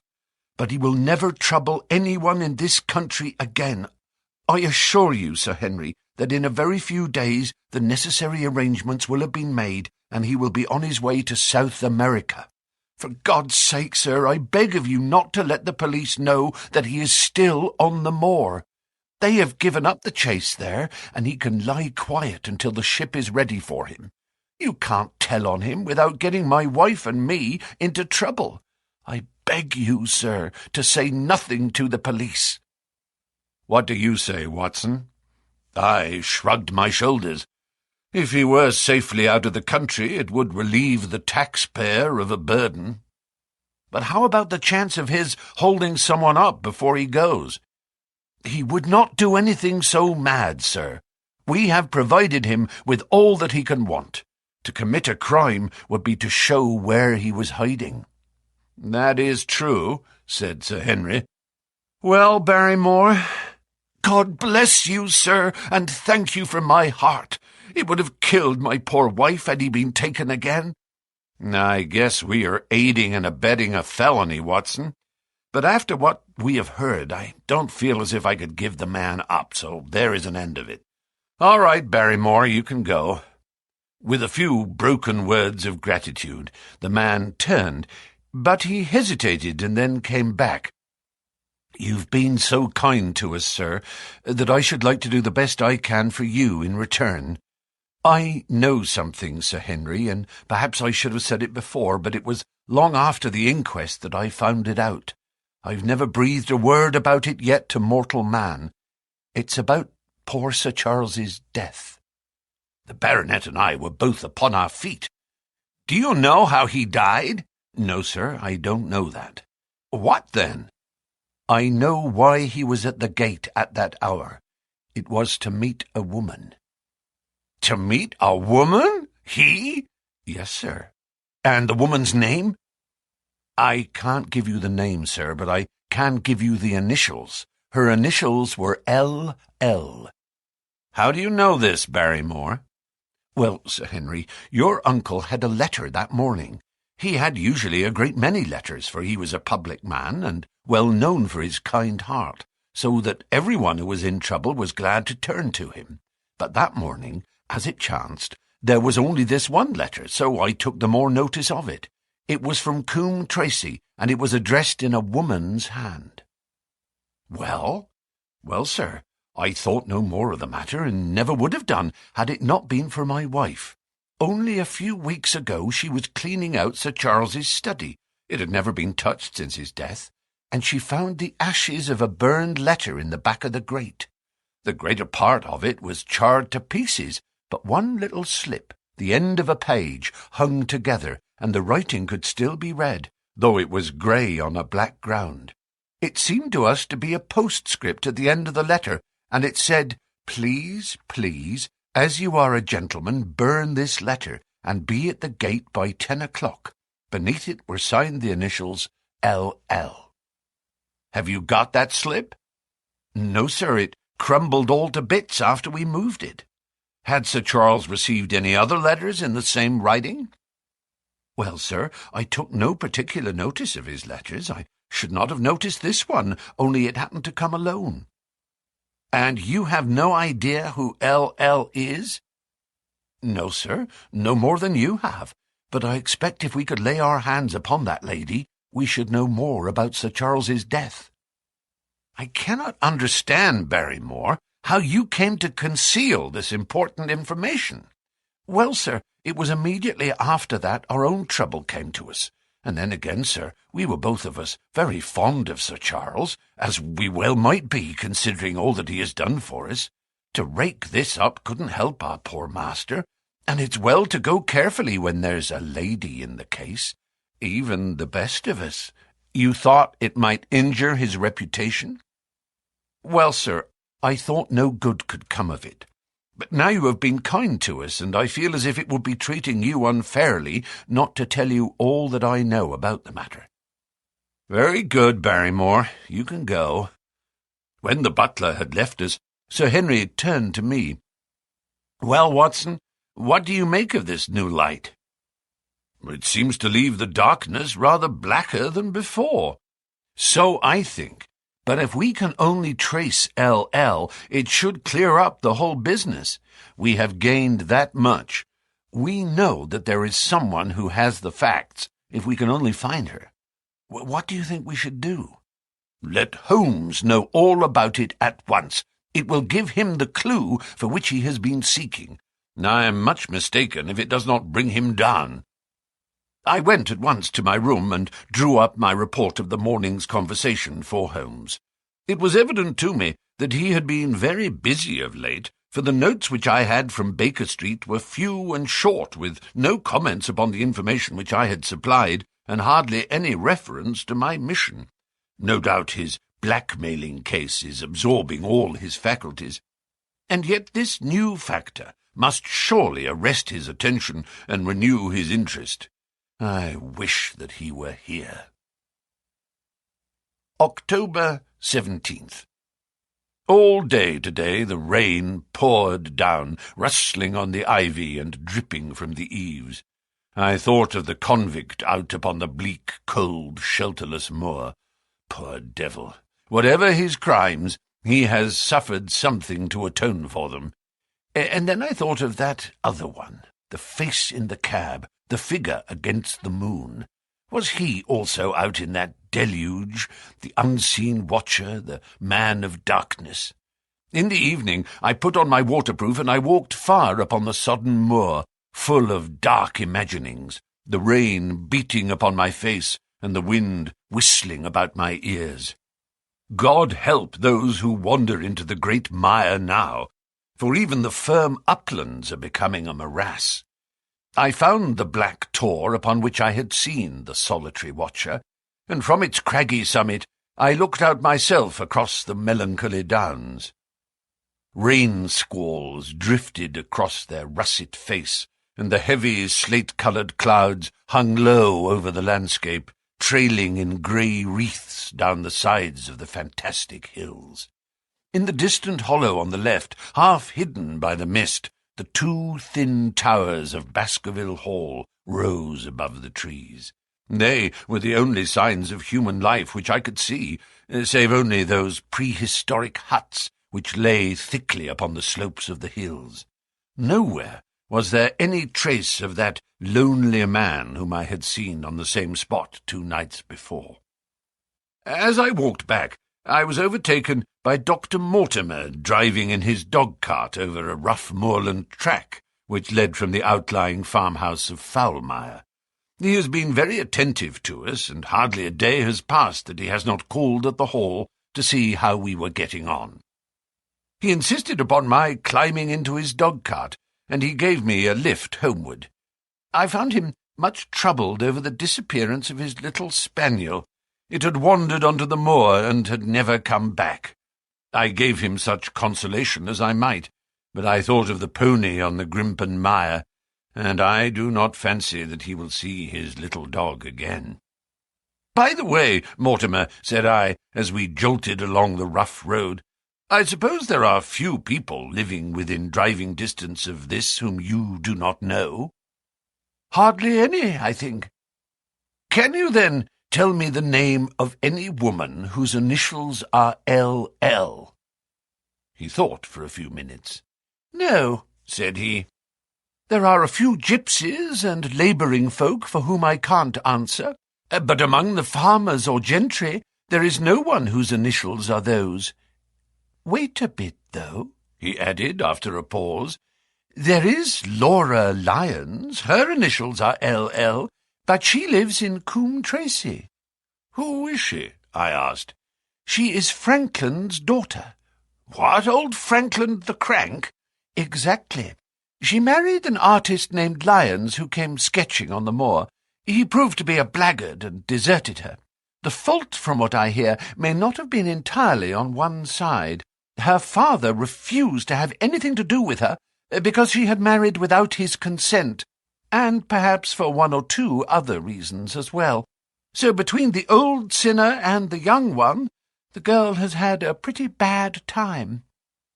"How does she live?" "I fancy old Franklin allows her a pittance, but it cannot be more, for his own affairs are considerably involved. Whatever she may have deserved, one could not allow her to go hopelessly to the bad. Her story got about, and several of the people here did something to enable her to earn an honest living. Stapleton did for one, and Sir Charles for another. I gave a trifle myself. It was to set her up in a typewriting business." He wanted to know the object of my inquiries, but I managed to satisfy his curiosity without telling him too much, for there is no reason why we should take anyone into our confidence. "Tomorrow morning I shall find my way to Coombe Tracy, and if I can see this Mrs. Laura Lyons of equivocal reputation, a long step will have been made towards clearing one incident in this chain of mysteries. I am certainly developing the wisdom of the serpent, for when Mortimer pressed his questions to an inconvenient extent, I asked him casually to what type Franklin's skull belonged, and so heard nothing but craniology for the rest of our drive. I have not lived for years with Sherlock Holmes for nothing. I have only one other incident to record upon this tempestuous and melancholy day. This was my conversation with Barrymore just now, which gives me one more strong card which I can play in due time. Mortimer had stayed to dinner, and he and the baronet played écarté afterwards. The butler brought me my coffee into the library, and I took the chance to ask him a few questions. "Well," said I, "has this precious relation of yours departed, or is he still lurking out yonder?" "I don't know, sir. I hope to heaven that he has gone, for he has brought nothing but trouble here. I've not heard of him since I left out food for him last, and that was 3 days ago." "Did you see him then?" "No, sir, but the food was gone when next I went that way." "Then he was certainly there." "So you would think, sir. unless it was the other man who took it.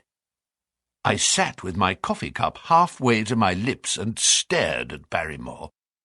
"You know that there is another man, then?" "Yes, sir, there is another man upon the moor." "Have you seen him?" "No, sir." "How do you know of him, then?" "Selden told me of him, sir, a week ago or more. He's in hiding too, but he's not a convict, as far as I can make out." "I don't like it, Dr. Watson. I tell you straight, sir, that I don't like it." He spoke with a sudden passion of earnestness. "Now, listen to me, Barrymore. I have no interest in this matter but that of your master. I have come here with no object except to help him. Tell me frankly what it is that you don't like." Barrymore hesitated for a moment, as if he regretted his outburst or found it difficult to express his own feelings in words. "It's all these goings-on, sir," he cried at last, waving his hand towards the rain-lashed window which faced the moor. "There's foul play somewhere, and there's black villainy brewing, to that I'll swear. Very glad I should be, sir, to see Sir Henry on his way back to London again. But what is it that alarms you? Look at Sir Charles's death.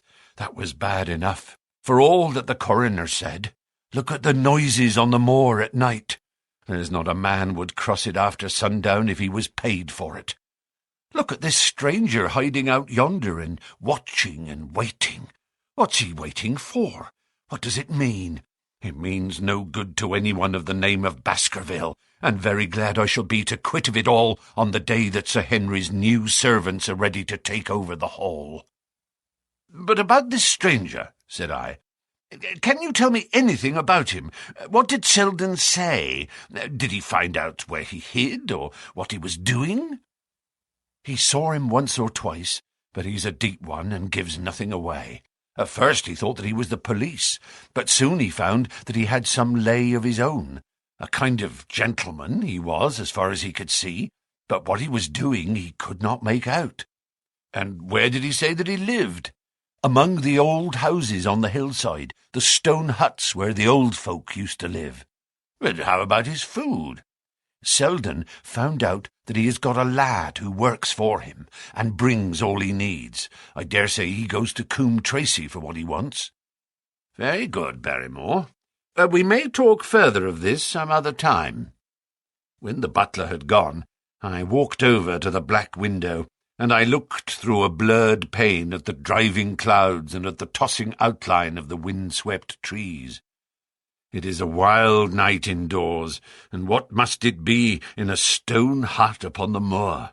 What passion of hatred can it be which leads a man to lurk in such a place at such a time? And what deep and earnest purpose can he have which calls for such a trial? There, in that hut upon the moor, seems to lie the very centre of that problem which has vexed me so sorely. I swear that another day shall not have passed before I have done all that man can do to reach the heart of the mystery. Chapter 11. The Man on the Tor.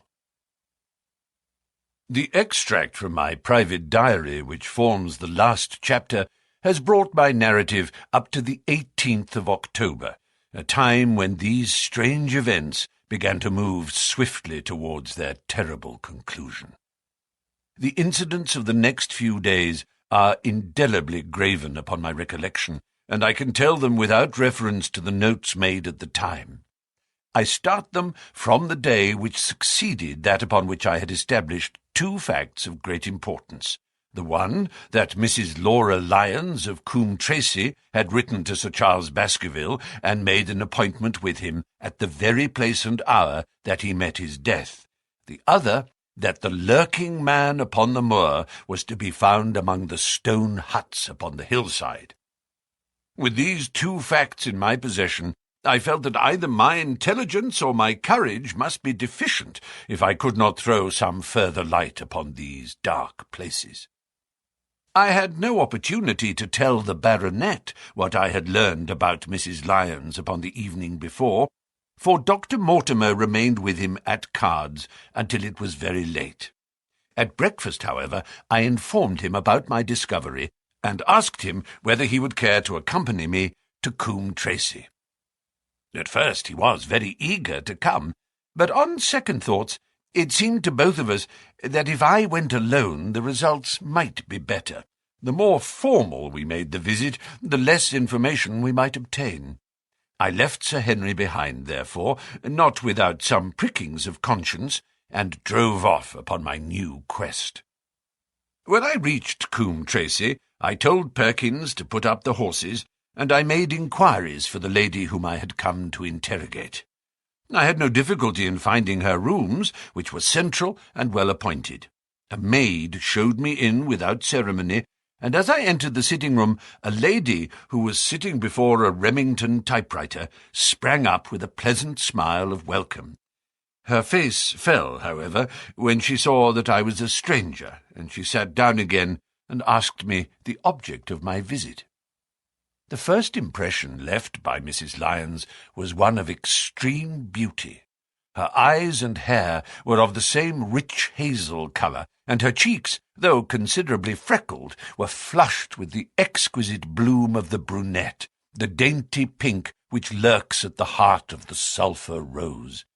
Admiration was, I repeat, the first impression, but the second was criticism.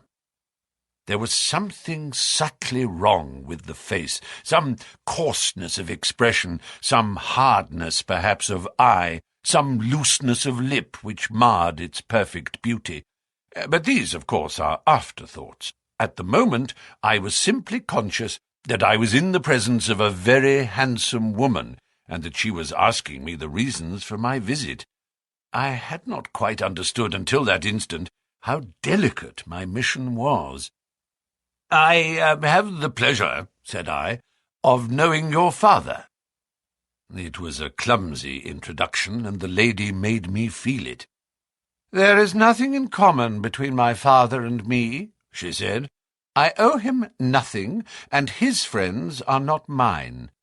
If it were not for the late Sir Charles Baskerville and some other kind hearts, I might have starved for all that my father cared. It was about the late Sir Charles Baskerville that I have come here to see you." The freckles started out on the lady's face. "What can I tell you about him?" she asked, and her fingers played nervously over the stops of her typewriter. "You knew him, did you not?" "I have already said that I owe a great deal to his kindness. If I am able to support myself, it is largely due to the interest which he took in my unhappy situation." "Did you correspond with him?" The lady looked quickly up with an angry gleam in her hazel eyes. "What is the object of these questions?" she asked sharply. "The object is to avoid a public scandal. It is better that I should ask them here than that the matter should pass outside our control." She was silent, and her face was still very pale. At last she looked up with something reckless and defiant in her manner. "Well, I'll answer," she said. "What are your questions?" "Did you correspond with Sir Charles?" "I certainly wrote to him once or twice to acknowledge his delicacy and his generosity." "Have you the dates of those letters?" "No." "Have you ever met him?" "Yes, once or twice, when he came into Coombe Tracey. He was a very retiring man, and he preferred to do good by stealth." "But if you saw him so seldom and wrote so seldom, how did he know enough about your affairs to be able to help you, as you say that he has done?" She met my difficulty with the utmost readiness. "There were several gentlemen who knew my sad history and united to help me. One was Mr. Stapleton, a neighbour and intimate friend of Sir Charles's. He was exceedingly kind, and it was through him that Sir Charles learned about my affairs." I knew already that Sir Charles Baskerville had made Stapleton his almoner upon several occasions, so the lady's statement bore the impress of truth about it. "Did you ever write to Sir Charles asking him to meet you?" I continued. Mrs. Lyons flushed with anger again. "Really, sir, this is a very extraordinary question." "I am sorry, madam, but I must repeat it." "Then I answer, certainly not. Not on the very day of Sir Charles's death? The flush had faded in an instant, and a deathly face was before me. Her dry lips could not speak the no which I saw rather than heard. "Surely your memory deceives you," said I. "I could even quote a passage of your letter. It ran, 'Please, please, as you are a gentleman, burn this letter, and be at the gate by 10 o'clock. I thought that she had fainted, but she recovered herself by a supreme effort. "Is there no such thing as a gentleman?" she gasped. "You do Sir Charles an injustice. He did burn the letter, but sometimes a letter may be legible even when burned. You acknowledge now that you wrote it?" "Yes, I did write it," she cried, pouring out her soul in a torrent of words. "I did write it. Why should I deny it? I have no reason to be ashamed of it. I wished him to help me. I believed that if I had an interview I could gain his help, so I asked him to meet me. But why at such an hour?" "Because I had only just learned that he was going to London next day and might be away for months. There were reasons why I could not get there earlier." "But why a rendezvous in the garden instead of a visit to the house? Do you think a woman could go alone at that hour to a bachelor's house? Well, what happened when you did get there?" "I never went." "Mrs. Lyons!" "No, I swear it to you on all I hold sacred. I never went. Something intervened to prevent my going." "What was that?" "That is a private matter. I cannot tell it." "You acknowledge, then, that you made an appointment with Sir Charles at the very hour and place at which he met his death, but you deny that you kept the appointment." "That is the truth." Again and again I cross-questioned her, but I could never get past that point. "Mrs. Lyons," said I, as I rose from this long and inconclusive interview, "you are taking a very great responsibility and putting yourself in a very false position by not making an absolutely clean breast of all that you know. If I have to call in the aid of the police, you will find how seriously you are compromised. If your position is innocent, why did you in the first instance deny having written to Sir Charles upon that date?" "Because I feared that some false conclusion might be drawn from it, and that I might find myself involved in a scandal." "And why were you so pressing that Sir Charles should destroy your letter?" "If you have read the letter, you will know." "I did not say that I had read all the letter." "You quoted some of it." "I quoted the postscript. The letter had, as I said, been burned, and it was not all legible. I ask you once again why it was that you were so pressing that Sir Charles should destroy this letter which he received on the day of his death." "The matter is a very private one." "The more reason why you should avoid a public investigation." "I will tell you, then. If you have heard anything of my unhappy history, you will know that I made a rash marriage and had reason to regret it." "I have heard so much." "My life has been one incessant persecution from a husband whom I abhor. The law is upon his side, and every day I am faced by the possibility that he may force me to live with him. At the time that I wrote this letter to Sir Charles, I had learned that there was a prospect of my regaining my freedom if certain expenses could be met. It meant everything to me. Peace of mind, happiness, self-respect, everything. I knew Sir Charles's generosity, and I thought that if he heard the story from my own lips, he would help me." "Then how is it that you did not go?" "Because I received help in the interval from another source." "Why, then, did you not write to Sir Charles and explain this?" "So I should have done, had I not seen his death in the paper next morning." The woman's story hung coherently together, and all my questions were unable to shake it. I could only check it by finding if she had indeed instituted divorce proceedings against her husband at or about the time of the tragedy. It was unlikely that she would dare to say that she had not been to Baskerville Hall if she really had been, for a trap would be necessary to take her there, and could not have returned to Coombe Tracy until the early hours of the morning. Such an excursion could not be kept secret. The probability was, therefore, that she was telling the truth, or at least a part of the truth. I came away baffled and disheartened. Once again I had reached that dead wall which seemed to be built across every path by which I tried to get at the object of my mission. And yet the more I thought of the lady's face and of her manner, the more I felt that something was being held back from me. Why should she turn so pale? Why should she fight against every admission until it was forced from her? Why should she have been so reticent at the time of the tragedy? Surely the explanation of all this could not be as innocent as she would have me believe. For the moment I could proceed no farther in that direction, but must turn back to that other clue which was to be sought for among the stone huts upon the moor. And that was a most vague direction. I realized it as I drove back and noted how hill after hill showed traces of the ancient people. Barrymore's only indication had been that the stranger lived in one of these abandoned huts, and many hundreds of them are scattered throughout the length and breadth of the moor. But I had my own experience for a guide, since it had shown me the man himself standing upon the summit of the Black Tor. That, then, should be the centre of my search. From there I should explore every hut upon the moor until I lighted upon the right one.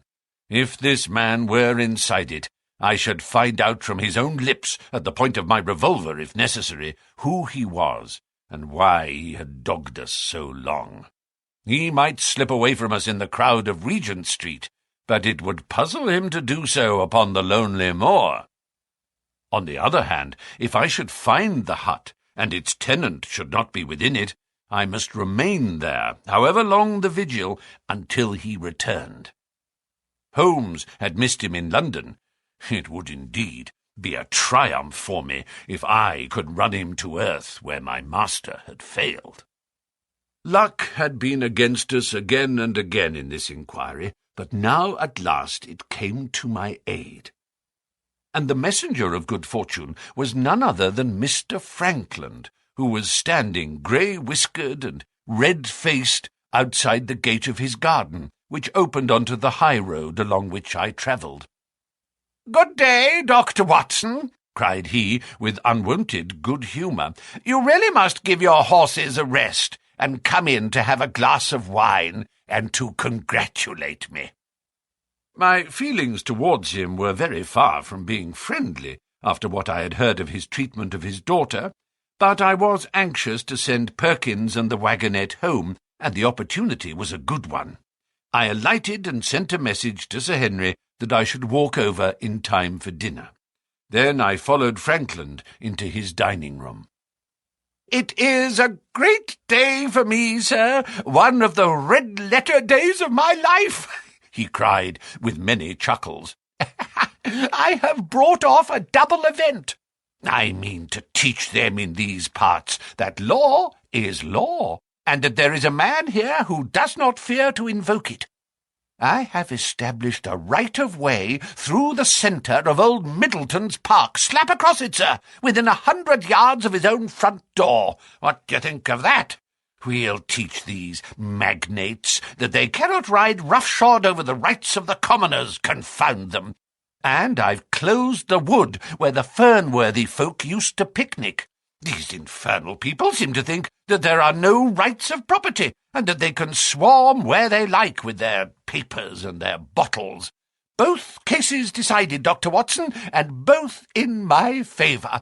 I haven't had such a day since I had Sir John Morland for trespass because he shot in his own warren. How on earth did you do that? Look it up in the books, sir. It will repay reading. Frankland v. Morland, Court of Queen's Bench. It cost me £200, but I got my verdict. Did it do you any good? None, sir, none. I am proud to say that I had no interest in the matter. I act entirely from a sense of public duty. I have no doubt, for example, that the Fernworthy people will burn me in effigy tonight.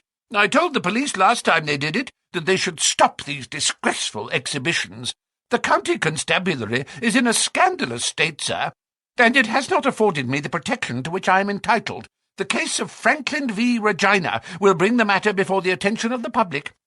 I told them that they would have occasion to regret their treatment of me, and already my words have come true. How so? I asked. The old man put on a very knowing expression. Because I could tell them what they are dying to know, but nothing would induce me to help the rascals in any way. I had been casting round for some excuse by which I could get away from his gossip, but now I began to wish to hear more of it. I had seen enough of the contrary nature of the old sinner to understand that any strong sign of interest would be the surest way to stop his confidences. "Some poaching case, no doubt," said I, with an indifferent manner. "Ha, ha, my boy, a very much more important matter than that. What about the convict on the moor?" I stared. "You don't mean that you know where he is?" said I. "I may not know exactly where he is, but I am quite sure that I could help the police to lay their hands on him. Has it never struck you that the way to catch the man was to find out where he got his food, and so trace it to him?" He certainly seemed to be getting uncomfortably near the truth. "No doubt," said I, "but how do you know that he is anywhere upon the moor?" "I know it because I have seen with my own eyes the messenger who takes him his food." My heart sank for Barrymore. It was a serious thing to be in the power of this spiteful old busybody, but his next remark took a weight from my mind. "You'll be surprised to hear that his food is taken to him by a child. I see him every day through my telescope upon the roof. He passes along the same path at the same hour, and to whom should he be going, except to the convict?" Here was luck indeed, and yet I suppressed all appearance of interest. A child! Barrymore had said that our unknown was supplied by a boy. It was on his track, and not upon the convict's, that Franklin had stumbled. If I could get his knowledge, it might save me a long and weary hunt. But incredulity and indifference were evidently my strongest cards. "Oh, I should say that it was much more likely that it was the son of one of the moorland shepherds taking out his father's dinner." The least appearance of opposition struck fire out of the old autocrat. His eyes looked malignantly at me, and his grey whiskers bristled like those of an angry cat. "Indeed, sir," said he, pointing out over the wide-stretching moor. "Do you see that black tor over yonder? Well, do you see the low hill beyond with the thorn bush upon it? It is the stoniest part of the whole moor. Is that a place where a shepherd would be likely to take his station? Your suggestion, sir, is a most absurd one." I meekly answered that I had spoken without knowing all the facts. My submission pleased him, and led him to further confidences. "You may be sure, sir, that I have very good grounds before I come to an opinion.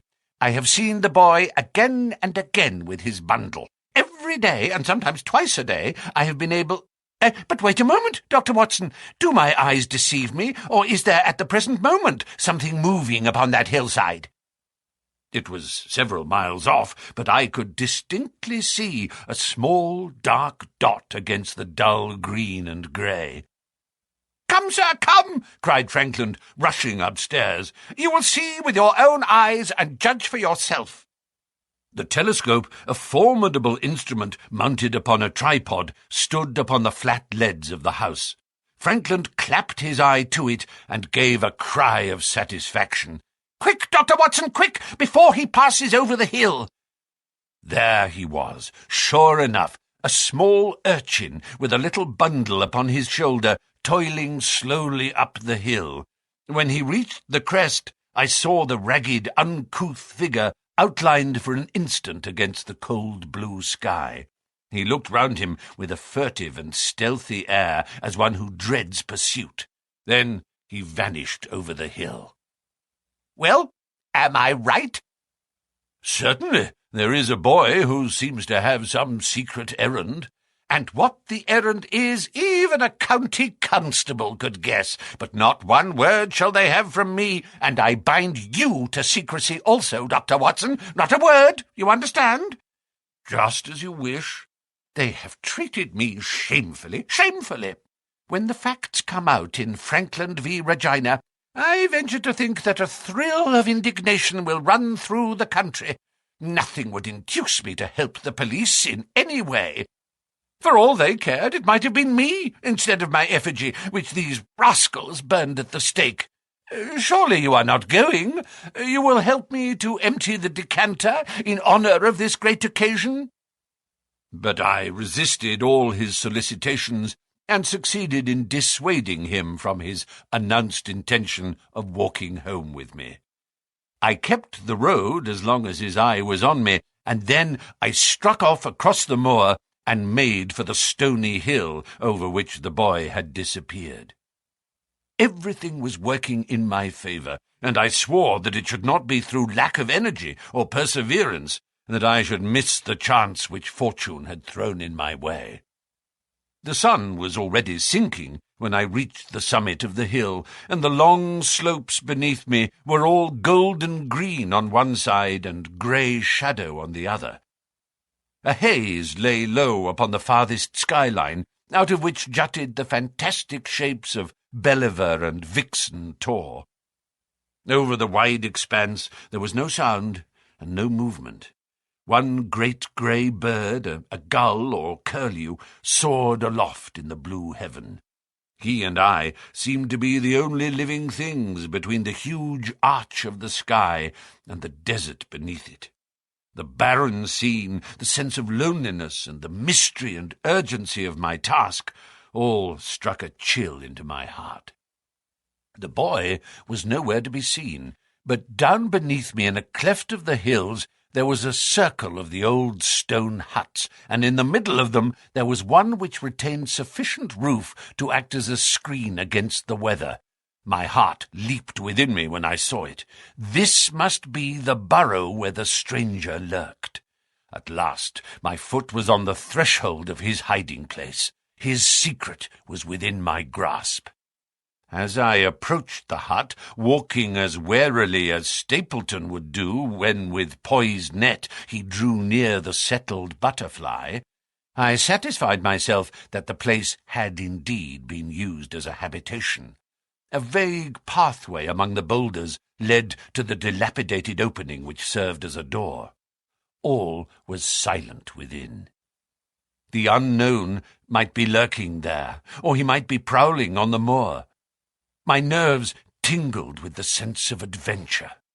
Throwing aside my cigarette, I closed my hand upon the butt of my revolver, and walking swiftly up to the door, I looked in.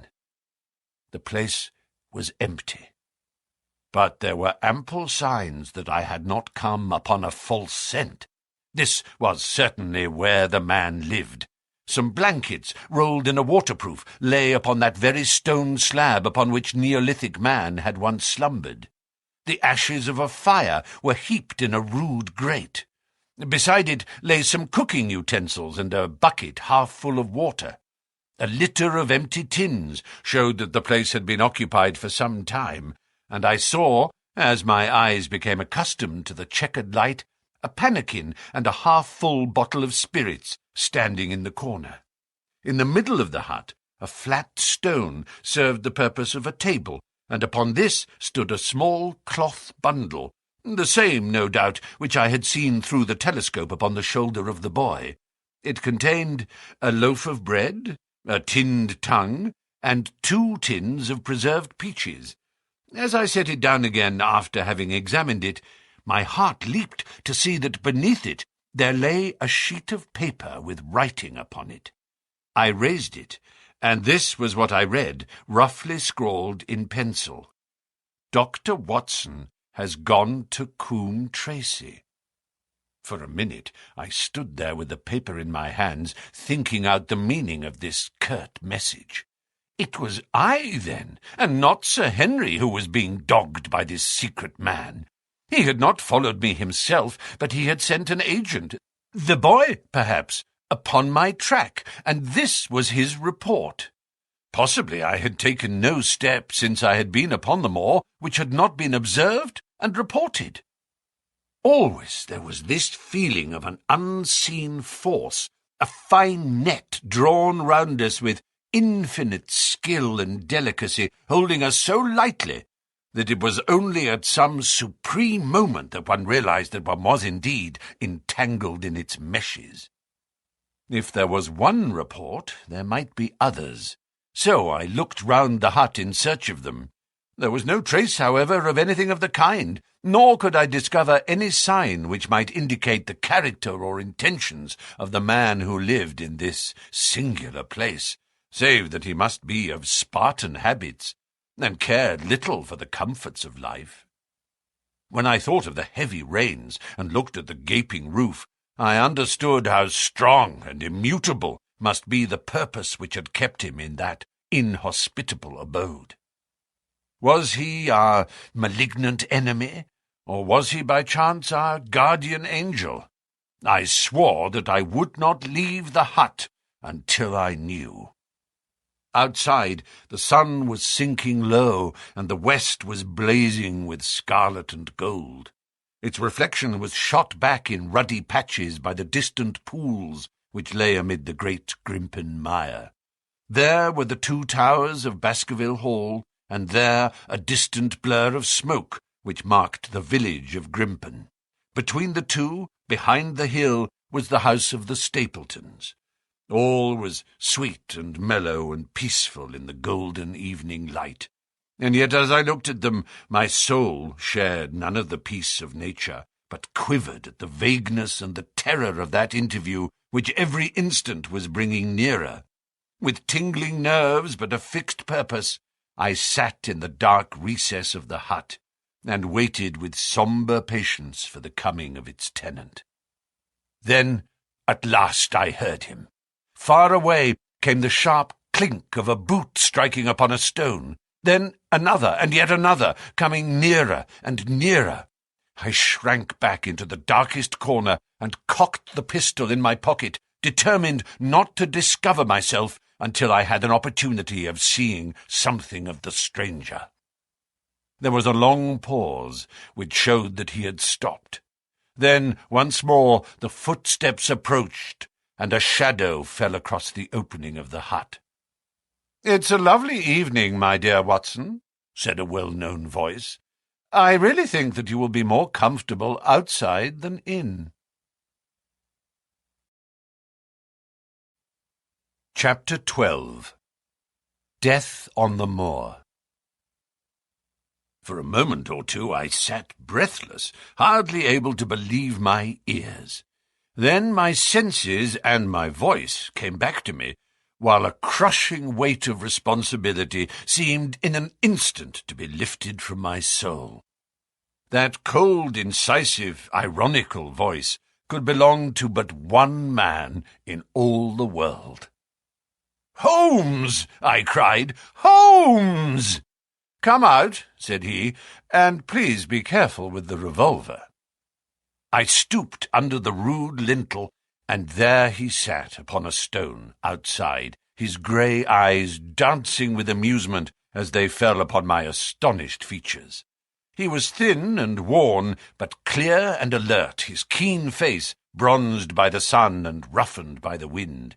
In his tweed suit and cloth cap he looked like any other tourist upon the moor, and he had contrived, with that cat-like love of personal cleanliness, which was one of his characteristics, that his chin should be as smooth and his linen as perfect as if he were in Baker Street. "I was never more glad to see anyone in my life," said I, as I wrung him by the hand. "Or more astonished, eh? Well, I must confess to it.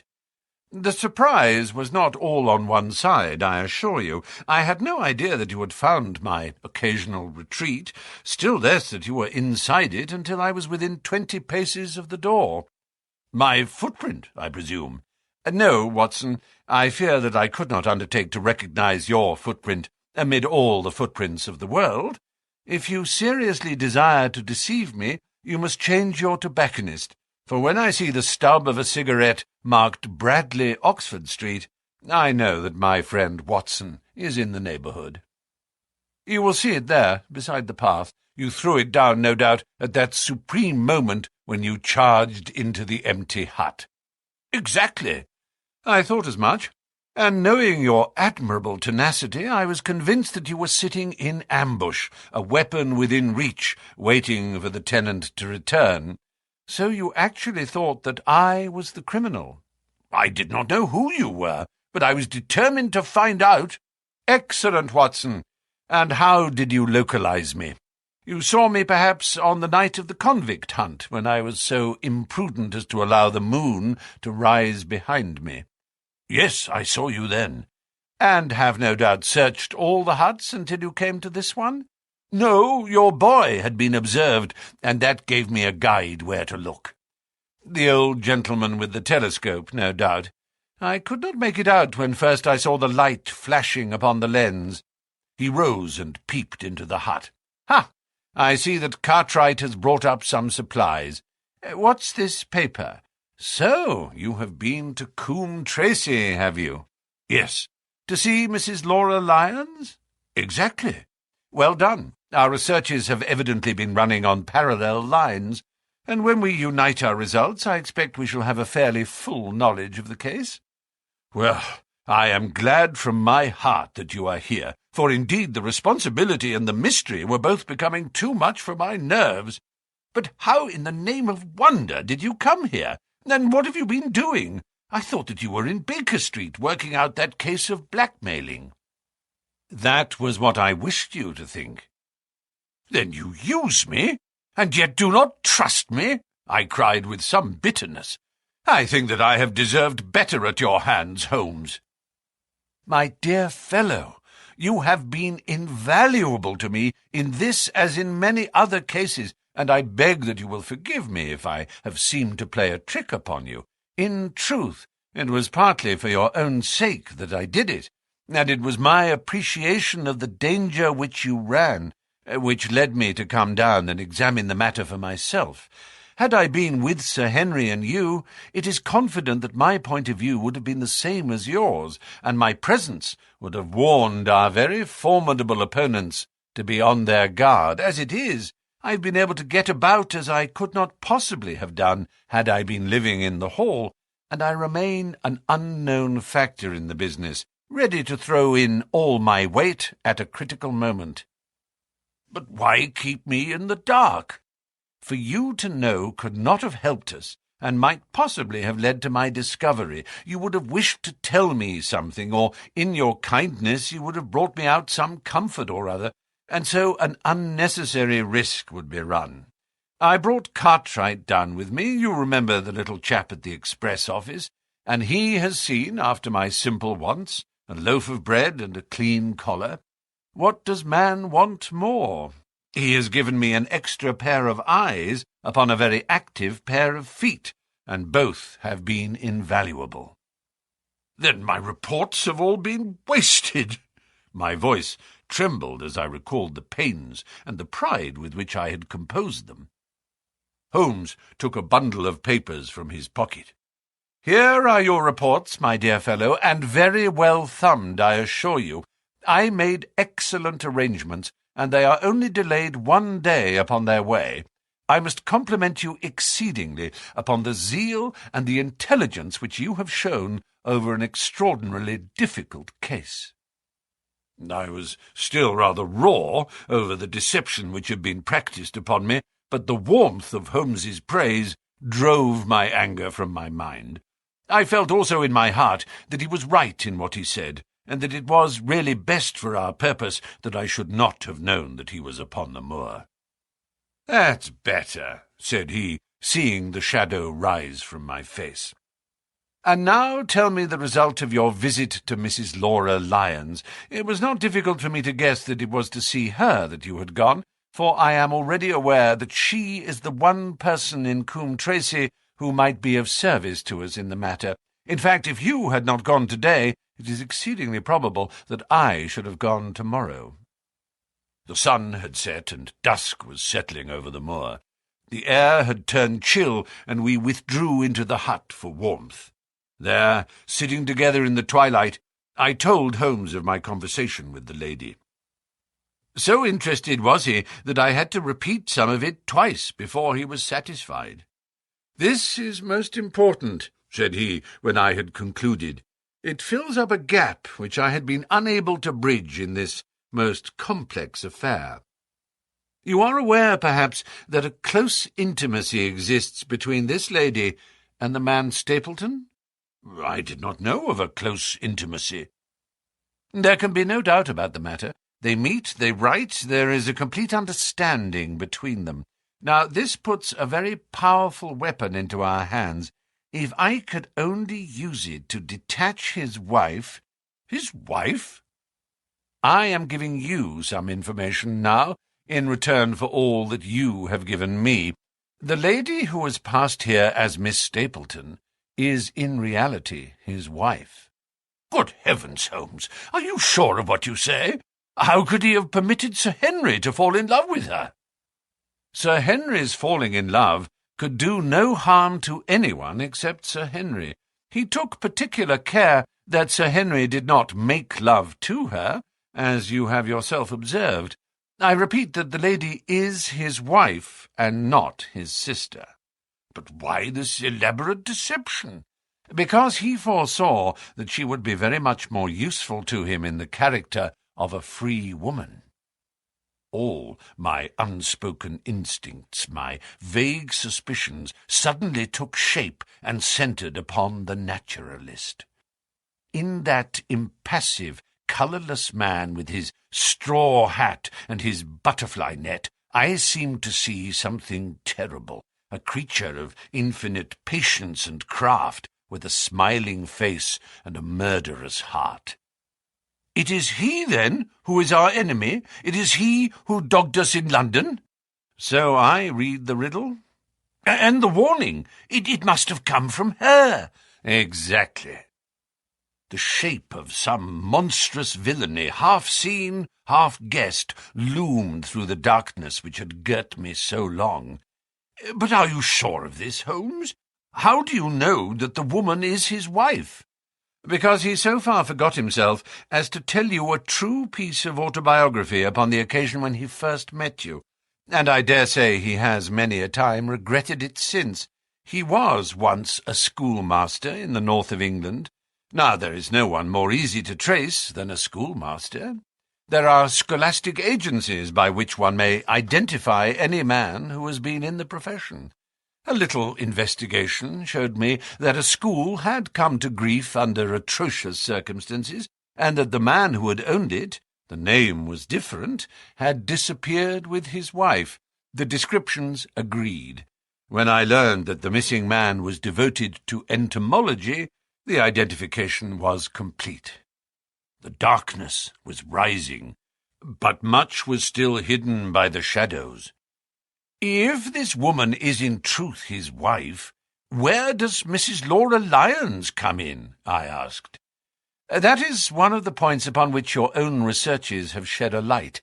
Your interview with the lady has cleared the situation very much. I did not know about a projected divorce between herself and her husband.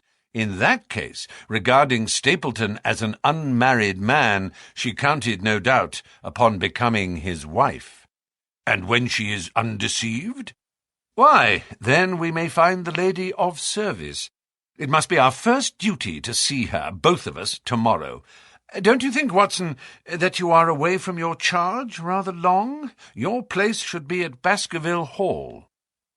The last red streaks had faded away in the west, and night had settled upon the moor. A few faint stars were gleaming in a violet sky. "One last question, Holmes," I said as I rose. "Surely there is no need of secrecy between you and me. What is the meaning of it all? What is he after?" Holmes's voice sank as he answered. "It is murder, Watson. Refined, cold-blooded, deliberate murder. Do not ask me for particulars. My nets are closing upon him, even as his are upon Sir Henry, and with your help he is already almost at my mercy. There is but one danger which can threaten us. It is that he should strike before we are ready to do so. Another day, 2 at the most, and I have my case complete. But until then, guard your charge as closely as ever a fond mother watching her ailing child. Your mission today has justified itself, and yet I could almost wish that you had not left his side. Hark! A terrible scream, a prolonged yell of horror and anguish burst out of the silence of the moor. That frightful cry turned the blood to ice in my veins. "Oh, my God!" I gasped. What is it? What does it mean?" Holmes had sprung to his feet, and I saw his dark, athletic outline at the door of the hut, his shoulders stooping, his head thrust forward, his face peering into the darkness. "Hush!" he whispered. "Hush!" The cry had been loud on account of its vehemence, but it had pealed out from somewhere far off on the shadowy plain. Now it burst upon our ears, nearer, louder, more urgent than before. "Where is it?" Holmes whispered, and I knew from the thrill of his voice that he, the man of iron, was shaken to the soul. "Where is it, Watson?" "There, I think." I pointed into the darkness. "No, there." Again the agonized cry swept through the silent night, louder and much nearer than ever. And a new sound mingled with it, a deep muttered rumble, musical and yet menacing, rising and falling like the low, constant murmur of the sea. "The Hound!" cried Holmes. "Come, Watson, come! Great heavens, if we are too late!" He had started running swiftly over the moor, and I had followed at his heels. But now, from somewhere among the broken ground immediately in front of us, there came one last despairing yell, and then a dull, heavy thud. We halted and listened. Not another sound broke the heavy silence of the windless night. I saw Holmes put his hand to his forehead like a man distracted. He stamped his feet upon the ground. "He has beaten us, Watson! We are too late! No, surely not! Fool that I was to hold my hand! And you, Watson, see what comes of abandoning your charge! But by heaven, if the worst has happened, we'll avenge him!" Blindly we ran through the gloom, blundering against boulders, forcing our way through gorse bushes, panting up hills and rushing down slopes, heading always in the direction whence those dreadful sounds had come. At every rise, Holmes looked eagerly round him, but the shadows were thick upon the moor, and nothing moved upon its dreary face. "Can you see anything?" "Nothing." "But hark! What is that?" A low moan had fallen upon our ears. There it was again, upon our left. On that side, a ridge of rocks ended in a sheer cliff which overlooked a stone-strewn slope. On its jagged face was spread-eagled some dark, irregular object. As we ran towards it, the vague outline hardened into a definite shape. It was a prostrate man, face downward upon the ground, the head doubled under him at a horrible angle, the shoulders rounded, and the body hunched together as if in the act of throwing a somersault.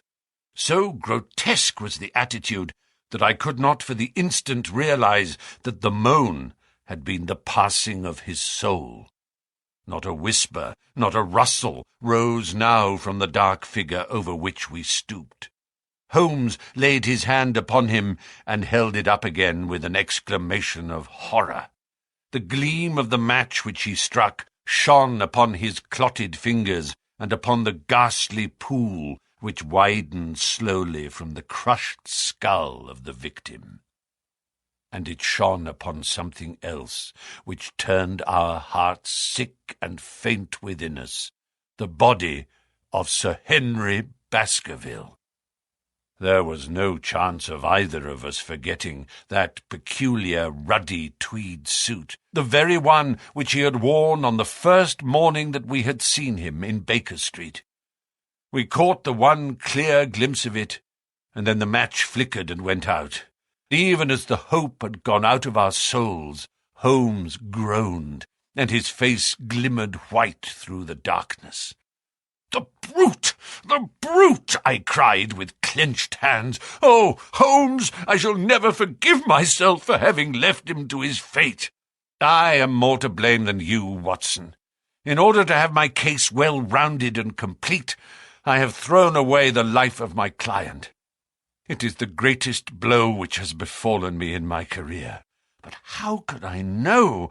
How could I know that he would risk his life alone upon the moor in the face of all my warnings? That we should have heard his screams, my God, those screams, and yet have been unable to save him. Where is this brute of a hound which drove him to his death? It may be lurking among these rocks at this instant. And Stapleton, where is he? He shall answer for this deed. He shall. I will see to that.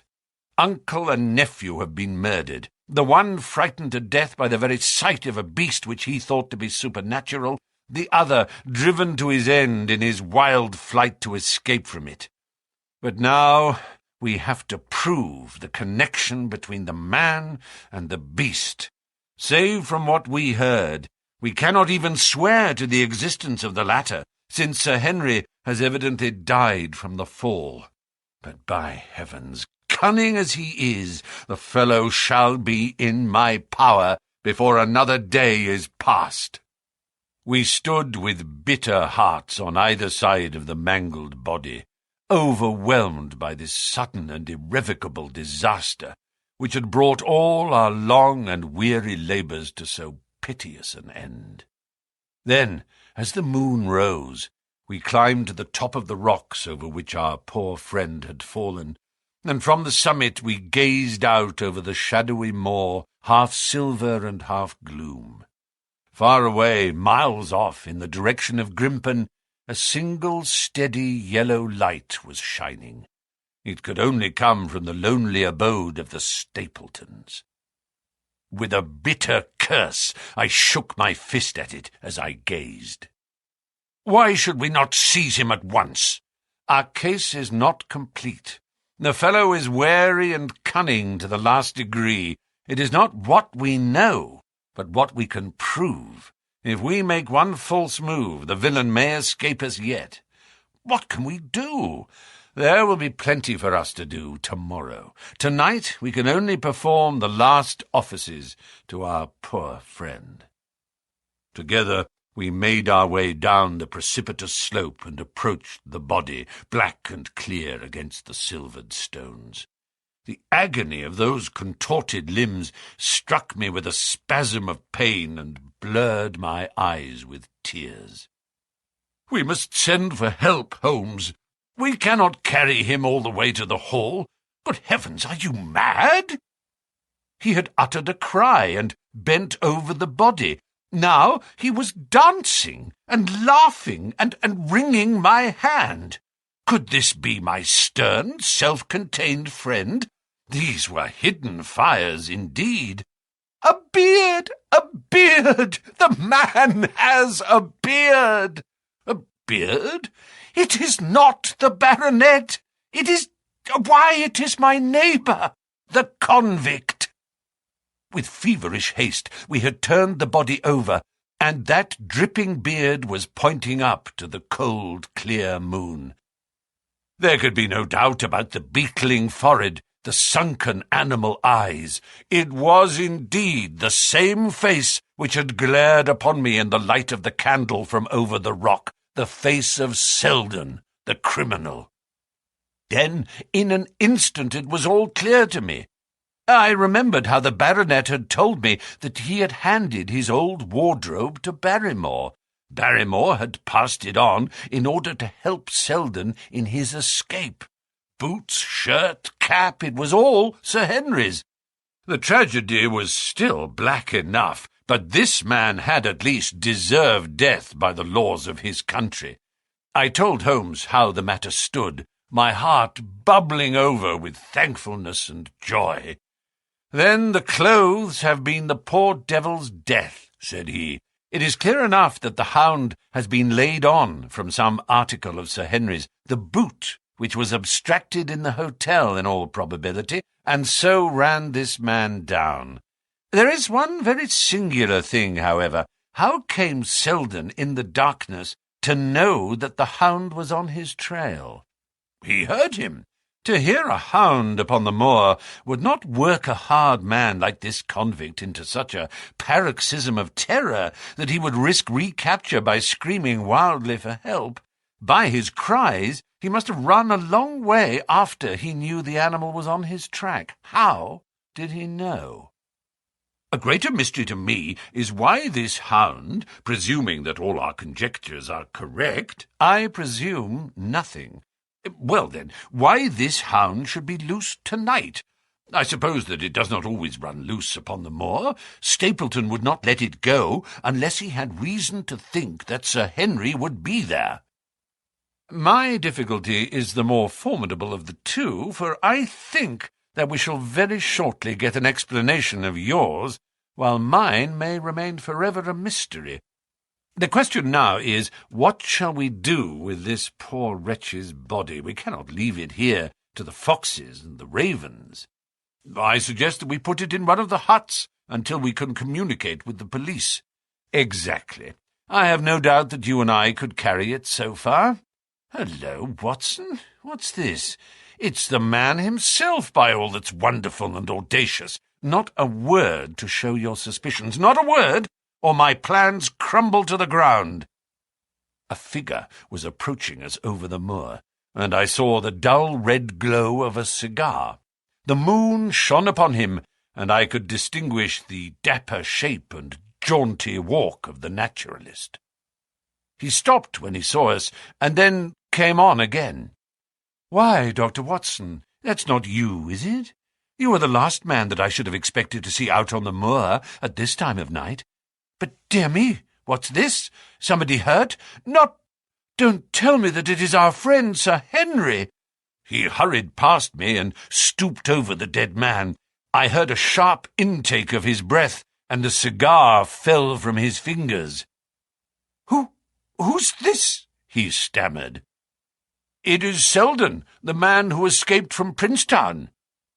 Stapleton turned a ghastly face upon us, but by a supreme effort he had overcome his amazement and his disappointment. He looked sharply from Holmes to me. Dear me, what a very shocking affair. How did he die?"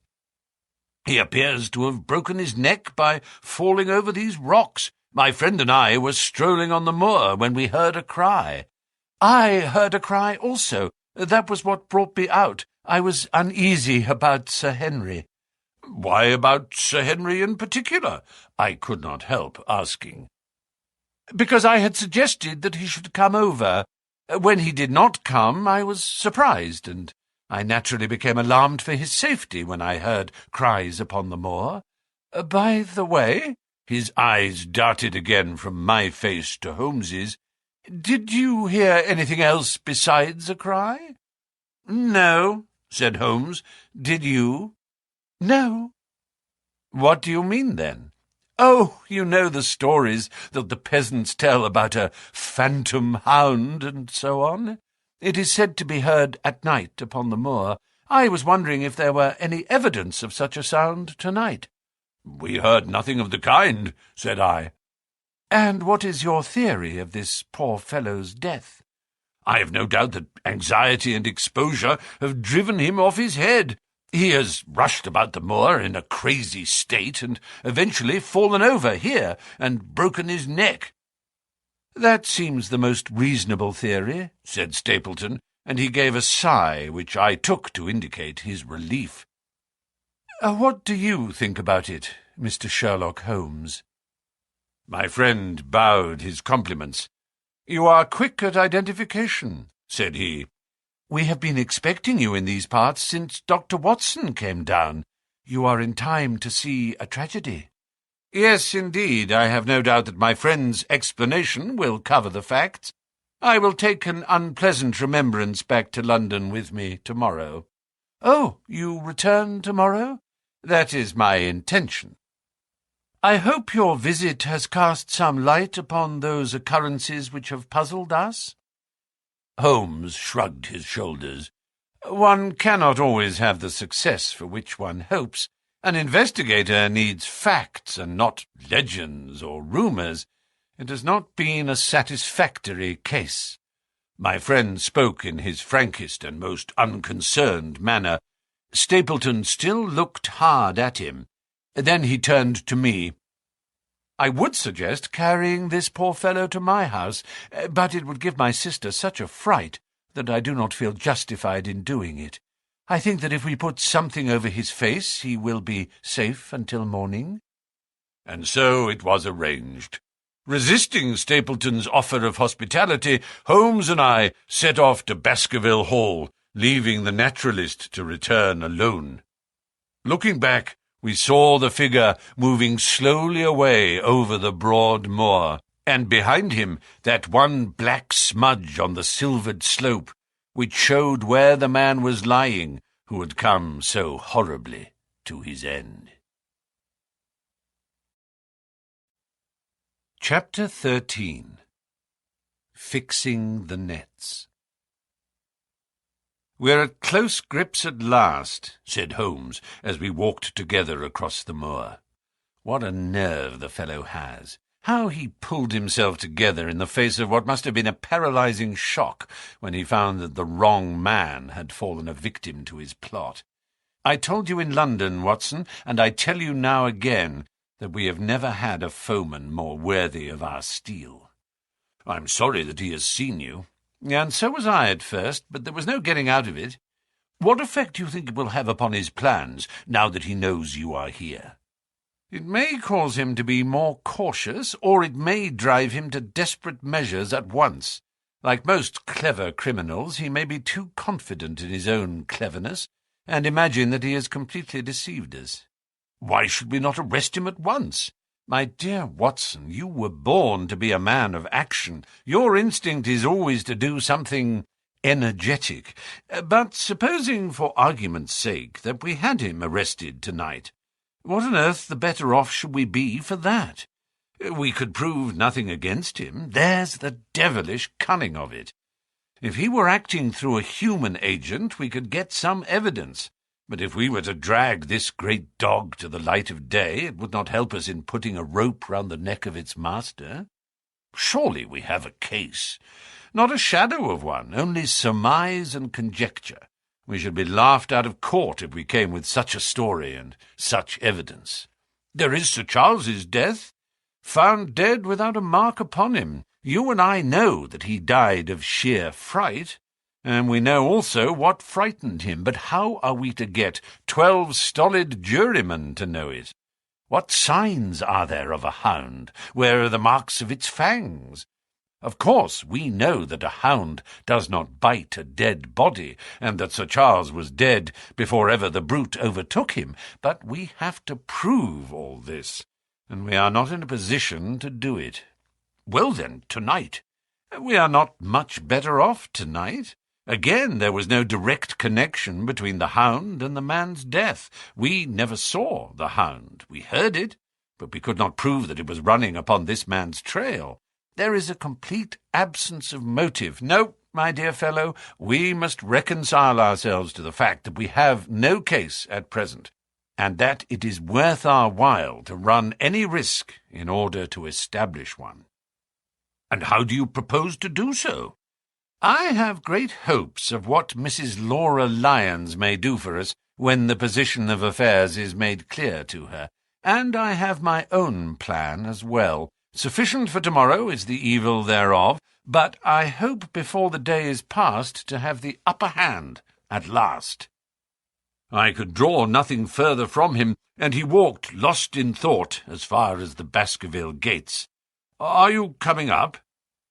"Yes, I see no reason for further concealment. But one last word, Watson. Say nothing of the Hound to Sir Henry. Let him think that Selden's death was as Stapleton would have us believe.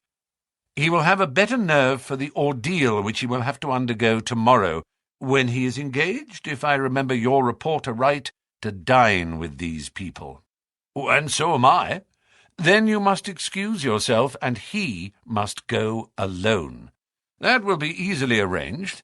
And now, if we are too late for dinner, I think that we are both ready for our suppers. Sir Henry was more pleased than surprised to see Sherlock Holmes, for he had for some days been expecting that recent events would bring him down from London. He did raise his eyebrows, however, when he found that my friend had neither any luggage nor any explanations for its absence. Between us we soon supplied his wants, and then, over a belated supper, we explained to the baronet as much of our experience as it seemed desirable that he should know. But first, I had the unpleasant duty of breaking the news to Barrymore and his wife. To him it may have been an unmitigated relief, but she wept bitterly in her apron. To all the world he was the man of violence, half animal and half demon, but to her he always remained the little wilful boy of her own girlhood, the child who had clung to her hand.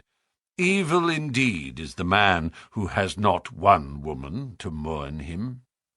"I've been moping in the house all day since Watson went off in the morning," said the baronet. "I guess I should have some credit, for I have kept my promise. If I hadn't sworn not to go about alone, I might have had a more lively evening, for I had a message from Stapleton asking me over there." "I have no doubt that you would have had a more lively evening," said Holmes dryly. "By the way, I don't suppose you appreciate that we have been mourning over you as having broken your neck?" Sir Henry opened his eyes. "How was that?" "This poor wretch was dressed in your clothes. I fear your servant who gave them to him may get into trouble with the police." "That is unlikely. There was no mark on any of them, as far as I know." "That's lucky for him. In fact, it's lucky for all of you, since you are all on the wrong side of the law in this matter. I am not sure that as a conscientious detective my first duty is not to arrest the whole household. Watson's reports are most incriminating documents." "But how about the case?" asked the baronet. "Have you made anything out of the tangle? I don't know that Watson and I are much the wiser since we came down." "I think that I shall be in a position to make the situation rather more clear to you before long. It has been an exceedingly difficult and most complicated business. There are several points upon which we still want light, but it is coming all the same. We've had one experience, as Watson has no doubt told you. We heard the Hound on the moor, so I can swear that it is not all empty superstition. I had something to do with dogs when I was out west, and I know one when I hear one. If you can muzzle that one and put him on a chain, I'll be ready to swear you are the greatest detective of all time." "I think I will muzzle him and chain him all right, if you will give me your help." "Whatever you tell me to do, I will do." "Very good. And I will ask you also to do it blindly, without always asking the reason. Just as you like. If you will do this, I think the chances are that our little problem will soon be solved. I have no doubt—" He stopped suddenly and stared fixedly up over my head into the air. The lamp beat upon his face, and so intent was it, and so still, that it might have been that of a clear-cut classical statue, a personification of alertness and expectation. "What is it?" we both cried. I could see, as he looked down, that he was repressing some internal emotion. His features were still composed, but his eyes shone with amused exultation. "Excuse the admiration of a connoisseur," said he, as he waved his hand towards the line of portraits which covered the opposite wall. "Watson won't allow that I know anything of art, but that is mere jealousy, because our views upon the subject differ. Now these are a really very fine series of portraits." "Well, I'm glad to hear you say so," said Sir Henry, glancing with some surprise at my friend. "I don't pretend to know much about these things, and I'd be a better judge of a horse or a steer than of a picture. I didn't know that you found time for such things." "I know what is good when I see it, and I see it now. That's a Nella, I'll swear, that lady in the blue silk over yonder, and the stout gentleman with the wig ought to be a Reynolds. They're all family portraits, I presume?" "Every one." "Do you know the names?" "Barrymore has been coaching me in them, and I think I can say my lessons fairly well." Who is the gentleman with the telescope?" "That is Rear Admiral Baskerville, who served under Rodney in the West Indies. The man with the blue coat and the roll of paper is Sir William Baskerville, who was chairman of committees of the House of Commons under Pitt." "And this cavalier opposite to me, the one with the black velvet and the lace?" "Ah, you have a right to know about him. That is the cause of all the mischief, the wicked Hugo, who started the Hound of the Baskervilles. We're not likely to forget him." I gazed with interest and some surprise upon the portrait. "Dear me," said Holmes, "he seems a quiet, meek-mannered man enough, but I dare say that there was a lurking devil in his eyes. I had pictured him as a more robust and ruffianly person." "Oh, there is no doubt about the authenticity, for the name and the date, 1647, are on the back of the canvas."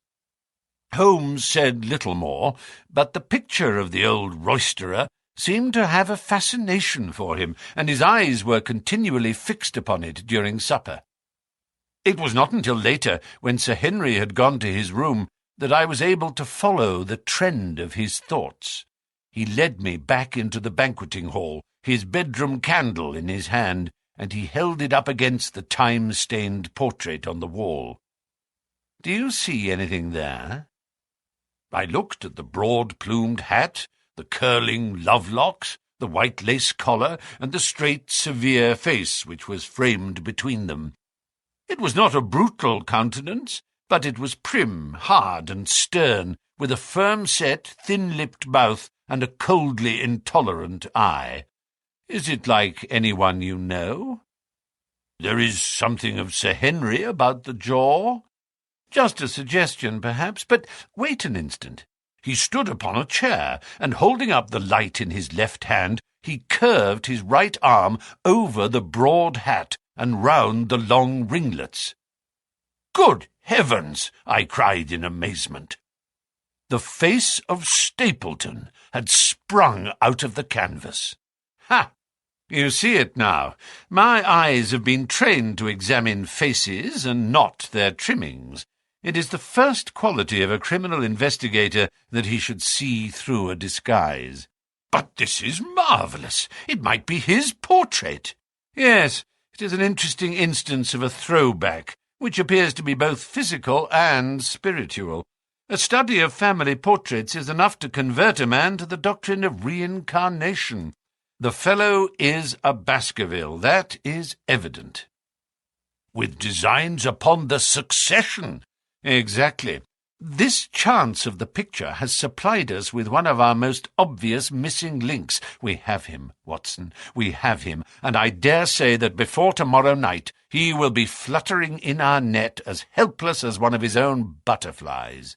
A pin, a cork, and a card, and we add him to the Baker Street collection." He burst into one of his rare fits of laughter as he turned away from the picture. I have not heard him laugh often, and it has always boded ill to somebody. I was up betimes in the morning, but Holmes was afoot earlier still, for I saw him as I dressed coming up the drive. "Yes, we should have a full day today," he remarked, and he rubbed his hands with the joy of action. "The nets are all in place, and the drag is about to begin. We'll know before the day is out whether we have caught our big, lean-jawed pike, or whether he has got through the meshes. Have you been on the moor already?" I have sent a report from Grimpen to Princetown as to the death of Selden. I think I can promise that none of you will be troubled in the matter, and I have also communicated with my faithful Cartwright, who would certainly have pined away at the door of my hut, as a dog does at his master's grave, if I had not set his mind at rest about my safety. What is the next move? To see Sir Henry. Ah, here he is. "Good morning, Holmes," said the baronet. "You look like a general who is planning a battle with his chief of the staff." "That is the exact situation. Watson was asking for orders, and so do I." "Very good. You are engaged, as I understand, to dine with our friends the Stapletons tonight. I hope that you will come also. They are very hospitable people, and I am sure that they would be very glad to see you. I fear that Watson and I must go to London." "To London?" "Yes, I think that we should be more useful there at the present juncture." The baronet's face perceptibly lengthened. "I hoped that you were going to see me through this business. The Hall and the moor are not very pleasant places when one is alone. My dear fellow, you must trust me implicitly and do exactly what I tell you. You can tell your friends that we should have been happy to have come with you, but that urgent business required us to be in town. We hope very soon to return to Devonshire. Will you remember to give them that message?" "If you insist upon it." "There is no alternative, I assure you." I saw by the baronet's clouded brow that he was deeply hurt by what he regarded as our desertion. "When do you desire to go?" he asked coldly. "Immediately after breakfast. We will drive in to Coombe Tracey, but Watson will leave his things as a pledge that he will come back to you. Watson, you will send a note to Stapleton to tell him that you regret that you cannot come." "I have a good mind to go to London with you," said the baronet. "Why should I stay here alone?" "Because it is your post of duty, because you gave me your word that you would do as you were told, and I tell you to stay." "All right, then. I'll stay. One more direction. I wish you to drive to Merripit House. Send back your trap, however, and let them know that you intend to walk home." "To walk across the moor?" "Yes." "But that is the very thing which you have so often cautioned me not to do." "This time you may do it with safety. If I had not every confidence in your nerve and courage, I would not suggest it, but it is essential that you should do it." "Then I will do it." "And as you value your life, do not go across the moor in any direction save along the straight path which leads from Merripit House to the Grimpen Road, and is your natural way home. I will do just what you say." "Very good. I should be glad to get away as soon after breakfast as possible, so as to reach London in the afternoon." I was much astounded by this programme, though I remembered that Holmes had said to Stapleton on the night before that his visit would terminate next day. It had not crossed my mind, however, that he would wish me to go with him, nor could I understand how we could both be absent at a moment which he himself declared to be critical. There was nothing for it, however, but implicit obedience. So we bade good-bye to our rueful friend, and a couple of hours afterwards we were at the station of Coombe Tracey, and had dispatched the trap upon its return journey. A small boy was waiting upon the platform. "Any orders, sir?" "You will take this train to town, Cartwright. The moment you arrive, you will send a wire to Sir Henry Baskerville in my name to say that if he finds the pocket-book which I have dropped, he is to send it by registered post to Baker Street." "Yes, sir." "And ask at the station office if there is a message for me." The boy returned with a telegram, which Holmes handed to me. It ran, "Wire received. Coming down with unsigned warrant. Arrive 5:40. Lestrade." That is in answer to mine of this morning. He is the best of the professionals, I think, and we may need his assistance. Now, Watson, I think that we cannot employ our time better than by calling upon your acquaintance, Mrs. Laura Lyons. His plan of campaign was beginning to be evident. He would use the baronet in order to convince the Stapletons that we were really gone, while we should actually return at the instant when we were likely to be needed. That telegram from London, if mentioned by Sir Henry to the Stapletons, must remove the last suspicions from their minds. Already I seem to see our nets drawing closer around that lean-jawed pike. Mrs. Laura Lyons was in her office, and Sherlock Holmes opened his interview with a frankness and directness which considerably amazed her. "I am investigating the circumstances which attended the death of the late Sir Charles Baskerville," said he. "My friend here, Dr. Watson, has informed me of what you have communicated, and also of what you have withheld in connection with that matter." "What have I withheld?" she asked defiantly. "You have confessed that you asked Sir Charles to be at the gate at 10 o'clock. We know that that was the place and hour of his death. You have withheld what the connection is between these events." "There is no connection." "In that case, the coincidence must indeed be an extraordinary one. But I think that we shall succeed in establishing a connection after all. I wish to be perfectly frank with you, Mrs. Lyons. We regard this case as one of murder, and the evidence may implicate not only your friend Mr. Stapleton, but his wife as well." The lady sprang from her chair. "His wife?" she cried. "The fact is no longer a secret. The person who has passed for his sister is really his wife." Mrs. Lyons had resumed her seat. Her hands were grasping the arms of her chair, and I saw that the pink nails had turned white with the pressure of her grip. "His wife," she said again. "His wife. He is not a married man?" Sherlock Holmes shrugged his shoulders.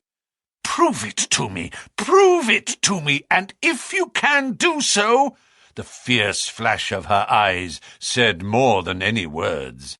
"I have come prepared to do so," said Holmes, drawing several papers from his pocket. "Here is a photograph of the couple taken in York 4 years ago. It is endorsed Mr. and Mrs. Vandeleur, but you will have no difficulty in recognizing him, and her also, if you know her by sight. Here are 3 written descriptions by trustworthy witnesses of Mr. and Mrs. Vandeleur, who at that time kept St. Oliver's private school. Read them, and see if you can doubt the identity of these people."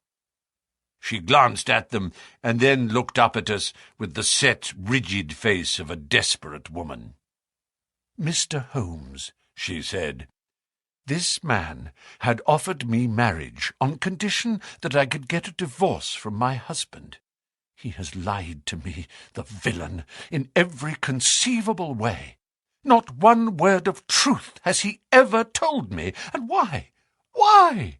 I imagined that all was for my own sake. But now I see that I was never anything but a tool in his hands. Why should I preserve faith with him who never kept any with me? Why should I try to shield him from the consequences of his own wicked acts? Ask me what you like, and there is nothing which I shall hold back. One thing I swear to you, and that is that when I wrote the letter I never dreamed of any harm to the old gentleman who had been my kindest friend." "I entirely believe you, madam," said Sherlock Holmes. "The recital of these events must be very painful to you, and perhaps it will make it easier if I tell you what occurred, and you can check me if I make any material mistake. The sending of this letter was suggested to you by Stapleton?" "He dictated it." "I presume that the reason he gave was that you would receive help from Sir Charles for the legal expenses connected with your divorce?" "Exactly." "And then, after you had sent the letter, he dissuaded you from keeping the appointment?" "He told me that it would hurt his self-respect that any other man should find the money for such an object, and that though he was a poor man himself, he would devote his last penny to removing the obstacles which divided us. He appears to be a very consistent character. And then you heard nothing until you read the reports of the death in the paper. No. And he made you swear to say nothing about your appointment with Sir Charles. He did. He said that the death was a very mysterious one, and that I should certainly be suspected if the facts came out. He frightened me into remaining silent. Quite so. But you had your suspicions? She hesitated and looked down. I knew him, she said, but if he had kept faith with me, I should always have done so with him. I think that on the whole you have had a fortunate escape, said Sherlock Holmes. You have had him in your power, and he knew it, and yet you are alive. You have been walking for some months very near to the edge of a precipice. We must wish you good morning now, Mrs. Lyons, and it is probable that you will very shortly hear from us again. Our case becomes rounded off, and difficulty after difficulty thins away in front of us, said Holmes, as we stood waiting for the arrival of the express from town. I shall soon be in the position of being able to put into a single connected narrative one of the most singular and sensational crimes of modern times.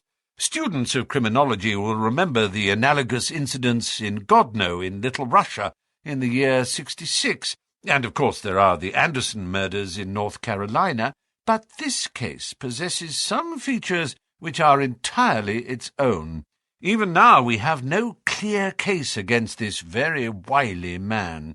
But I shall be very much surprised if it is not clear enough before we go to bed this night. The London express came roaring into the station, and a small, wiry bulldog of a man had sprung from a first-class carriage. We all three shook hands, and I saw at once from the reverential way in which Lestrade gazed at my companion that he had learned a good deal since the days when they had first worked together. I could well remember the scorn which the theories of the reasoner used then to excite in the practical man. "Anything good?" he asked. "The biggest thing for years," said Holmes. "We have 2 hours before we need think of starting. I think we might employ it in getting some dinner, and then, Lestrade, we will take the London fog out of your throat by giving you a breath of the pure night air of Dartmoor. Never been there? Ah, well, I don't suppose you will forget your first visit." Chapter 14. The Hound of the Baskervilles.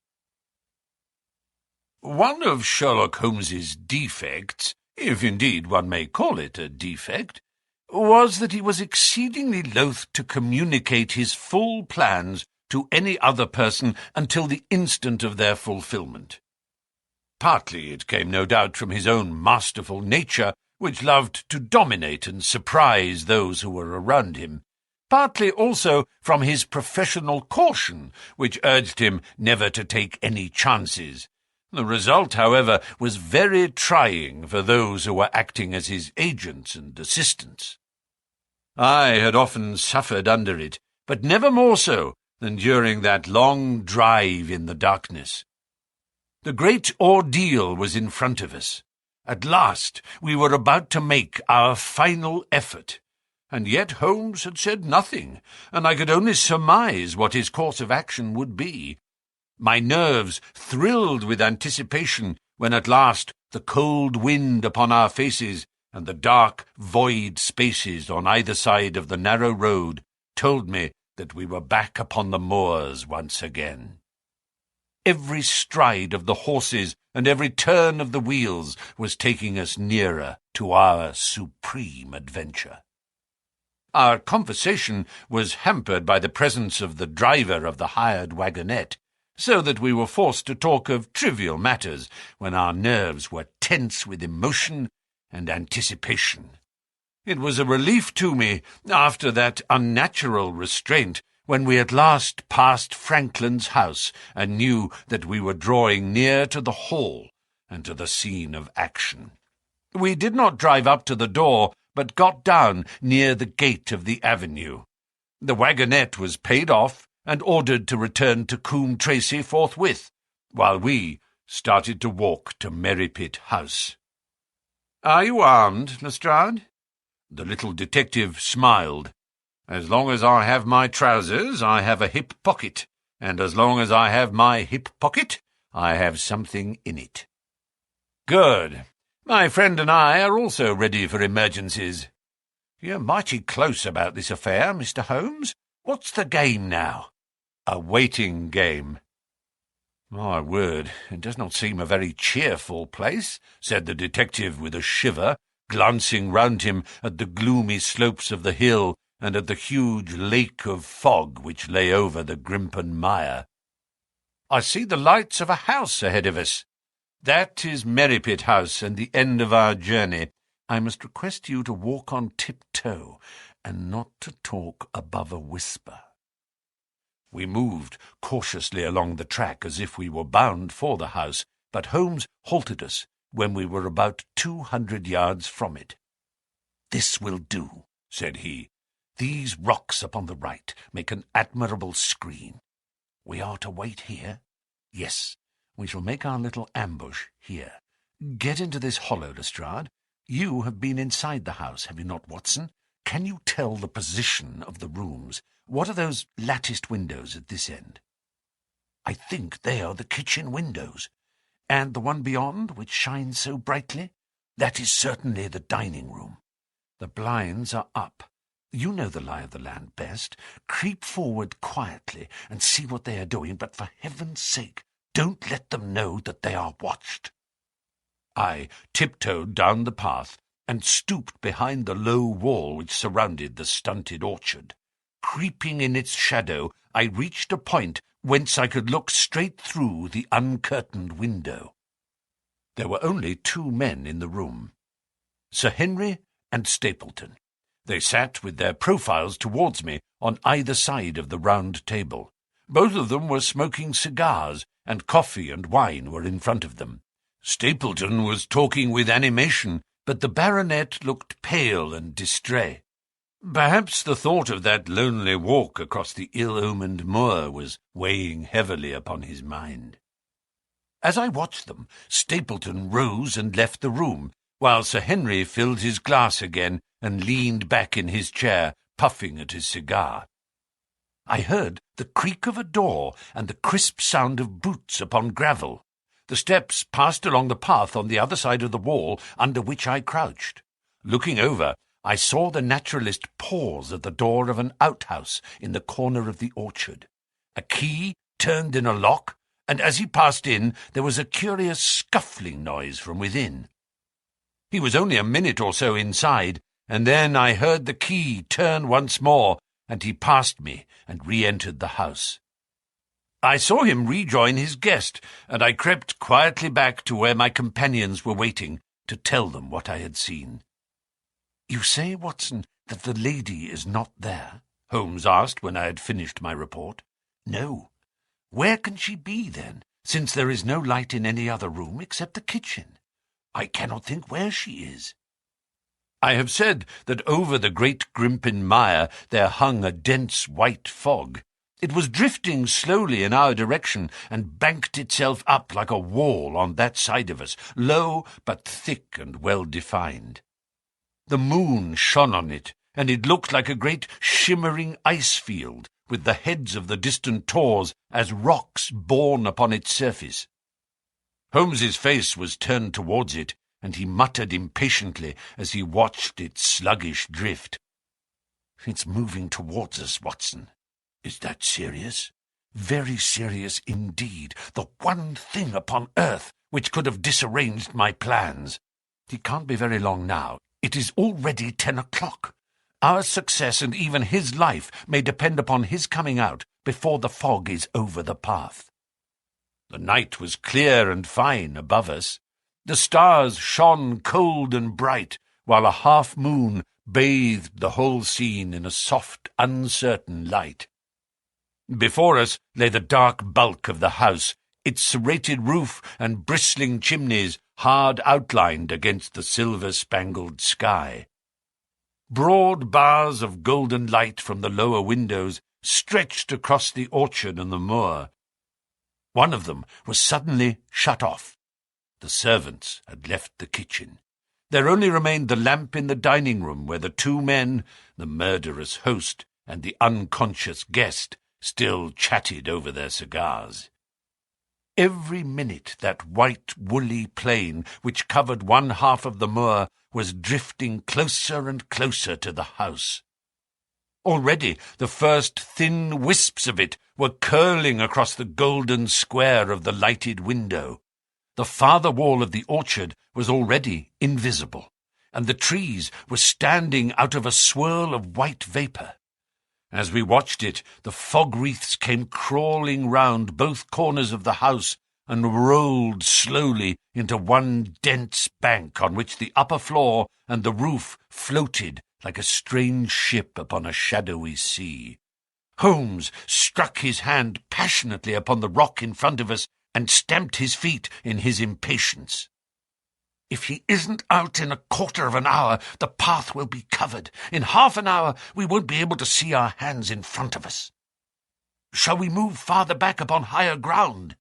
"Yes, I think it would be as well." So, as the fog bank flowed onward, we fell back before it, until we were half a mile from the house, and still that dense white sea, with the moon silvering its upper edge, swept slowly and inexorably on. "We are going too far," said Holmes. "We dare not take the chance of his being overtaken before he can reach us. At all costs, we must hold our ground where we are." He dropped on his knees and clapped his ear to the ground. "Thank God, I think that I hear him coming." A sound of quick steps broke the silence of the moor. Crouching among the stones, we stared intently at the silver-tipped bank in front of us. The steps grew louder, and through the fog, as through a curtain, there stepped the man whom we were awaiting. He looked round him in surprise as he emerged into the clear, starlit night. Then he came swiftly along the path, passed close to where we lay, and went on up the long slope behind us. As he walked, he glanced continually over either shoulder, like a man who is ill at ease. "Hist!" cried Holmes, and I heard the sharp click of a cocking pistol. "Look out! It's coming!" There was a thin, crisp, continuous patter from somewhere in the heart of that crawling bank. The cloud was within 50 yards of where we lay, and we glared at it, all three, uncertain what horror was about to break from the heart of it. I was at Holmes's elbow, and I glanced for an instant at his face. It was pale and exultant, his eyes shining brightly in the moonlight. But suddenly they started forward in a rigid, fixed stare, and his lips parted in amazement. At the same instant, Lestrade gave a yell of terror and threw himself face downward upon the ground. I sprang to my feet, my inert hand grasping my pistol, my mind paralyzed by the dreadful shape which had sprung out upon us from the shadows of the fog. A hound it was, an enormous, coal-black hound, but not such a hound as mortal eyes have ever seen. Fire burst from its open mouth, its eyes glowed with a smouldering glare, its muzzle and hackles and dewlap were outlined in flickering flame. Never, in the delirious dream of a disordered brain, could anything more savage, more appalling, more hellish be conceived than that dark form and savage face which broke upon us out of the wall of fog. With long bounds, the huge black creature was leaping down the track, following hard upon the footsteps of our friend. So paralyzed were we by the apparition that we allowed him to pass before we had recovered our nerve. Then Holmes and I both fired together, and the creature gave a hideous howl, which showed that one at least had hit him. He did not pause, however, but bounded onward. Far away on the path we saw Sir Henry looking back, his face white in the moonlight, his hands raised in horror, glaring helplessly at the frightful thing which was hunting him down. But that cry of pain from the hound had blown all our fears to the winds. If he was vulnerable, he was mortal, and if we could wound him, we could kill him. Never have I seen a man run as Holmes ran that night. I am reckoned fleet of foot, but he outpaced me as much as I outpaced the little professional. In front of us, as we flew up the track, we heard scream after scream from Sir Henry and the deep roar of the hound. I was in time to see the beast spring upon its victim, hurl him to the ground, and worry at his throat. But the next instant Holmes had emptied 5 barrels of his revolver into the creature's flank. With a last howl of agony and a vicious snap in the air, it rolled upon its back, 4 feet, pawing furiously, and then fell limp upon its side. I stooped, panting, and pressed my pistol to the dreadful shimmering head. But it was useless to press the trigger. The giant hound was dead. Sir Henry lay insensible where he had fallen. We tore away his collar, and Holmes breathed a prayer of gratitude when we saw that there was no sign of a wound, and that the rescue had been in time. Already our friend's eyelids shivered, and he made a feeble effort to move. Lestrade thrust his brandy flask between the baronet's teeth, and 2 frightened eyes were looking up at us. "My God," he whispered. "What was it? What in heaven's name was it?" "It's dead, whatever it is," said Holmes. "We've laid the family ghost, once and forever." In mere size and strength it was a terrible creature which was lying stretched before us. It was not a pure bloodhound, and it was not a pure mastiff, but it appeared to be a combination of the two, gaunt, savage, and as large as a small lioness. Even now, in the stillness of death, the huge jaws seemed to be dripping with a bluish flame, and the small, deep-set, cruel eyes were ringed with fire. I placed my hand upon the glowing muzzle, and as I held them, my own fingers smouldered and gleamed in the darkness. "Phosphorus," I said. "A cunning preparation of it," said Holmes, sniffing at the dead animal. "There is no smell which might have interfered with his power of scent. We owe you a deep apology, Sir Henry, for having exposed you to this fright. I was prepared for a hound, but not for such a creature as this, and the fog gave us little time to receive him. You have saved my life, having first endangered it. Are you strong enough to stand? Give me another mouthful of that brandy, and I shall be ready for anything. So, now, if you will help me up. What do you propose to do?" "To leave you here. You are not fit for further adventures tonight. If you will wait, one or other of us will go back with you to the hall." He tried to stagger to his feet, but he was still ghastly pale and trembling in every limb. We helped him to a rock, where he sat shivering with his face buried in his hands. "We must leave you now," said Holmes. "The rest of our work must be done, and every moment is of importance. We have our case, and now we only want our man." "It's 1,000 to 1 against our finding him at the house," he continued, as we retraced our steps swiftly down the path. "Those shots must have told him that the game was up. We were some distance off, and this fog may have deadened them." "He followed the hound to call him off, of that you may be certain. No, he's gone by this time, but we'll search the house and make sure." The front door was open, so we rushed in and hurried from room to room, to the amazement of a doddering old manservant who met us in the passage. There was no light save in the dining-room, but Holmes caught up the lamp and left no corner of the house unexplored. No sign could we see of the man whom we were chasing. On the upper floor, however, one of the bedroom doors was locked. "There's someone in there," cried Lestrade. "I can hear a movement. Open this door!" A faint moaning and rustling came from within. Holmes struck the door just over the lock with the flat of his foot, and it flew open. Pistol in hand, we all three rushed into the room. But there was no sign within it of that desperate and defiant villain whom we expected to see. Instead, we were faced by an object so strange and so unexpected that we stood for a moment staring at it in amazement. The room had been fashioned into a small museum, and the walls were lined by a number of glass-topped cases full of that collection of butterflies and moths, the formation of which had been the relaxation of this complex and dangerous man.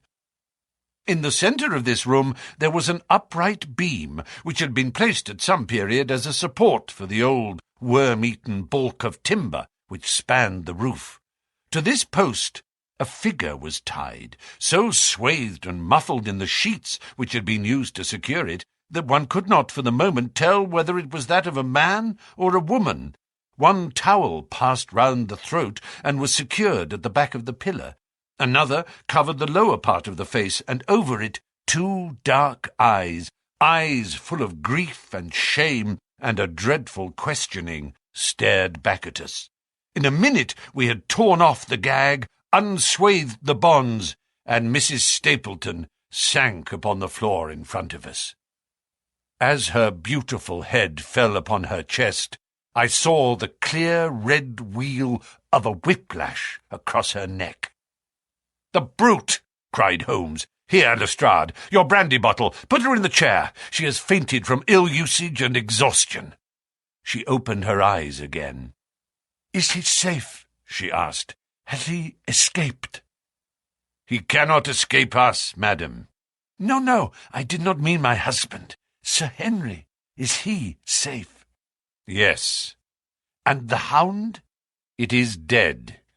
She gave a long sigh of satisfaction. "Thank God! Thank God! Oh, this villain! See how he hath treated me!" She shot her arms out from her sleeves, and we saw with horror that they were all mottled with bruises. "But this is nothing. It is my mind and soul that he has tortured and defiled. I could endure it all, ill usage, solitude, a life of deception, everything, as long as I could still cling to the hope that I had his love. But now I know that in this also I have been his dupe and his tool." She broke into passionate sobbing as she spoke. "You bear him no good will, madam," said Holmes. "Tell us, then, where we shall find him. If you have ever aided him in evil, help us now, and so atone." "There is but one place where he can have fled," she answered. "There is an old tin mine on an island in the heart of the mire. It was there that he kept his hound, and there also he had made preparations so that he might have a refuge. That is where he would fly." The fog bank lay like white wool against the window. Holmes held the lamp towards it. "See," said he, "no one could find his way into the Grimpen Mire tonight." She laughed and clapped her hands. Her eyes and teeth gleamed with fierce merriment. "He may find his way in, but never out," she cried. "How can he see the guiding wands tonight? We planted them together, he and I, to mark the pathway through the mire. Oh, if I could only have plucked them out today, then indeed you would have had him at your mercy." It was evident to us that all pursuit was in vain until the fog had lifted. Meanwhile, we left Lestrade in possession of the house, while Holmes and I went back with the baronet to Baskerville Hall. The story of the Stapletons could no longer be withheld from him, but he took the blow bravely when he learned the truth about the woman whom he had loved. But the shock of the night's adventures had shattered his nerves, and before morning he lay delirious in a high fever under the care of Dr. Mortimer. The two of them were destined to travel together round the world before Sir Henry had become once more the hale, hearty man that he had been before he became master of that ill-omened estate. And now I come rapidly to the conclusion of this singular narrative, in which I have tried to make the reader share those dark fears and vague surmises which clouded our lives so long and ended in so tragic a manner. On the morning after the death of the Hound, the fog had lifted, and we were guided by Mrs. Stapleton to the point where they had found a pathway through the bog. It helped us to realize the horror of this woman's life when we saw the eagerness and joy with which she laid us on her husband's track. We left her standing upon the thin peninsula of firm, peaty soil which tapered out into the widespread bog. From the end of it, a small wand planted here and there showed where the path zigzagged from tuft to tuft of rushes among those green-scummed pits and foul quagmires which barred the way to the stranger. Rank reeds and lush, slimy water plants sent an odour of decay and a heavy miasmatic vapour onto our faces, while a false step plunged us more than once thigh-deep into the dark, quivering mire, which shook for yards in soft undulations around our feet. Its tenacious grip plucked at our heels as we walked, and when we sank into it, it was as if some malignant hand was tugging us down into those obscene depths, so grim and purposeful was the clutch in which it held us. Once only we saw a trace that someone had passed that perilous way before us. From amid a tuft of cotton grass which bore it up out of the slime, some dark thing was projecting. Holmes sank to his waist as he stepped from the path to seize it, and had we not been there to drag him out, he could never have set his foot upon firm land again. He held an old black boot in the air. Myers, Toronto, was printed on the leather inside. "It is worth a mud bath," said he. "It is our friend Sir Henry's missing boot. Thrown there by Stapleton in his flight." "Exactly. He retained it in his hand after using it to set the Hound upon the track. He fled when he knew the game was up, still clutching it, and he hurled it away at this point of his flight. We know at least that he came so far in safety.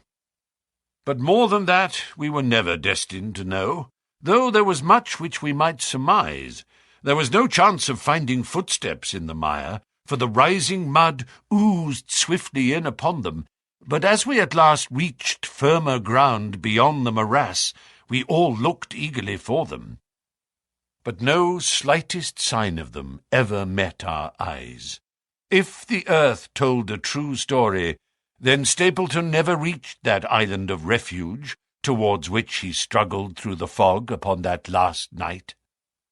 Somewhere in the heart of the great Grimpen mire, down in the foul slime of the huge morass which had sucked him in, this cold and cruel-hearted man is forever buried.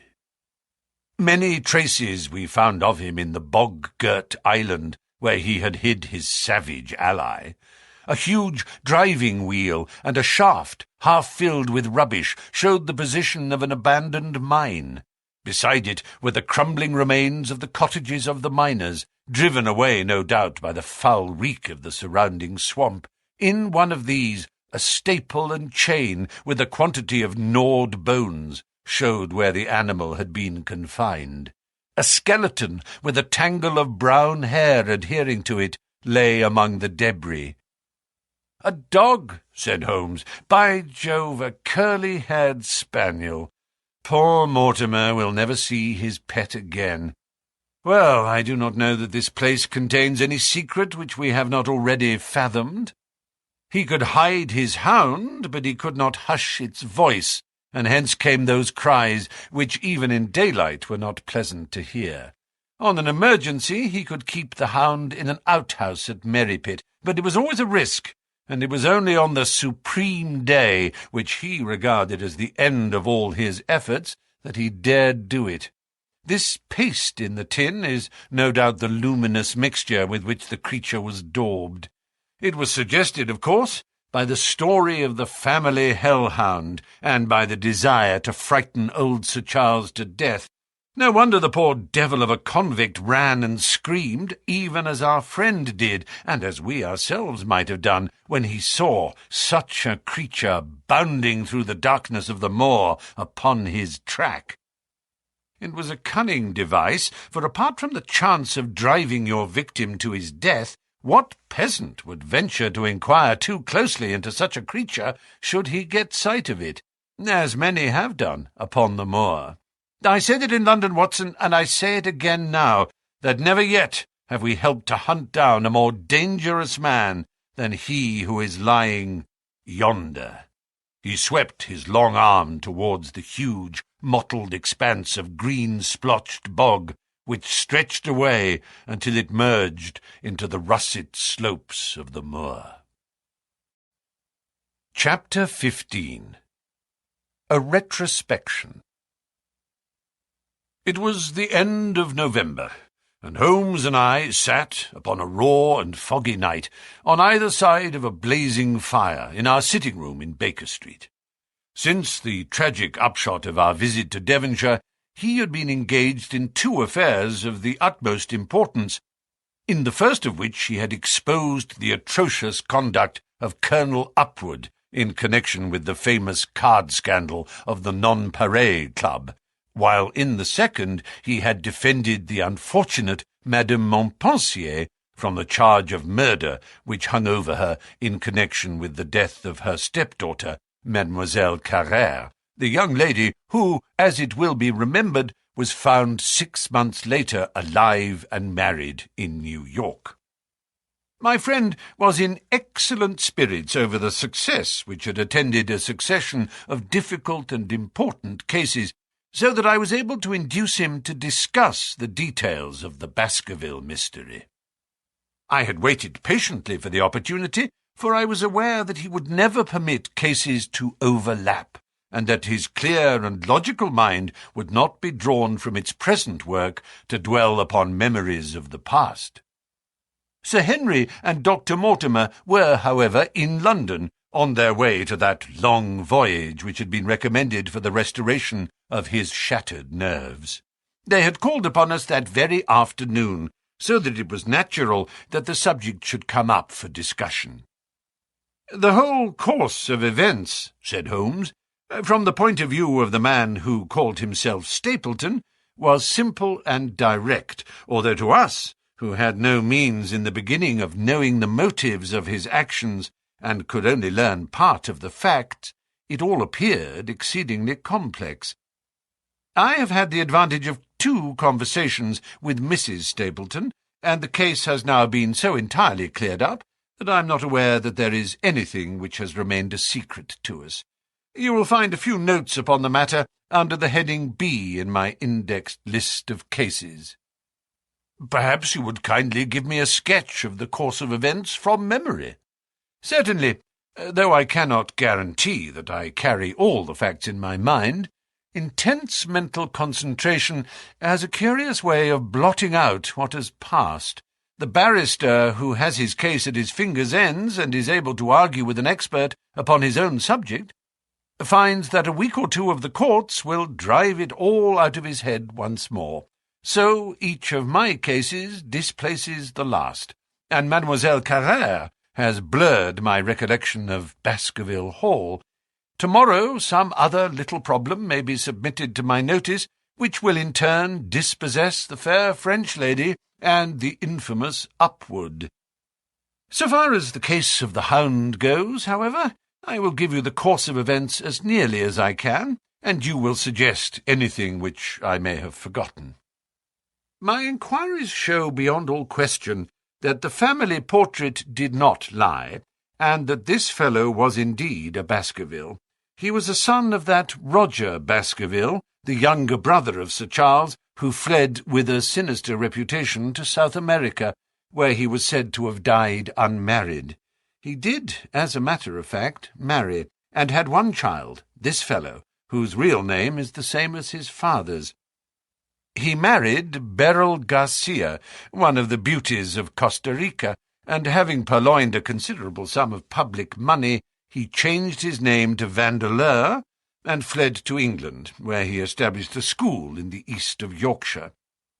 His reason for attempting this special line of business was that he had struck up an acquaintance with a consumptive tutor upon the voyage home, and that he had used this man's ability to make the undertaking a success. Fraser, the tutor, died, however, and the school, which had begun well, sank from disrepute into infamy.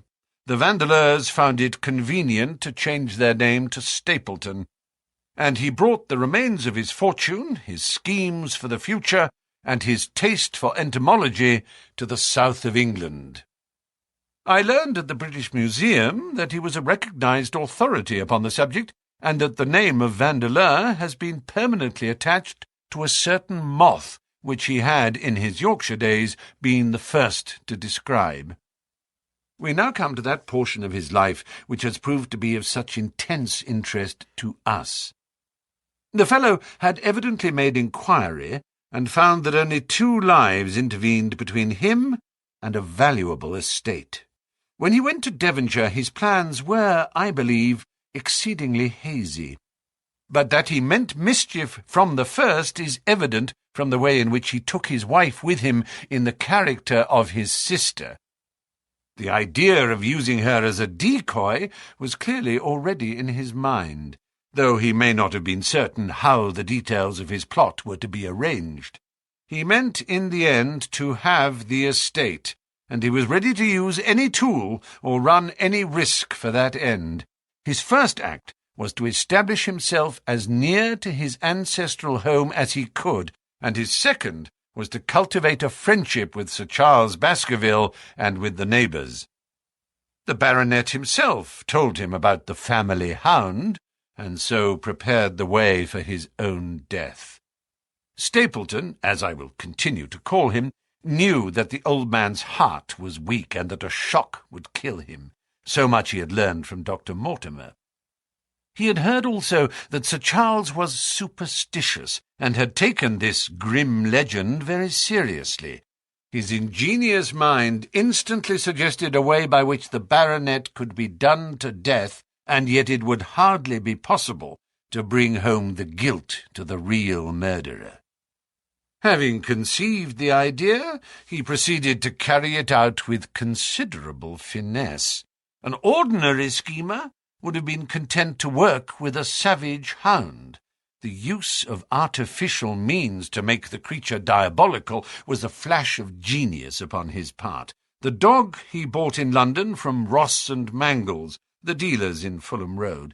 It was the strongest and most savage in their possession. He brought it down by the North Devon line and walked a great distance over the moor, so as to get it home without exciting any remarks.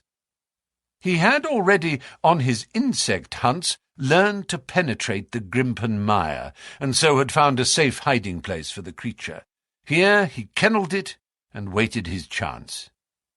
But it was some time coming. The old gentleman could not be decoyed outside of his grounds at night. Several times Stapleton lurked about with his hound, but without avail.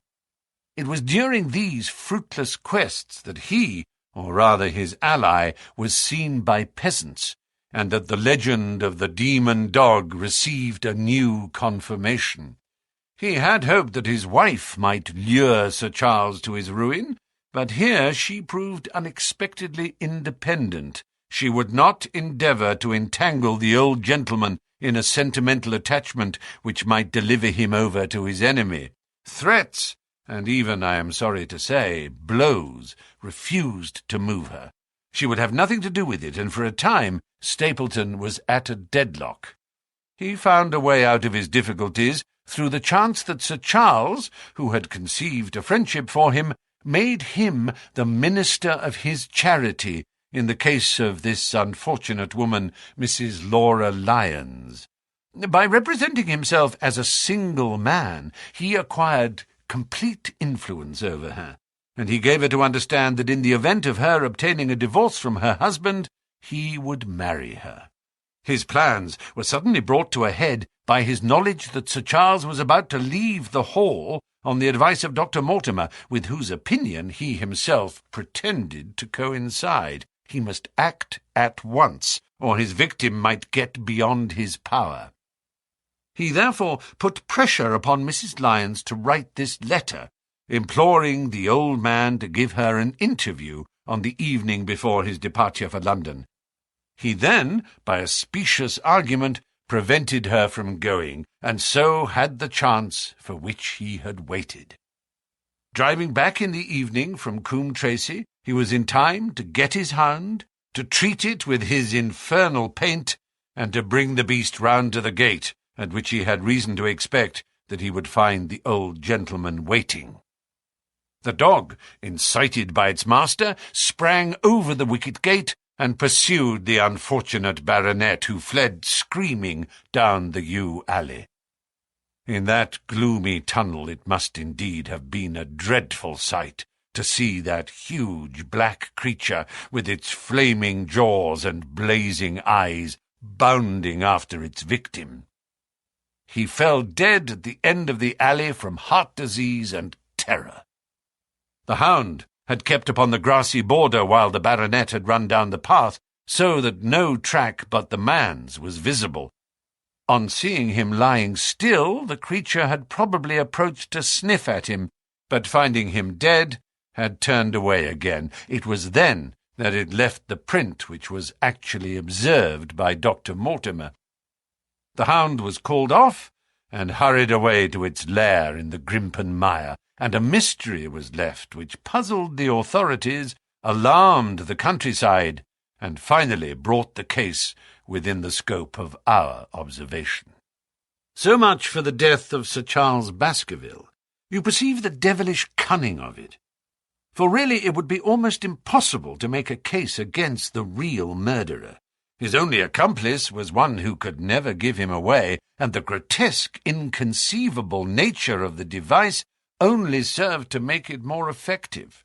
Both of the women concerned in the case, Mrs. Stapleton and Mrs. Laura Lyons, were left with a strong suspicion against Stapleton. Mrs. Stapleton knew that he had designs upon the old man, and also of the existence of the hound. Mrs. Lyons knew neither of these things, but had been impressed by the death occurring at the time of an uncancelled appointment which was only known to him. However, both of them were under his influence, and he had nothing to fear from them. The first half of his task was successfully accomplished, but the more difficult still remained. It is possible that Stapleton did not know of the existence of an heir in Canada. In any case, he would very soon learn it from his friend Dr. Mortimer, and he was told by the latter all details about the arrival of Henry Baskerville.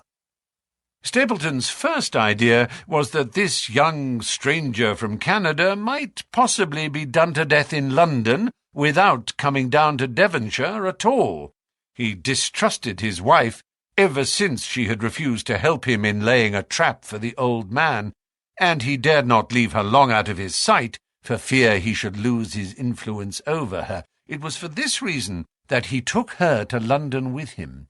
They lodged, I find, at the Mexborough Private Hotel in Craven Street, which was actually one of those called upon by my agent in search of evidence. Here he kept his wife imprisoned in her room, while he, disguised in a beard, followed Dr. Mortimer to Baker Street, and afterwards to the station and to the Northumberland Hotel. His wife had some inkling of his plans, but she had such a fear of her husband, a fear founded upon brutal ill-treatment, that she dare not write to warn the man whom she knew to be in danger. If the letter should fall into Stapleton's hands, her own life would not be safe. Eventually, as we know, she adopted the expedient of cutting out the words which would form the message and addressing the letter in a disguised hand. It reached the baronet, and gave him the first warning of his danger. It was very essential for Stapleton to get some article of Sir Henry's attire, so that, In case he was driven to use the dog, he might always have the means of setting him upon his track. With characteristic promptness and audacity, he set about this at once, and we cannot doubt that the boots or chambermaid of the hotel was well bribed to help him in his design.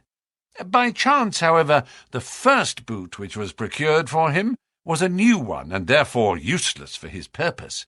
He then had it returned and obtained another, a most instructive incident, since it proved conclusively to my mind that we were dealing with a real hound, as no other supposition could explain this anxiety to obtain an old boot, and this indifference to a new one. The more outré and grotesque an incident is, the more carefully it deserves to be examined, and the very point which appears to complicate a case is, when duly considered and scientifically handled, the one which is most likely to elucidate it. Then we had the visit from our friends next morning, shadowed always by Stapleton in the cab.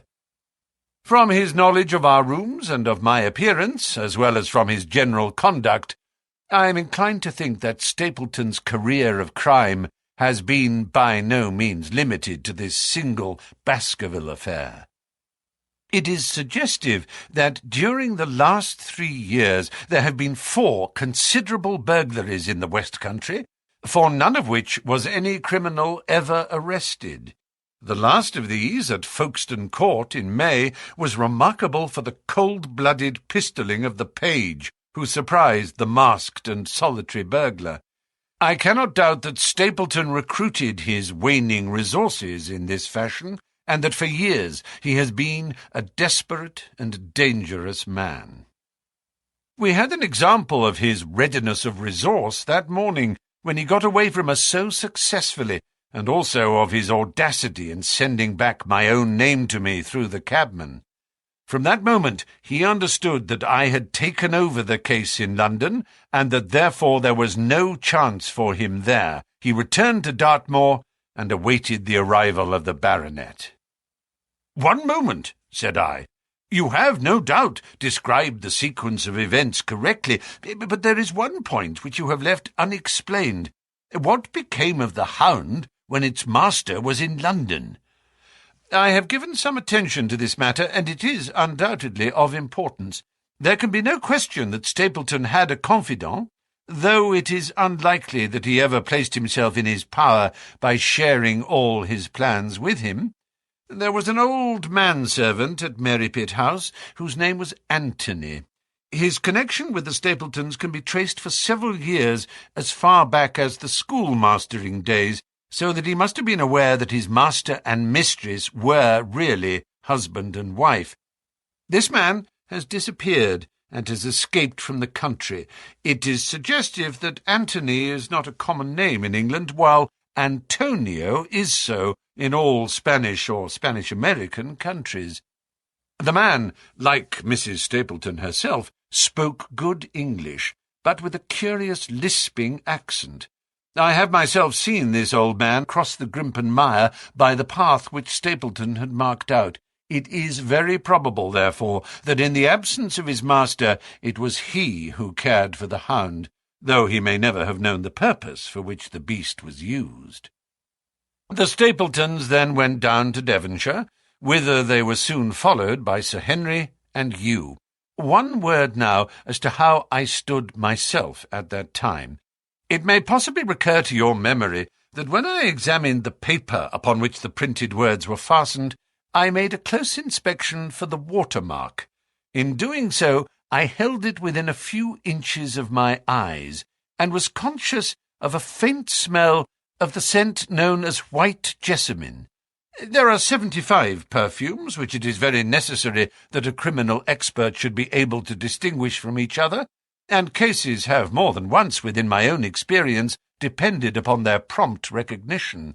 The scent suggested the presence of a lady, and already my thoughts began to turn towards the Stapletons.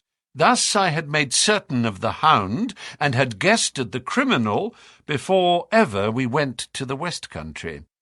It was my game to watch Stapleton. It was evident, however, that I could not do this if I were with you, since he would be keenly on his guard. I deceived everybody, therefore, yourself included, and I came down secretly when I was supposed to be in London. My hardships were not so great as you imagined, though such trifling details must never interfere with the investigation of a case. I stayed for the most part at Coombe Tracey, and only used the hut upon the moor when it was necessary to be near the scene of action. Cartwright had come down with me, and in his disguise as a country boy he was of great assistance to me.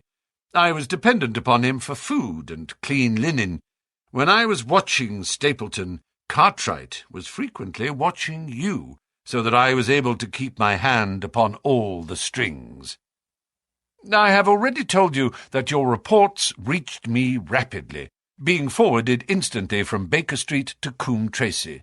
They were of great service to me, and especially that one incidentally truthful piece of biography of Stapleton's. I was able to establish the identity of the man and the woman, and knew at last exactly how I stood.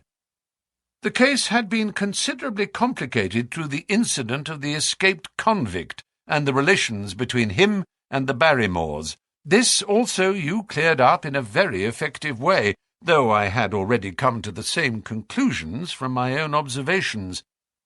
By the time that you discovered me upon the moor, I had a complete knowledge of the whole business, but I had not a case which could go to a jury. Even Stapleton's attempt upon Sir Henry that night, which ended in the death of the unfortunate convict, did not help us much in proving murder against our man. There seemed to be no alternative but to catch him red-handed, and to do so we had to use Sir Henry, alone and apparently unprotected, as a bait. We did so, and at the cost of a severe shock to our client, we succeeded in completing our case and driving Stapleton to his destruction. That Sir Henry should have been exposed to this is, I must confess, a reproach to my management of the case, but we had no means of foreseeing the terrible and paralyzing spectacle which the beast presented, nor could we predict the fog which enabled him to burst upon us at such short notice. We succeeded in our object at a cost which both the specialist and Dr. Mortimer assure me will be a temporary one. A long journey may enable our friend to recover not only from his shattered nerves, but also from his wounded feelings. His love for the lady was deep and sincere, and to him the saddest part of all this black business was that he should have been deceived by her.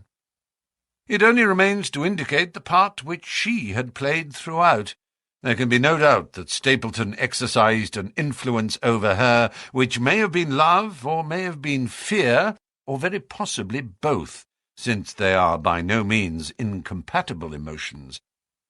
It was at least absolutely effective. At his command, she consented to pass as his sister, though he found the limits of his power over her when he endeavoured to make her the direct accessory to murder. She was ready to warn Sir Henry so far as she could, without implicating her husband, and again she tried to do so. Stapleton himself seems to have been capable of jealousy, and when he saw the baronet paying court to the lady, even though it was part of his own plan, still he could not help interrupting with a passionate outburst which revealed the fiery soul which his self-contained manner so cleverly concealed. By encouraging the intimacy, he made it certain that Sir Henry would frequently come to Merrypit House, and that he would sooner or later get the opportunity which he desired. On the day of the crisis, however, his wife turned suddenly against him. She had learned something of the death of the convict, and she knew that the Hound was being kept in the outhouse on the evening that Sir Henry was coming to dinner.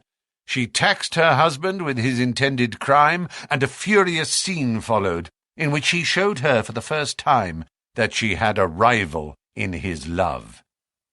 Her fidelity turned in an instant to bitter hatred, and he saw that she would betray him. He tied her up, therefore, that she might have no chance of warning Sir Henry, and he hoped, no doubt, that when the whole countryside put down the baronet's death to the curse of his family, as they certainly would do, he could win his wife back to accept an accomplished fact, and to keep silent upon what she knew.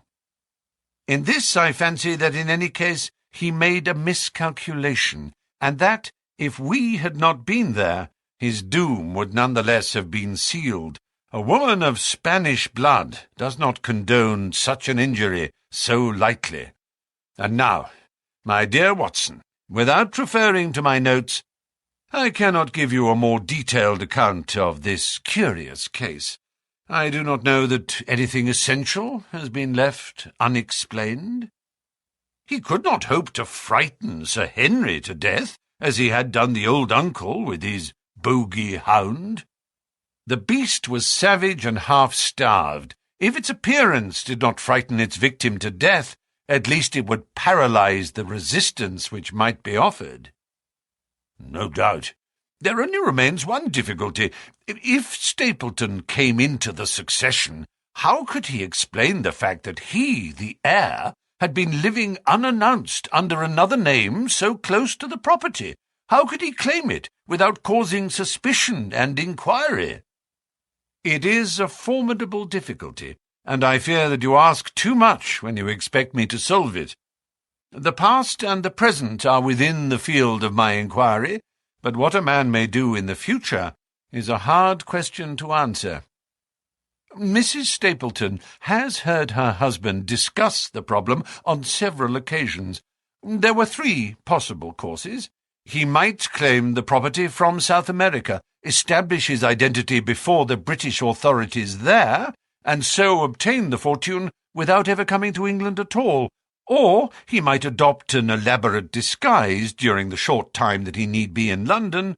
Or again, he might furnish an accomplice with the proofs and papers, putting him in as heir, and retaining a claim upon some proportion of his income.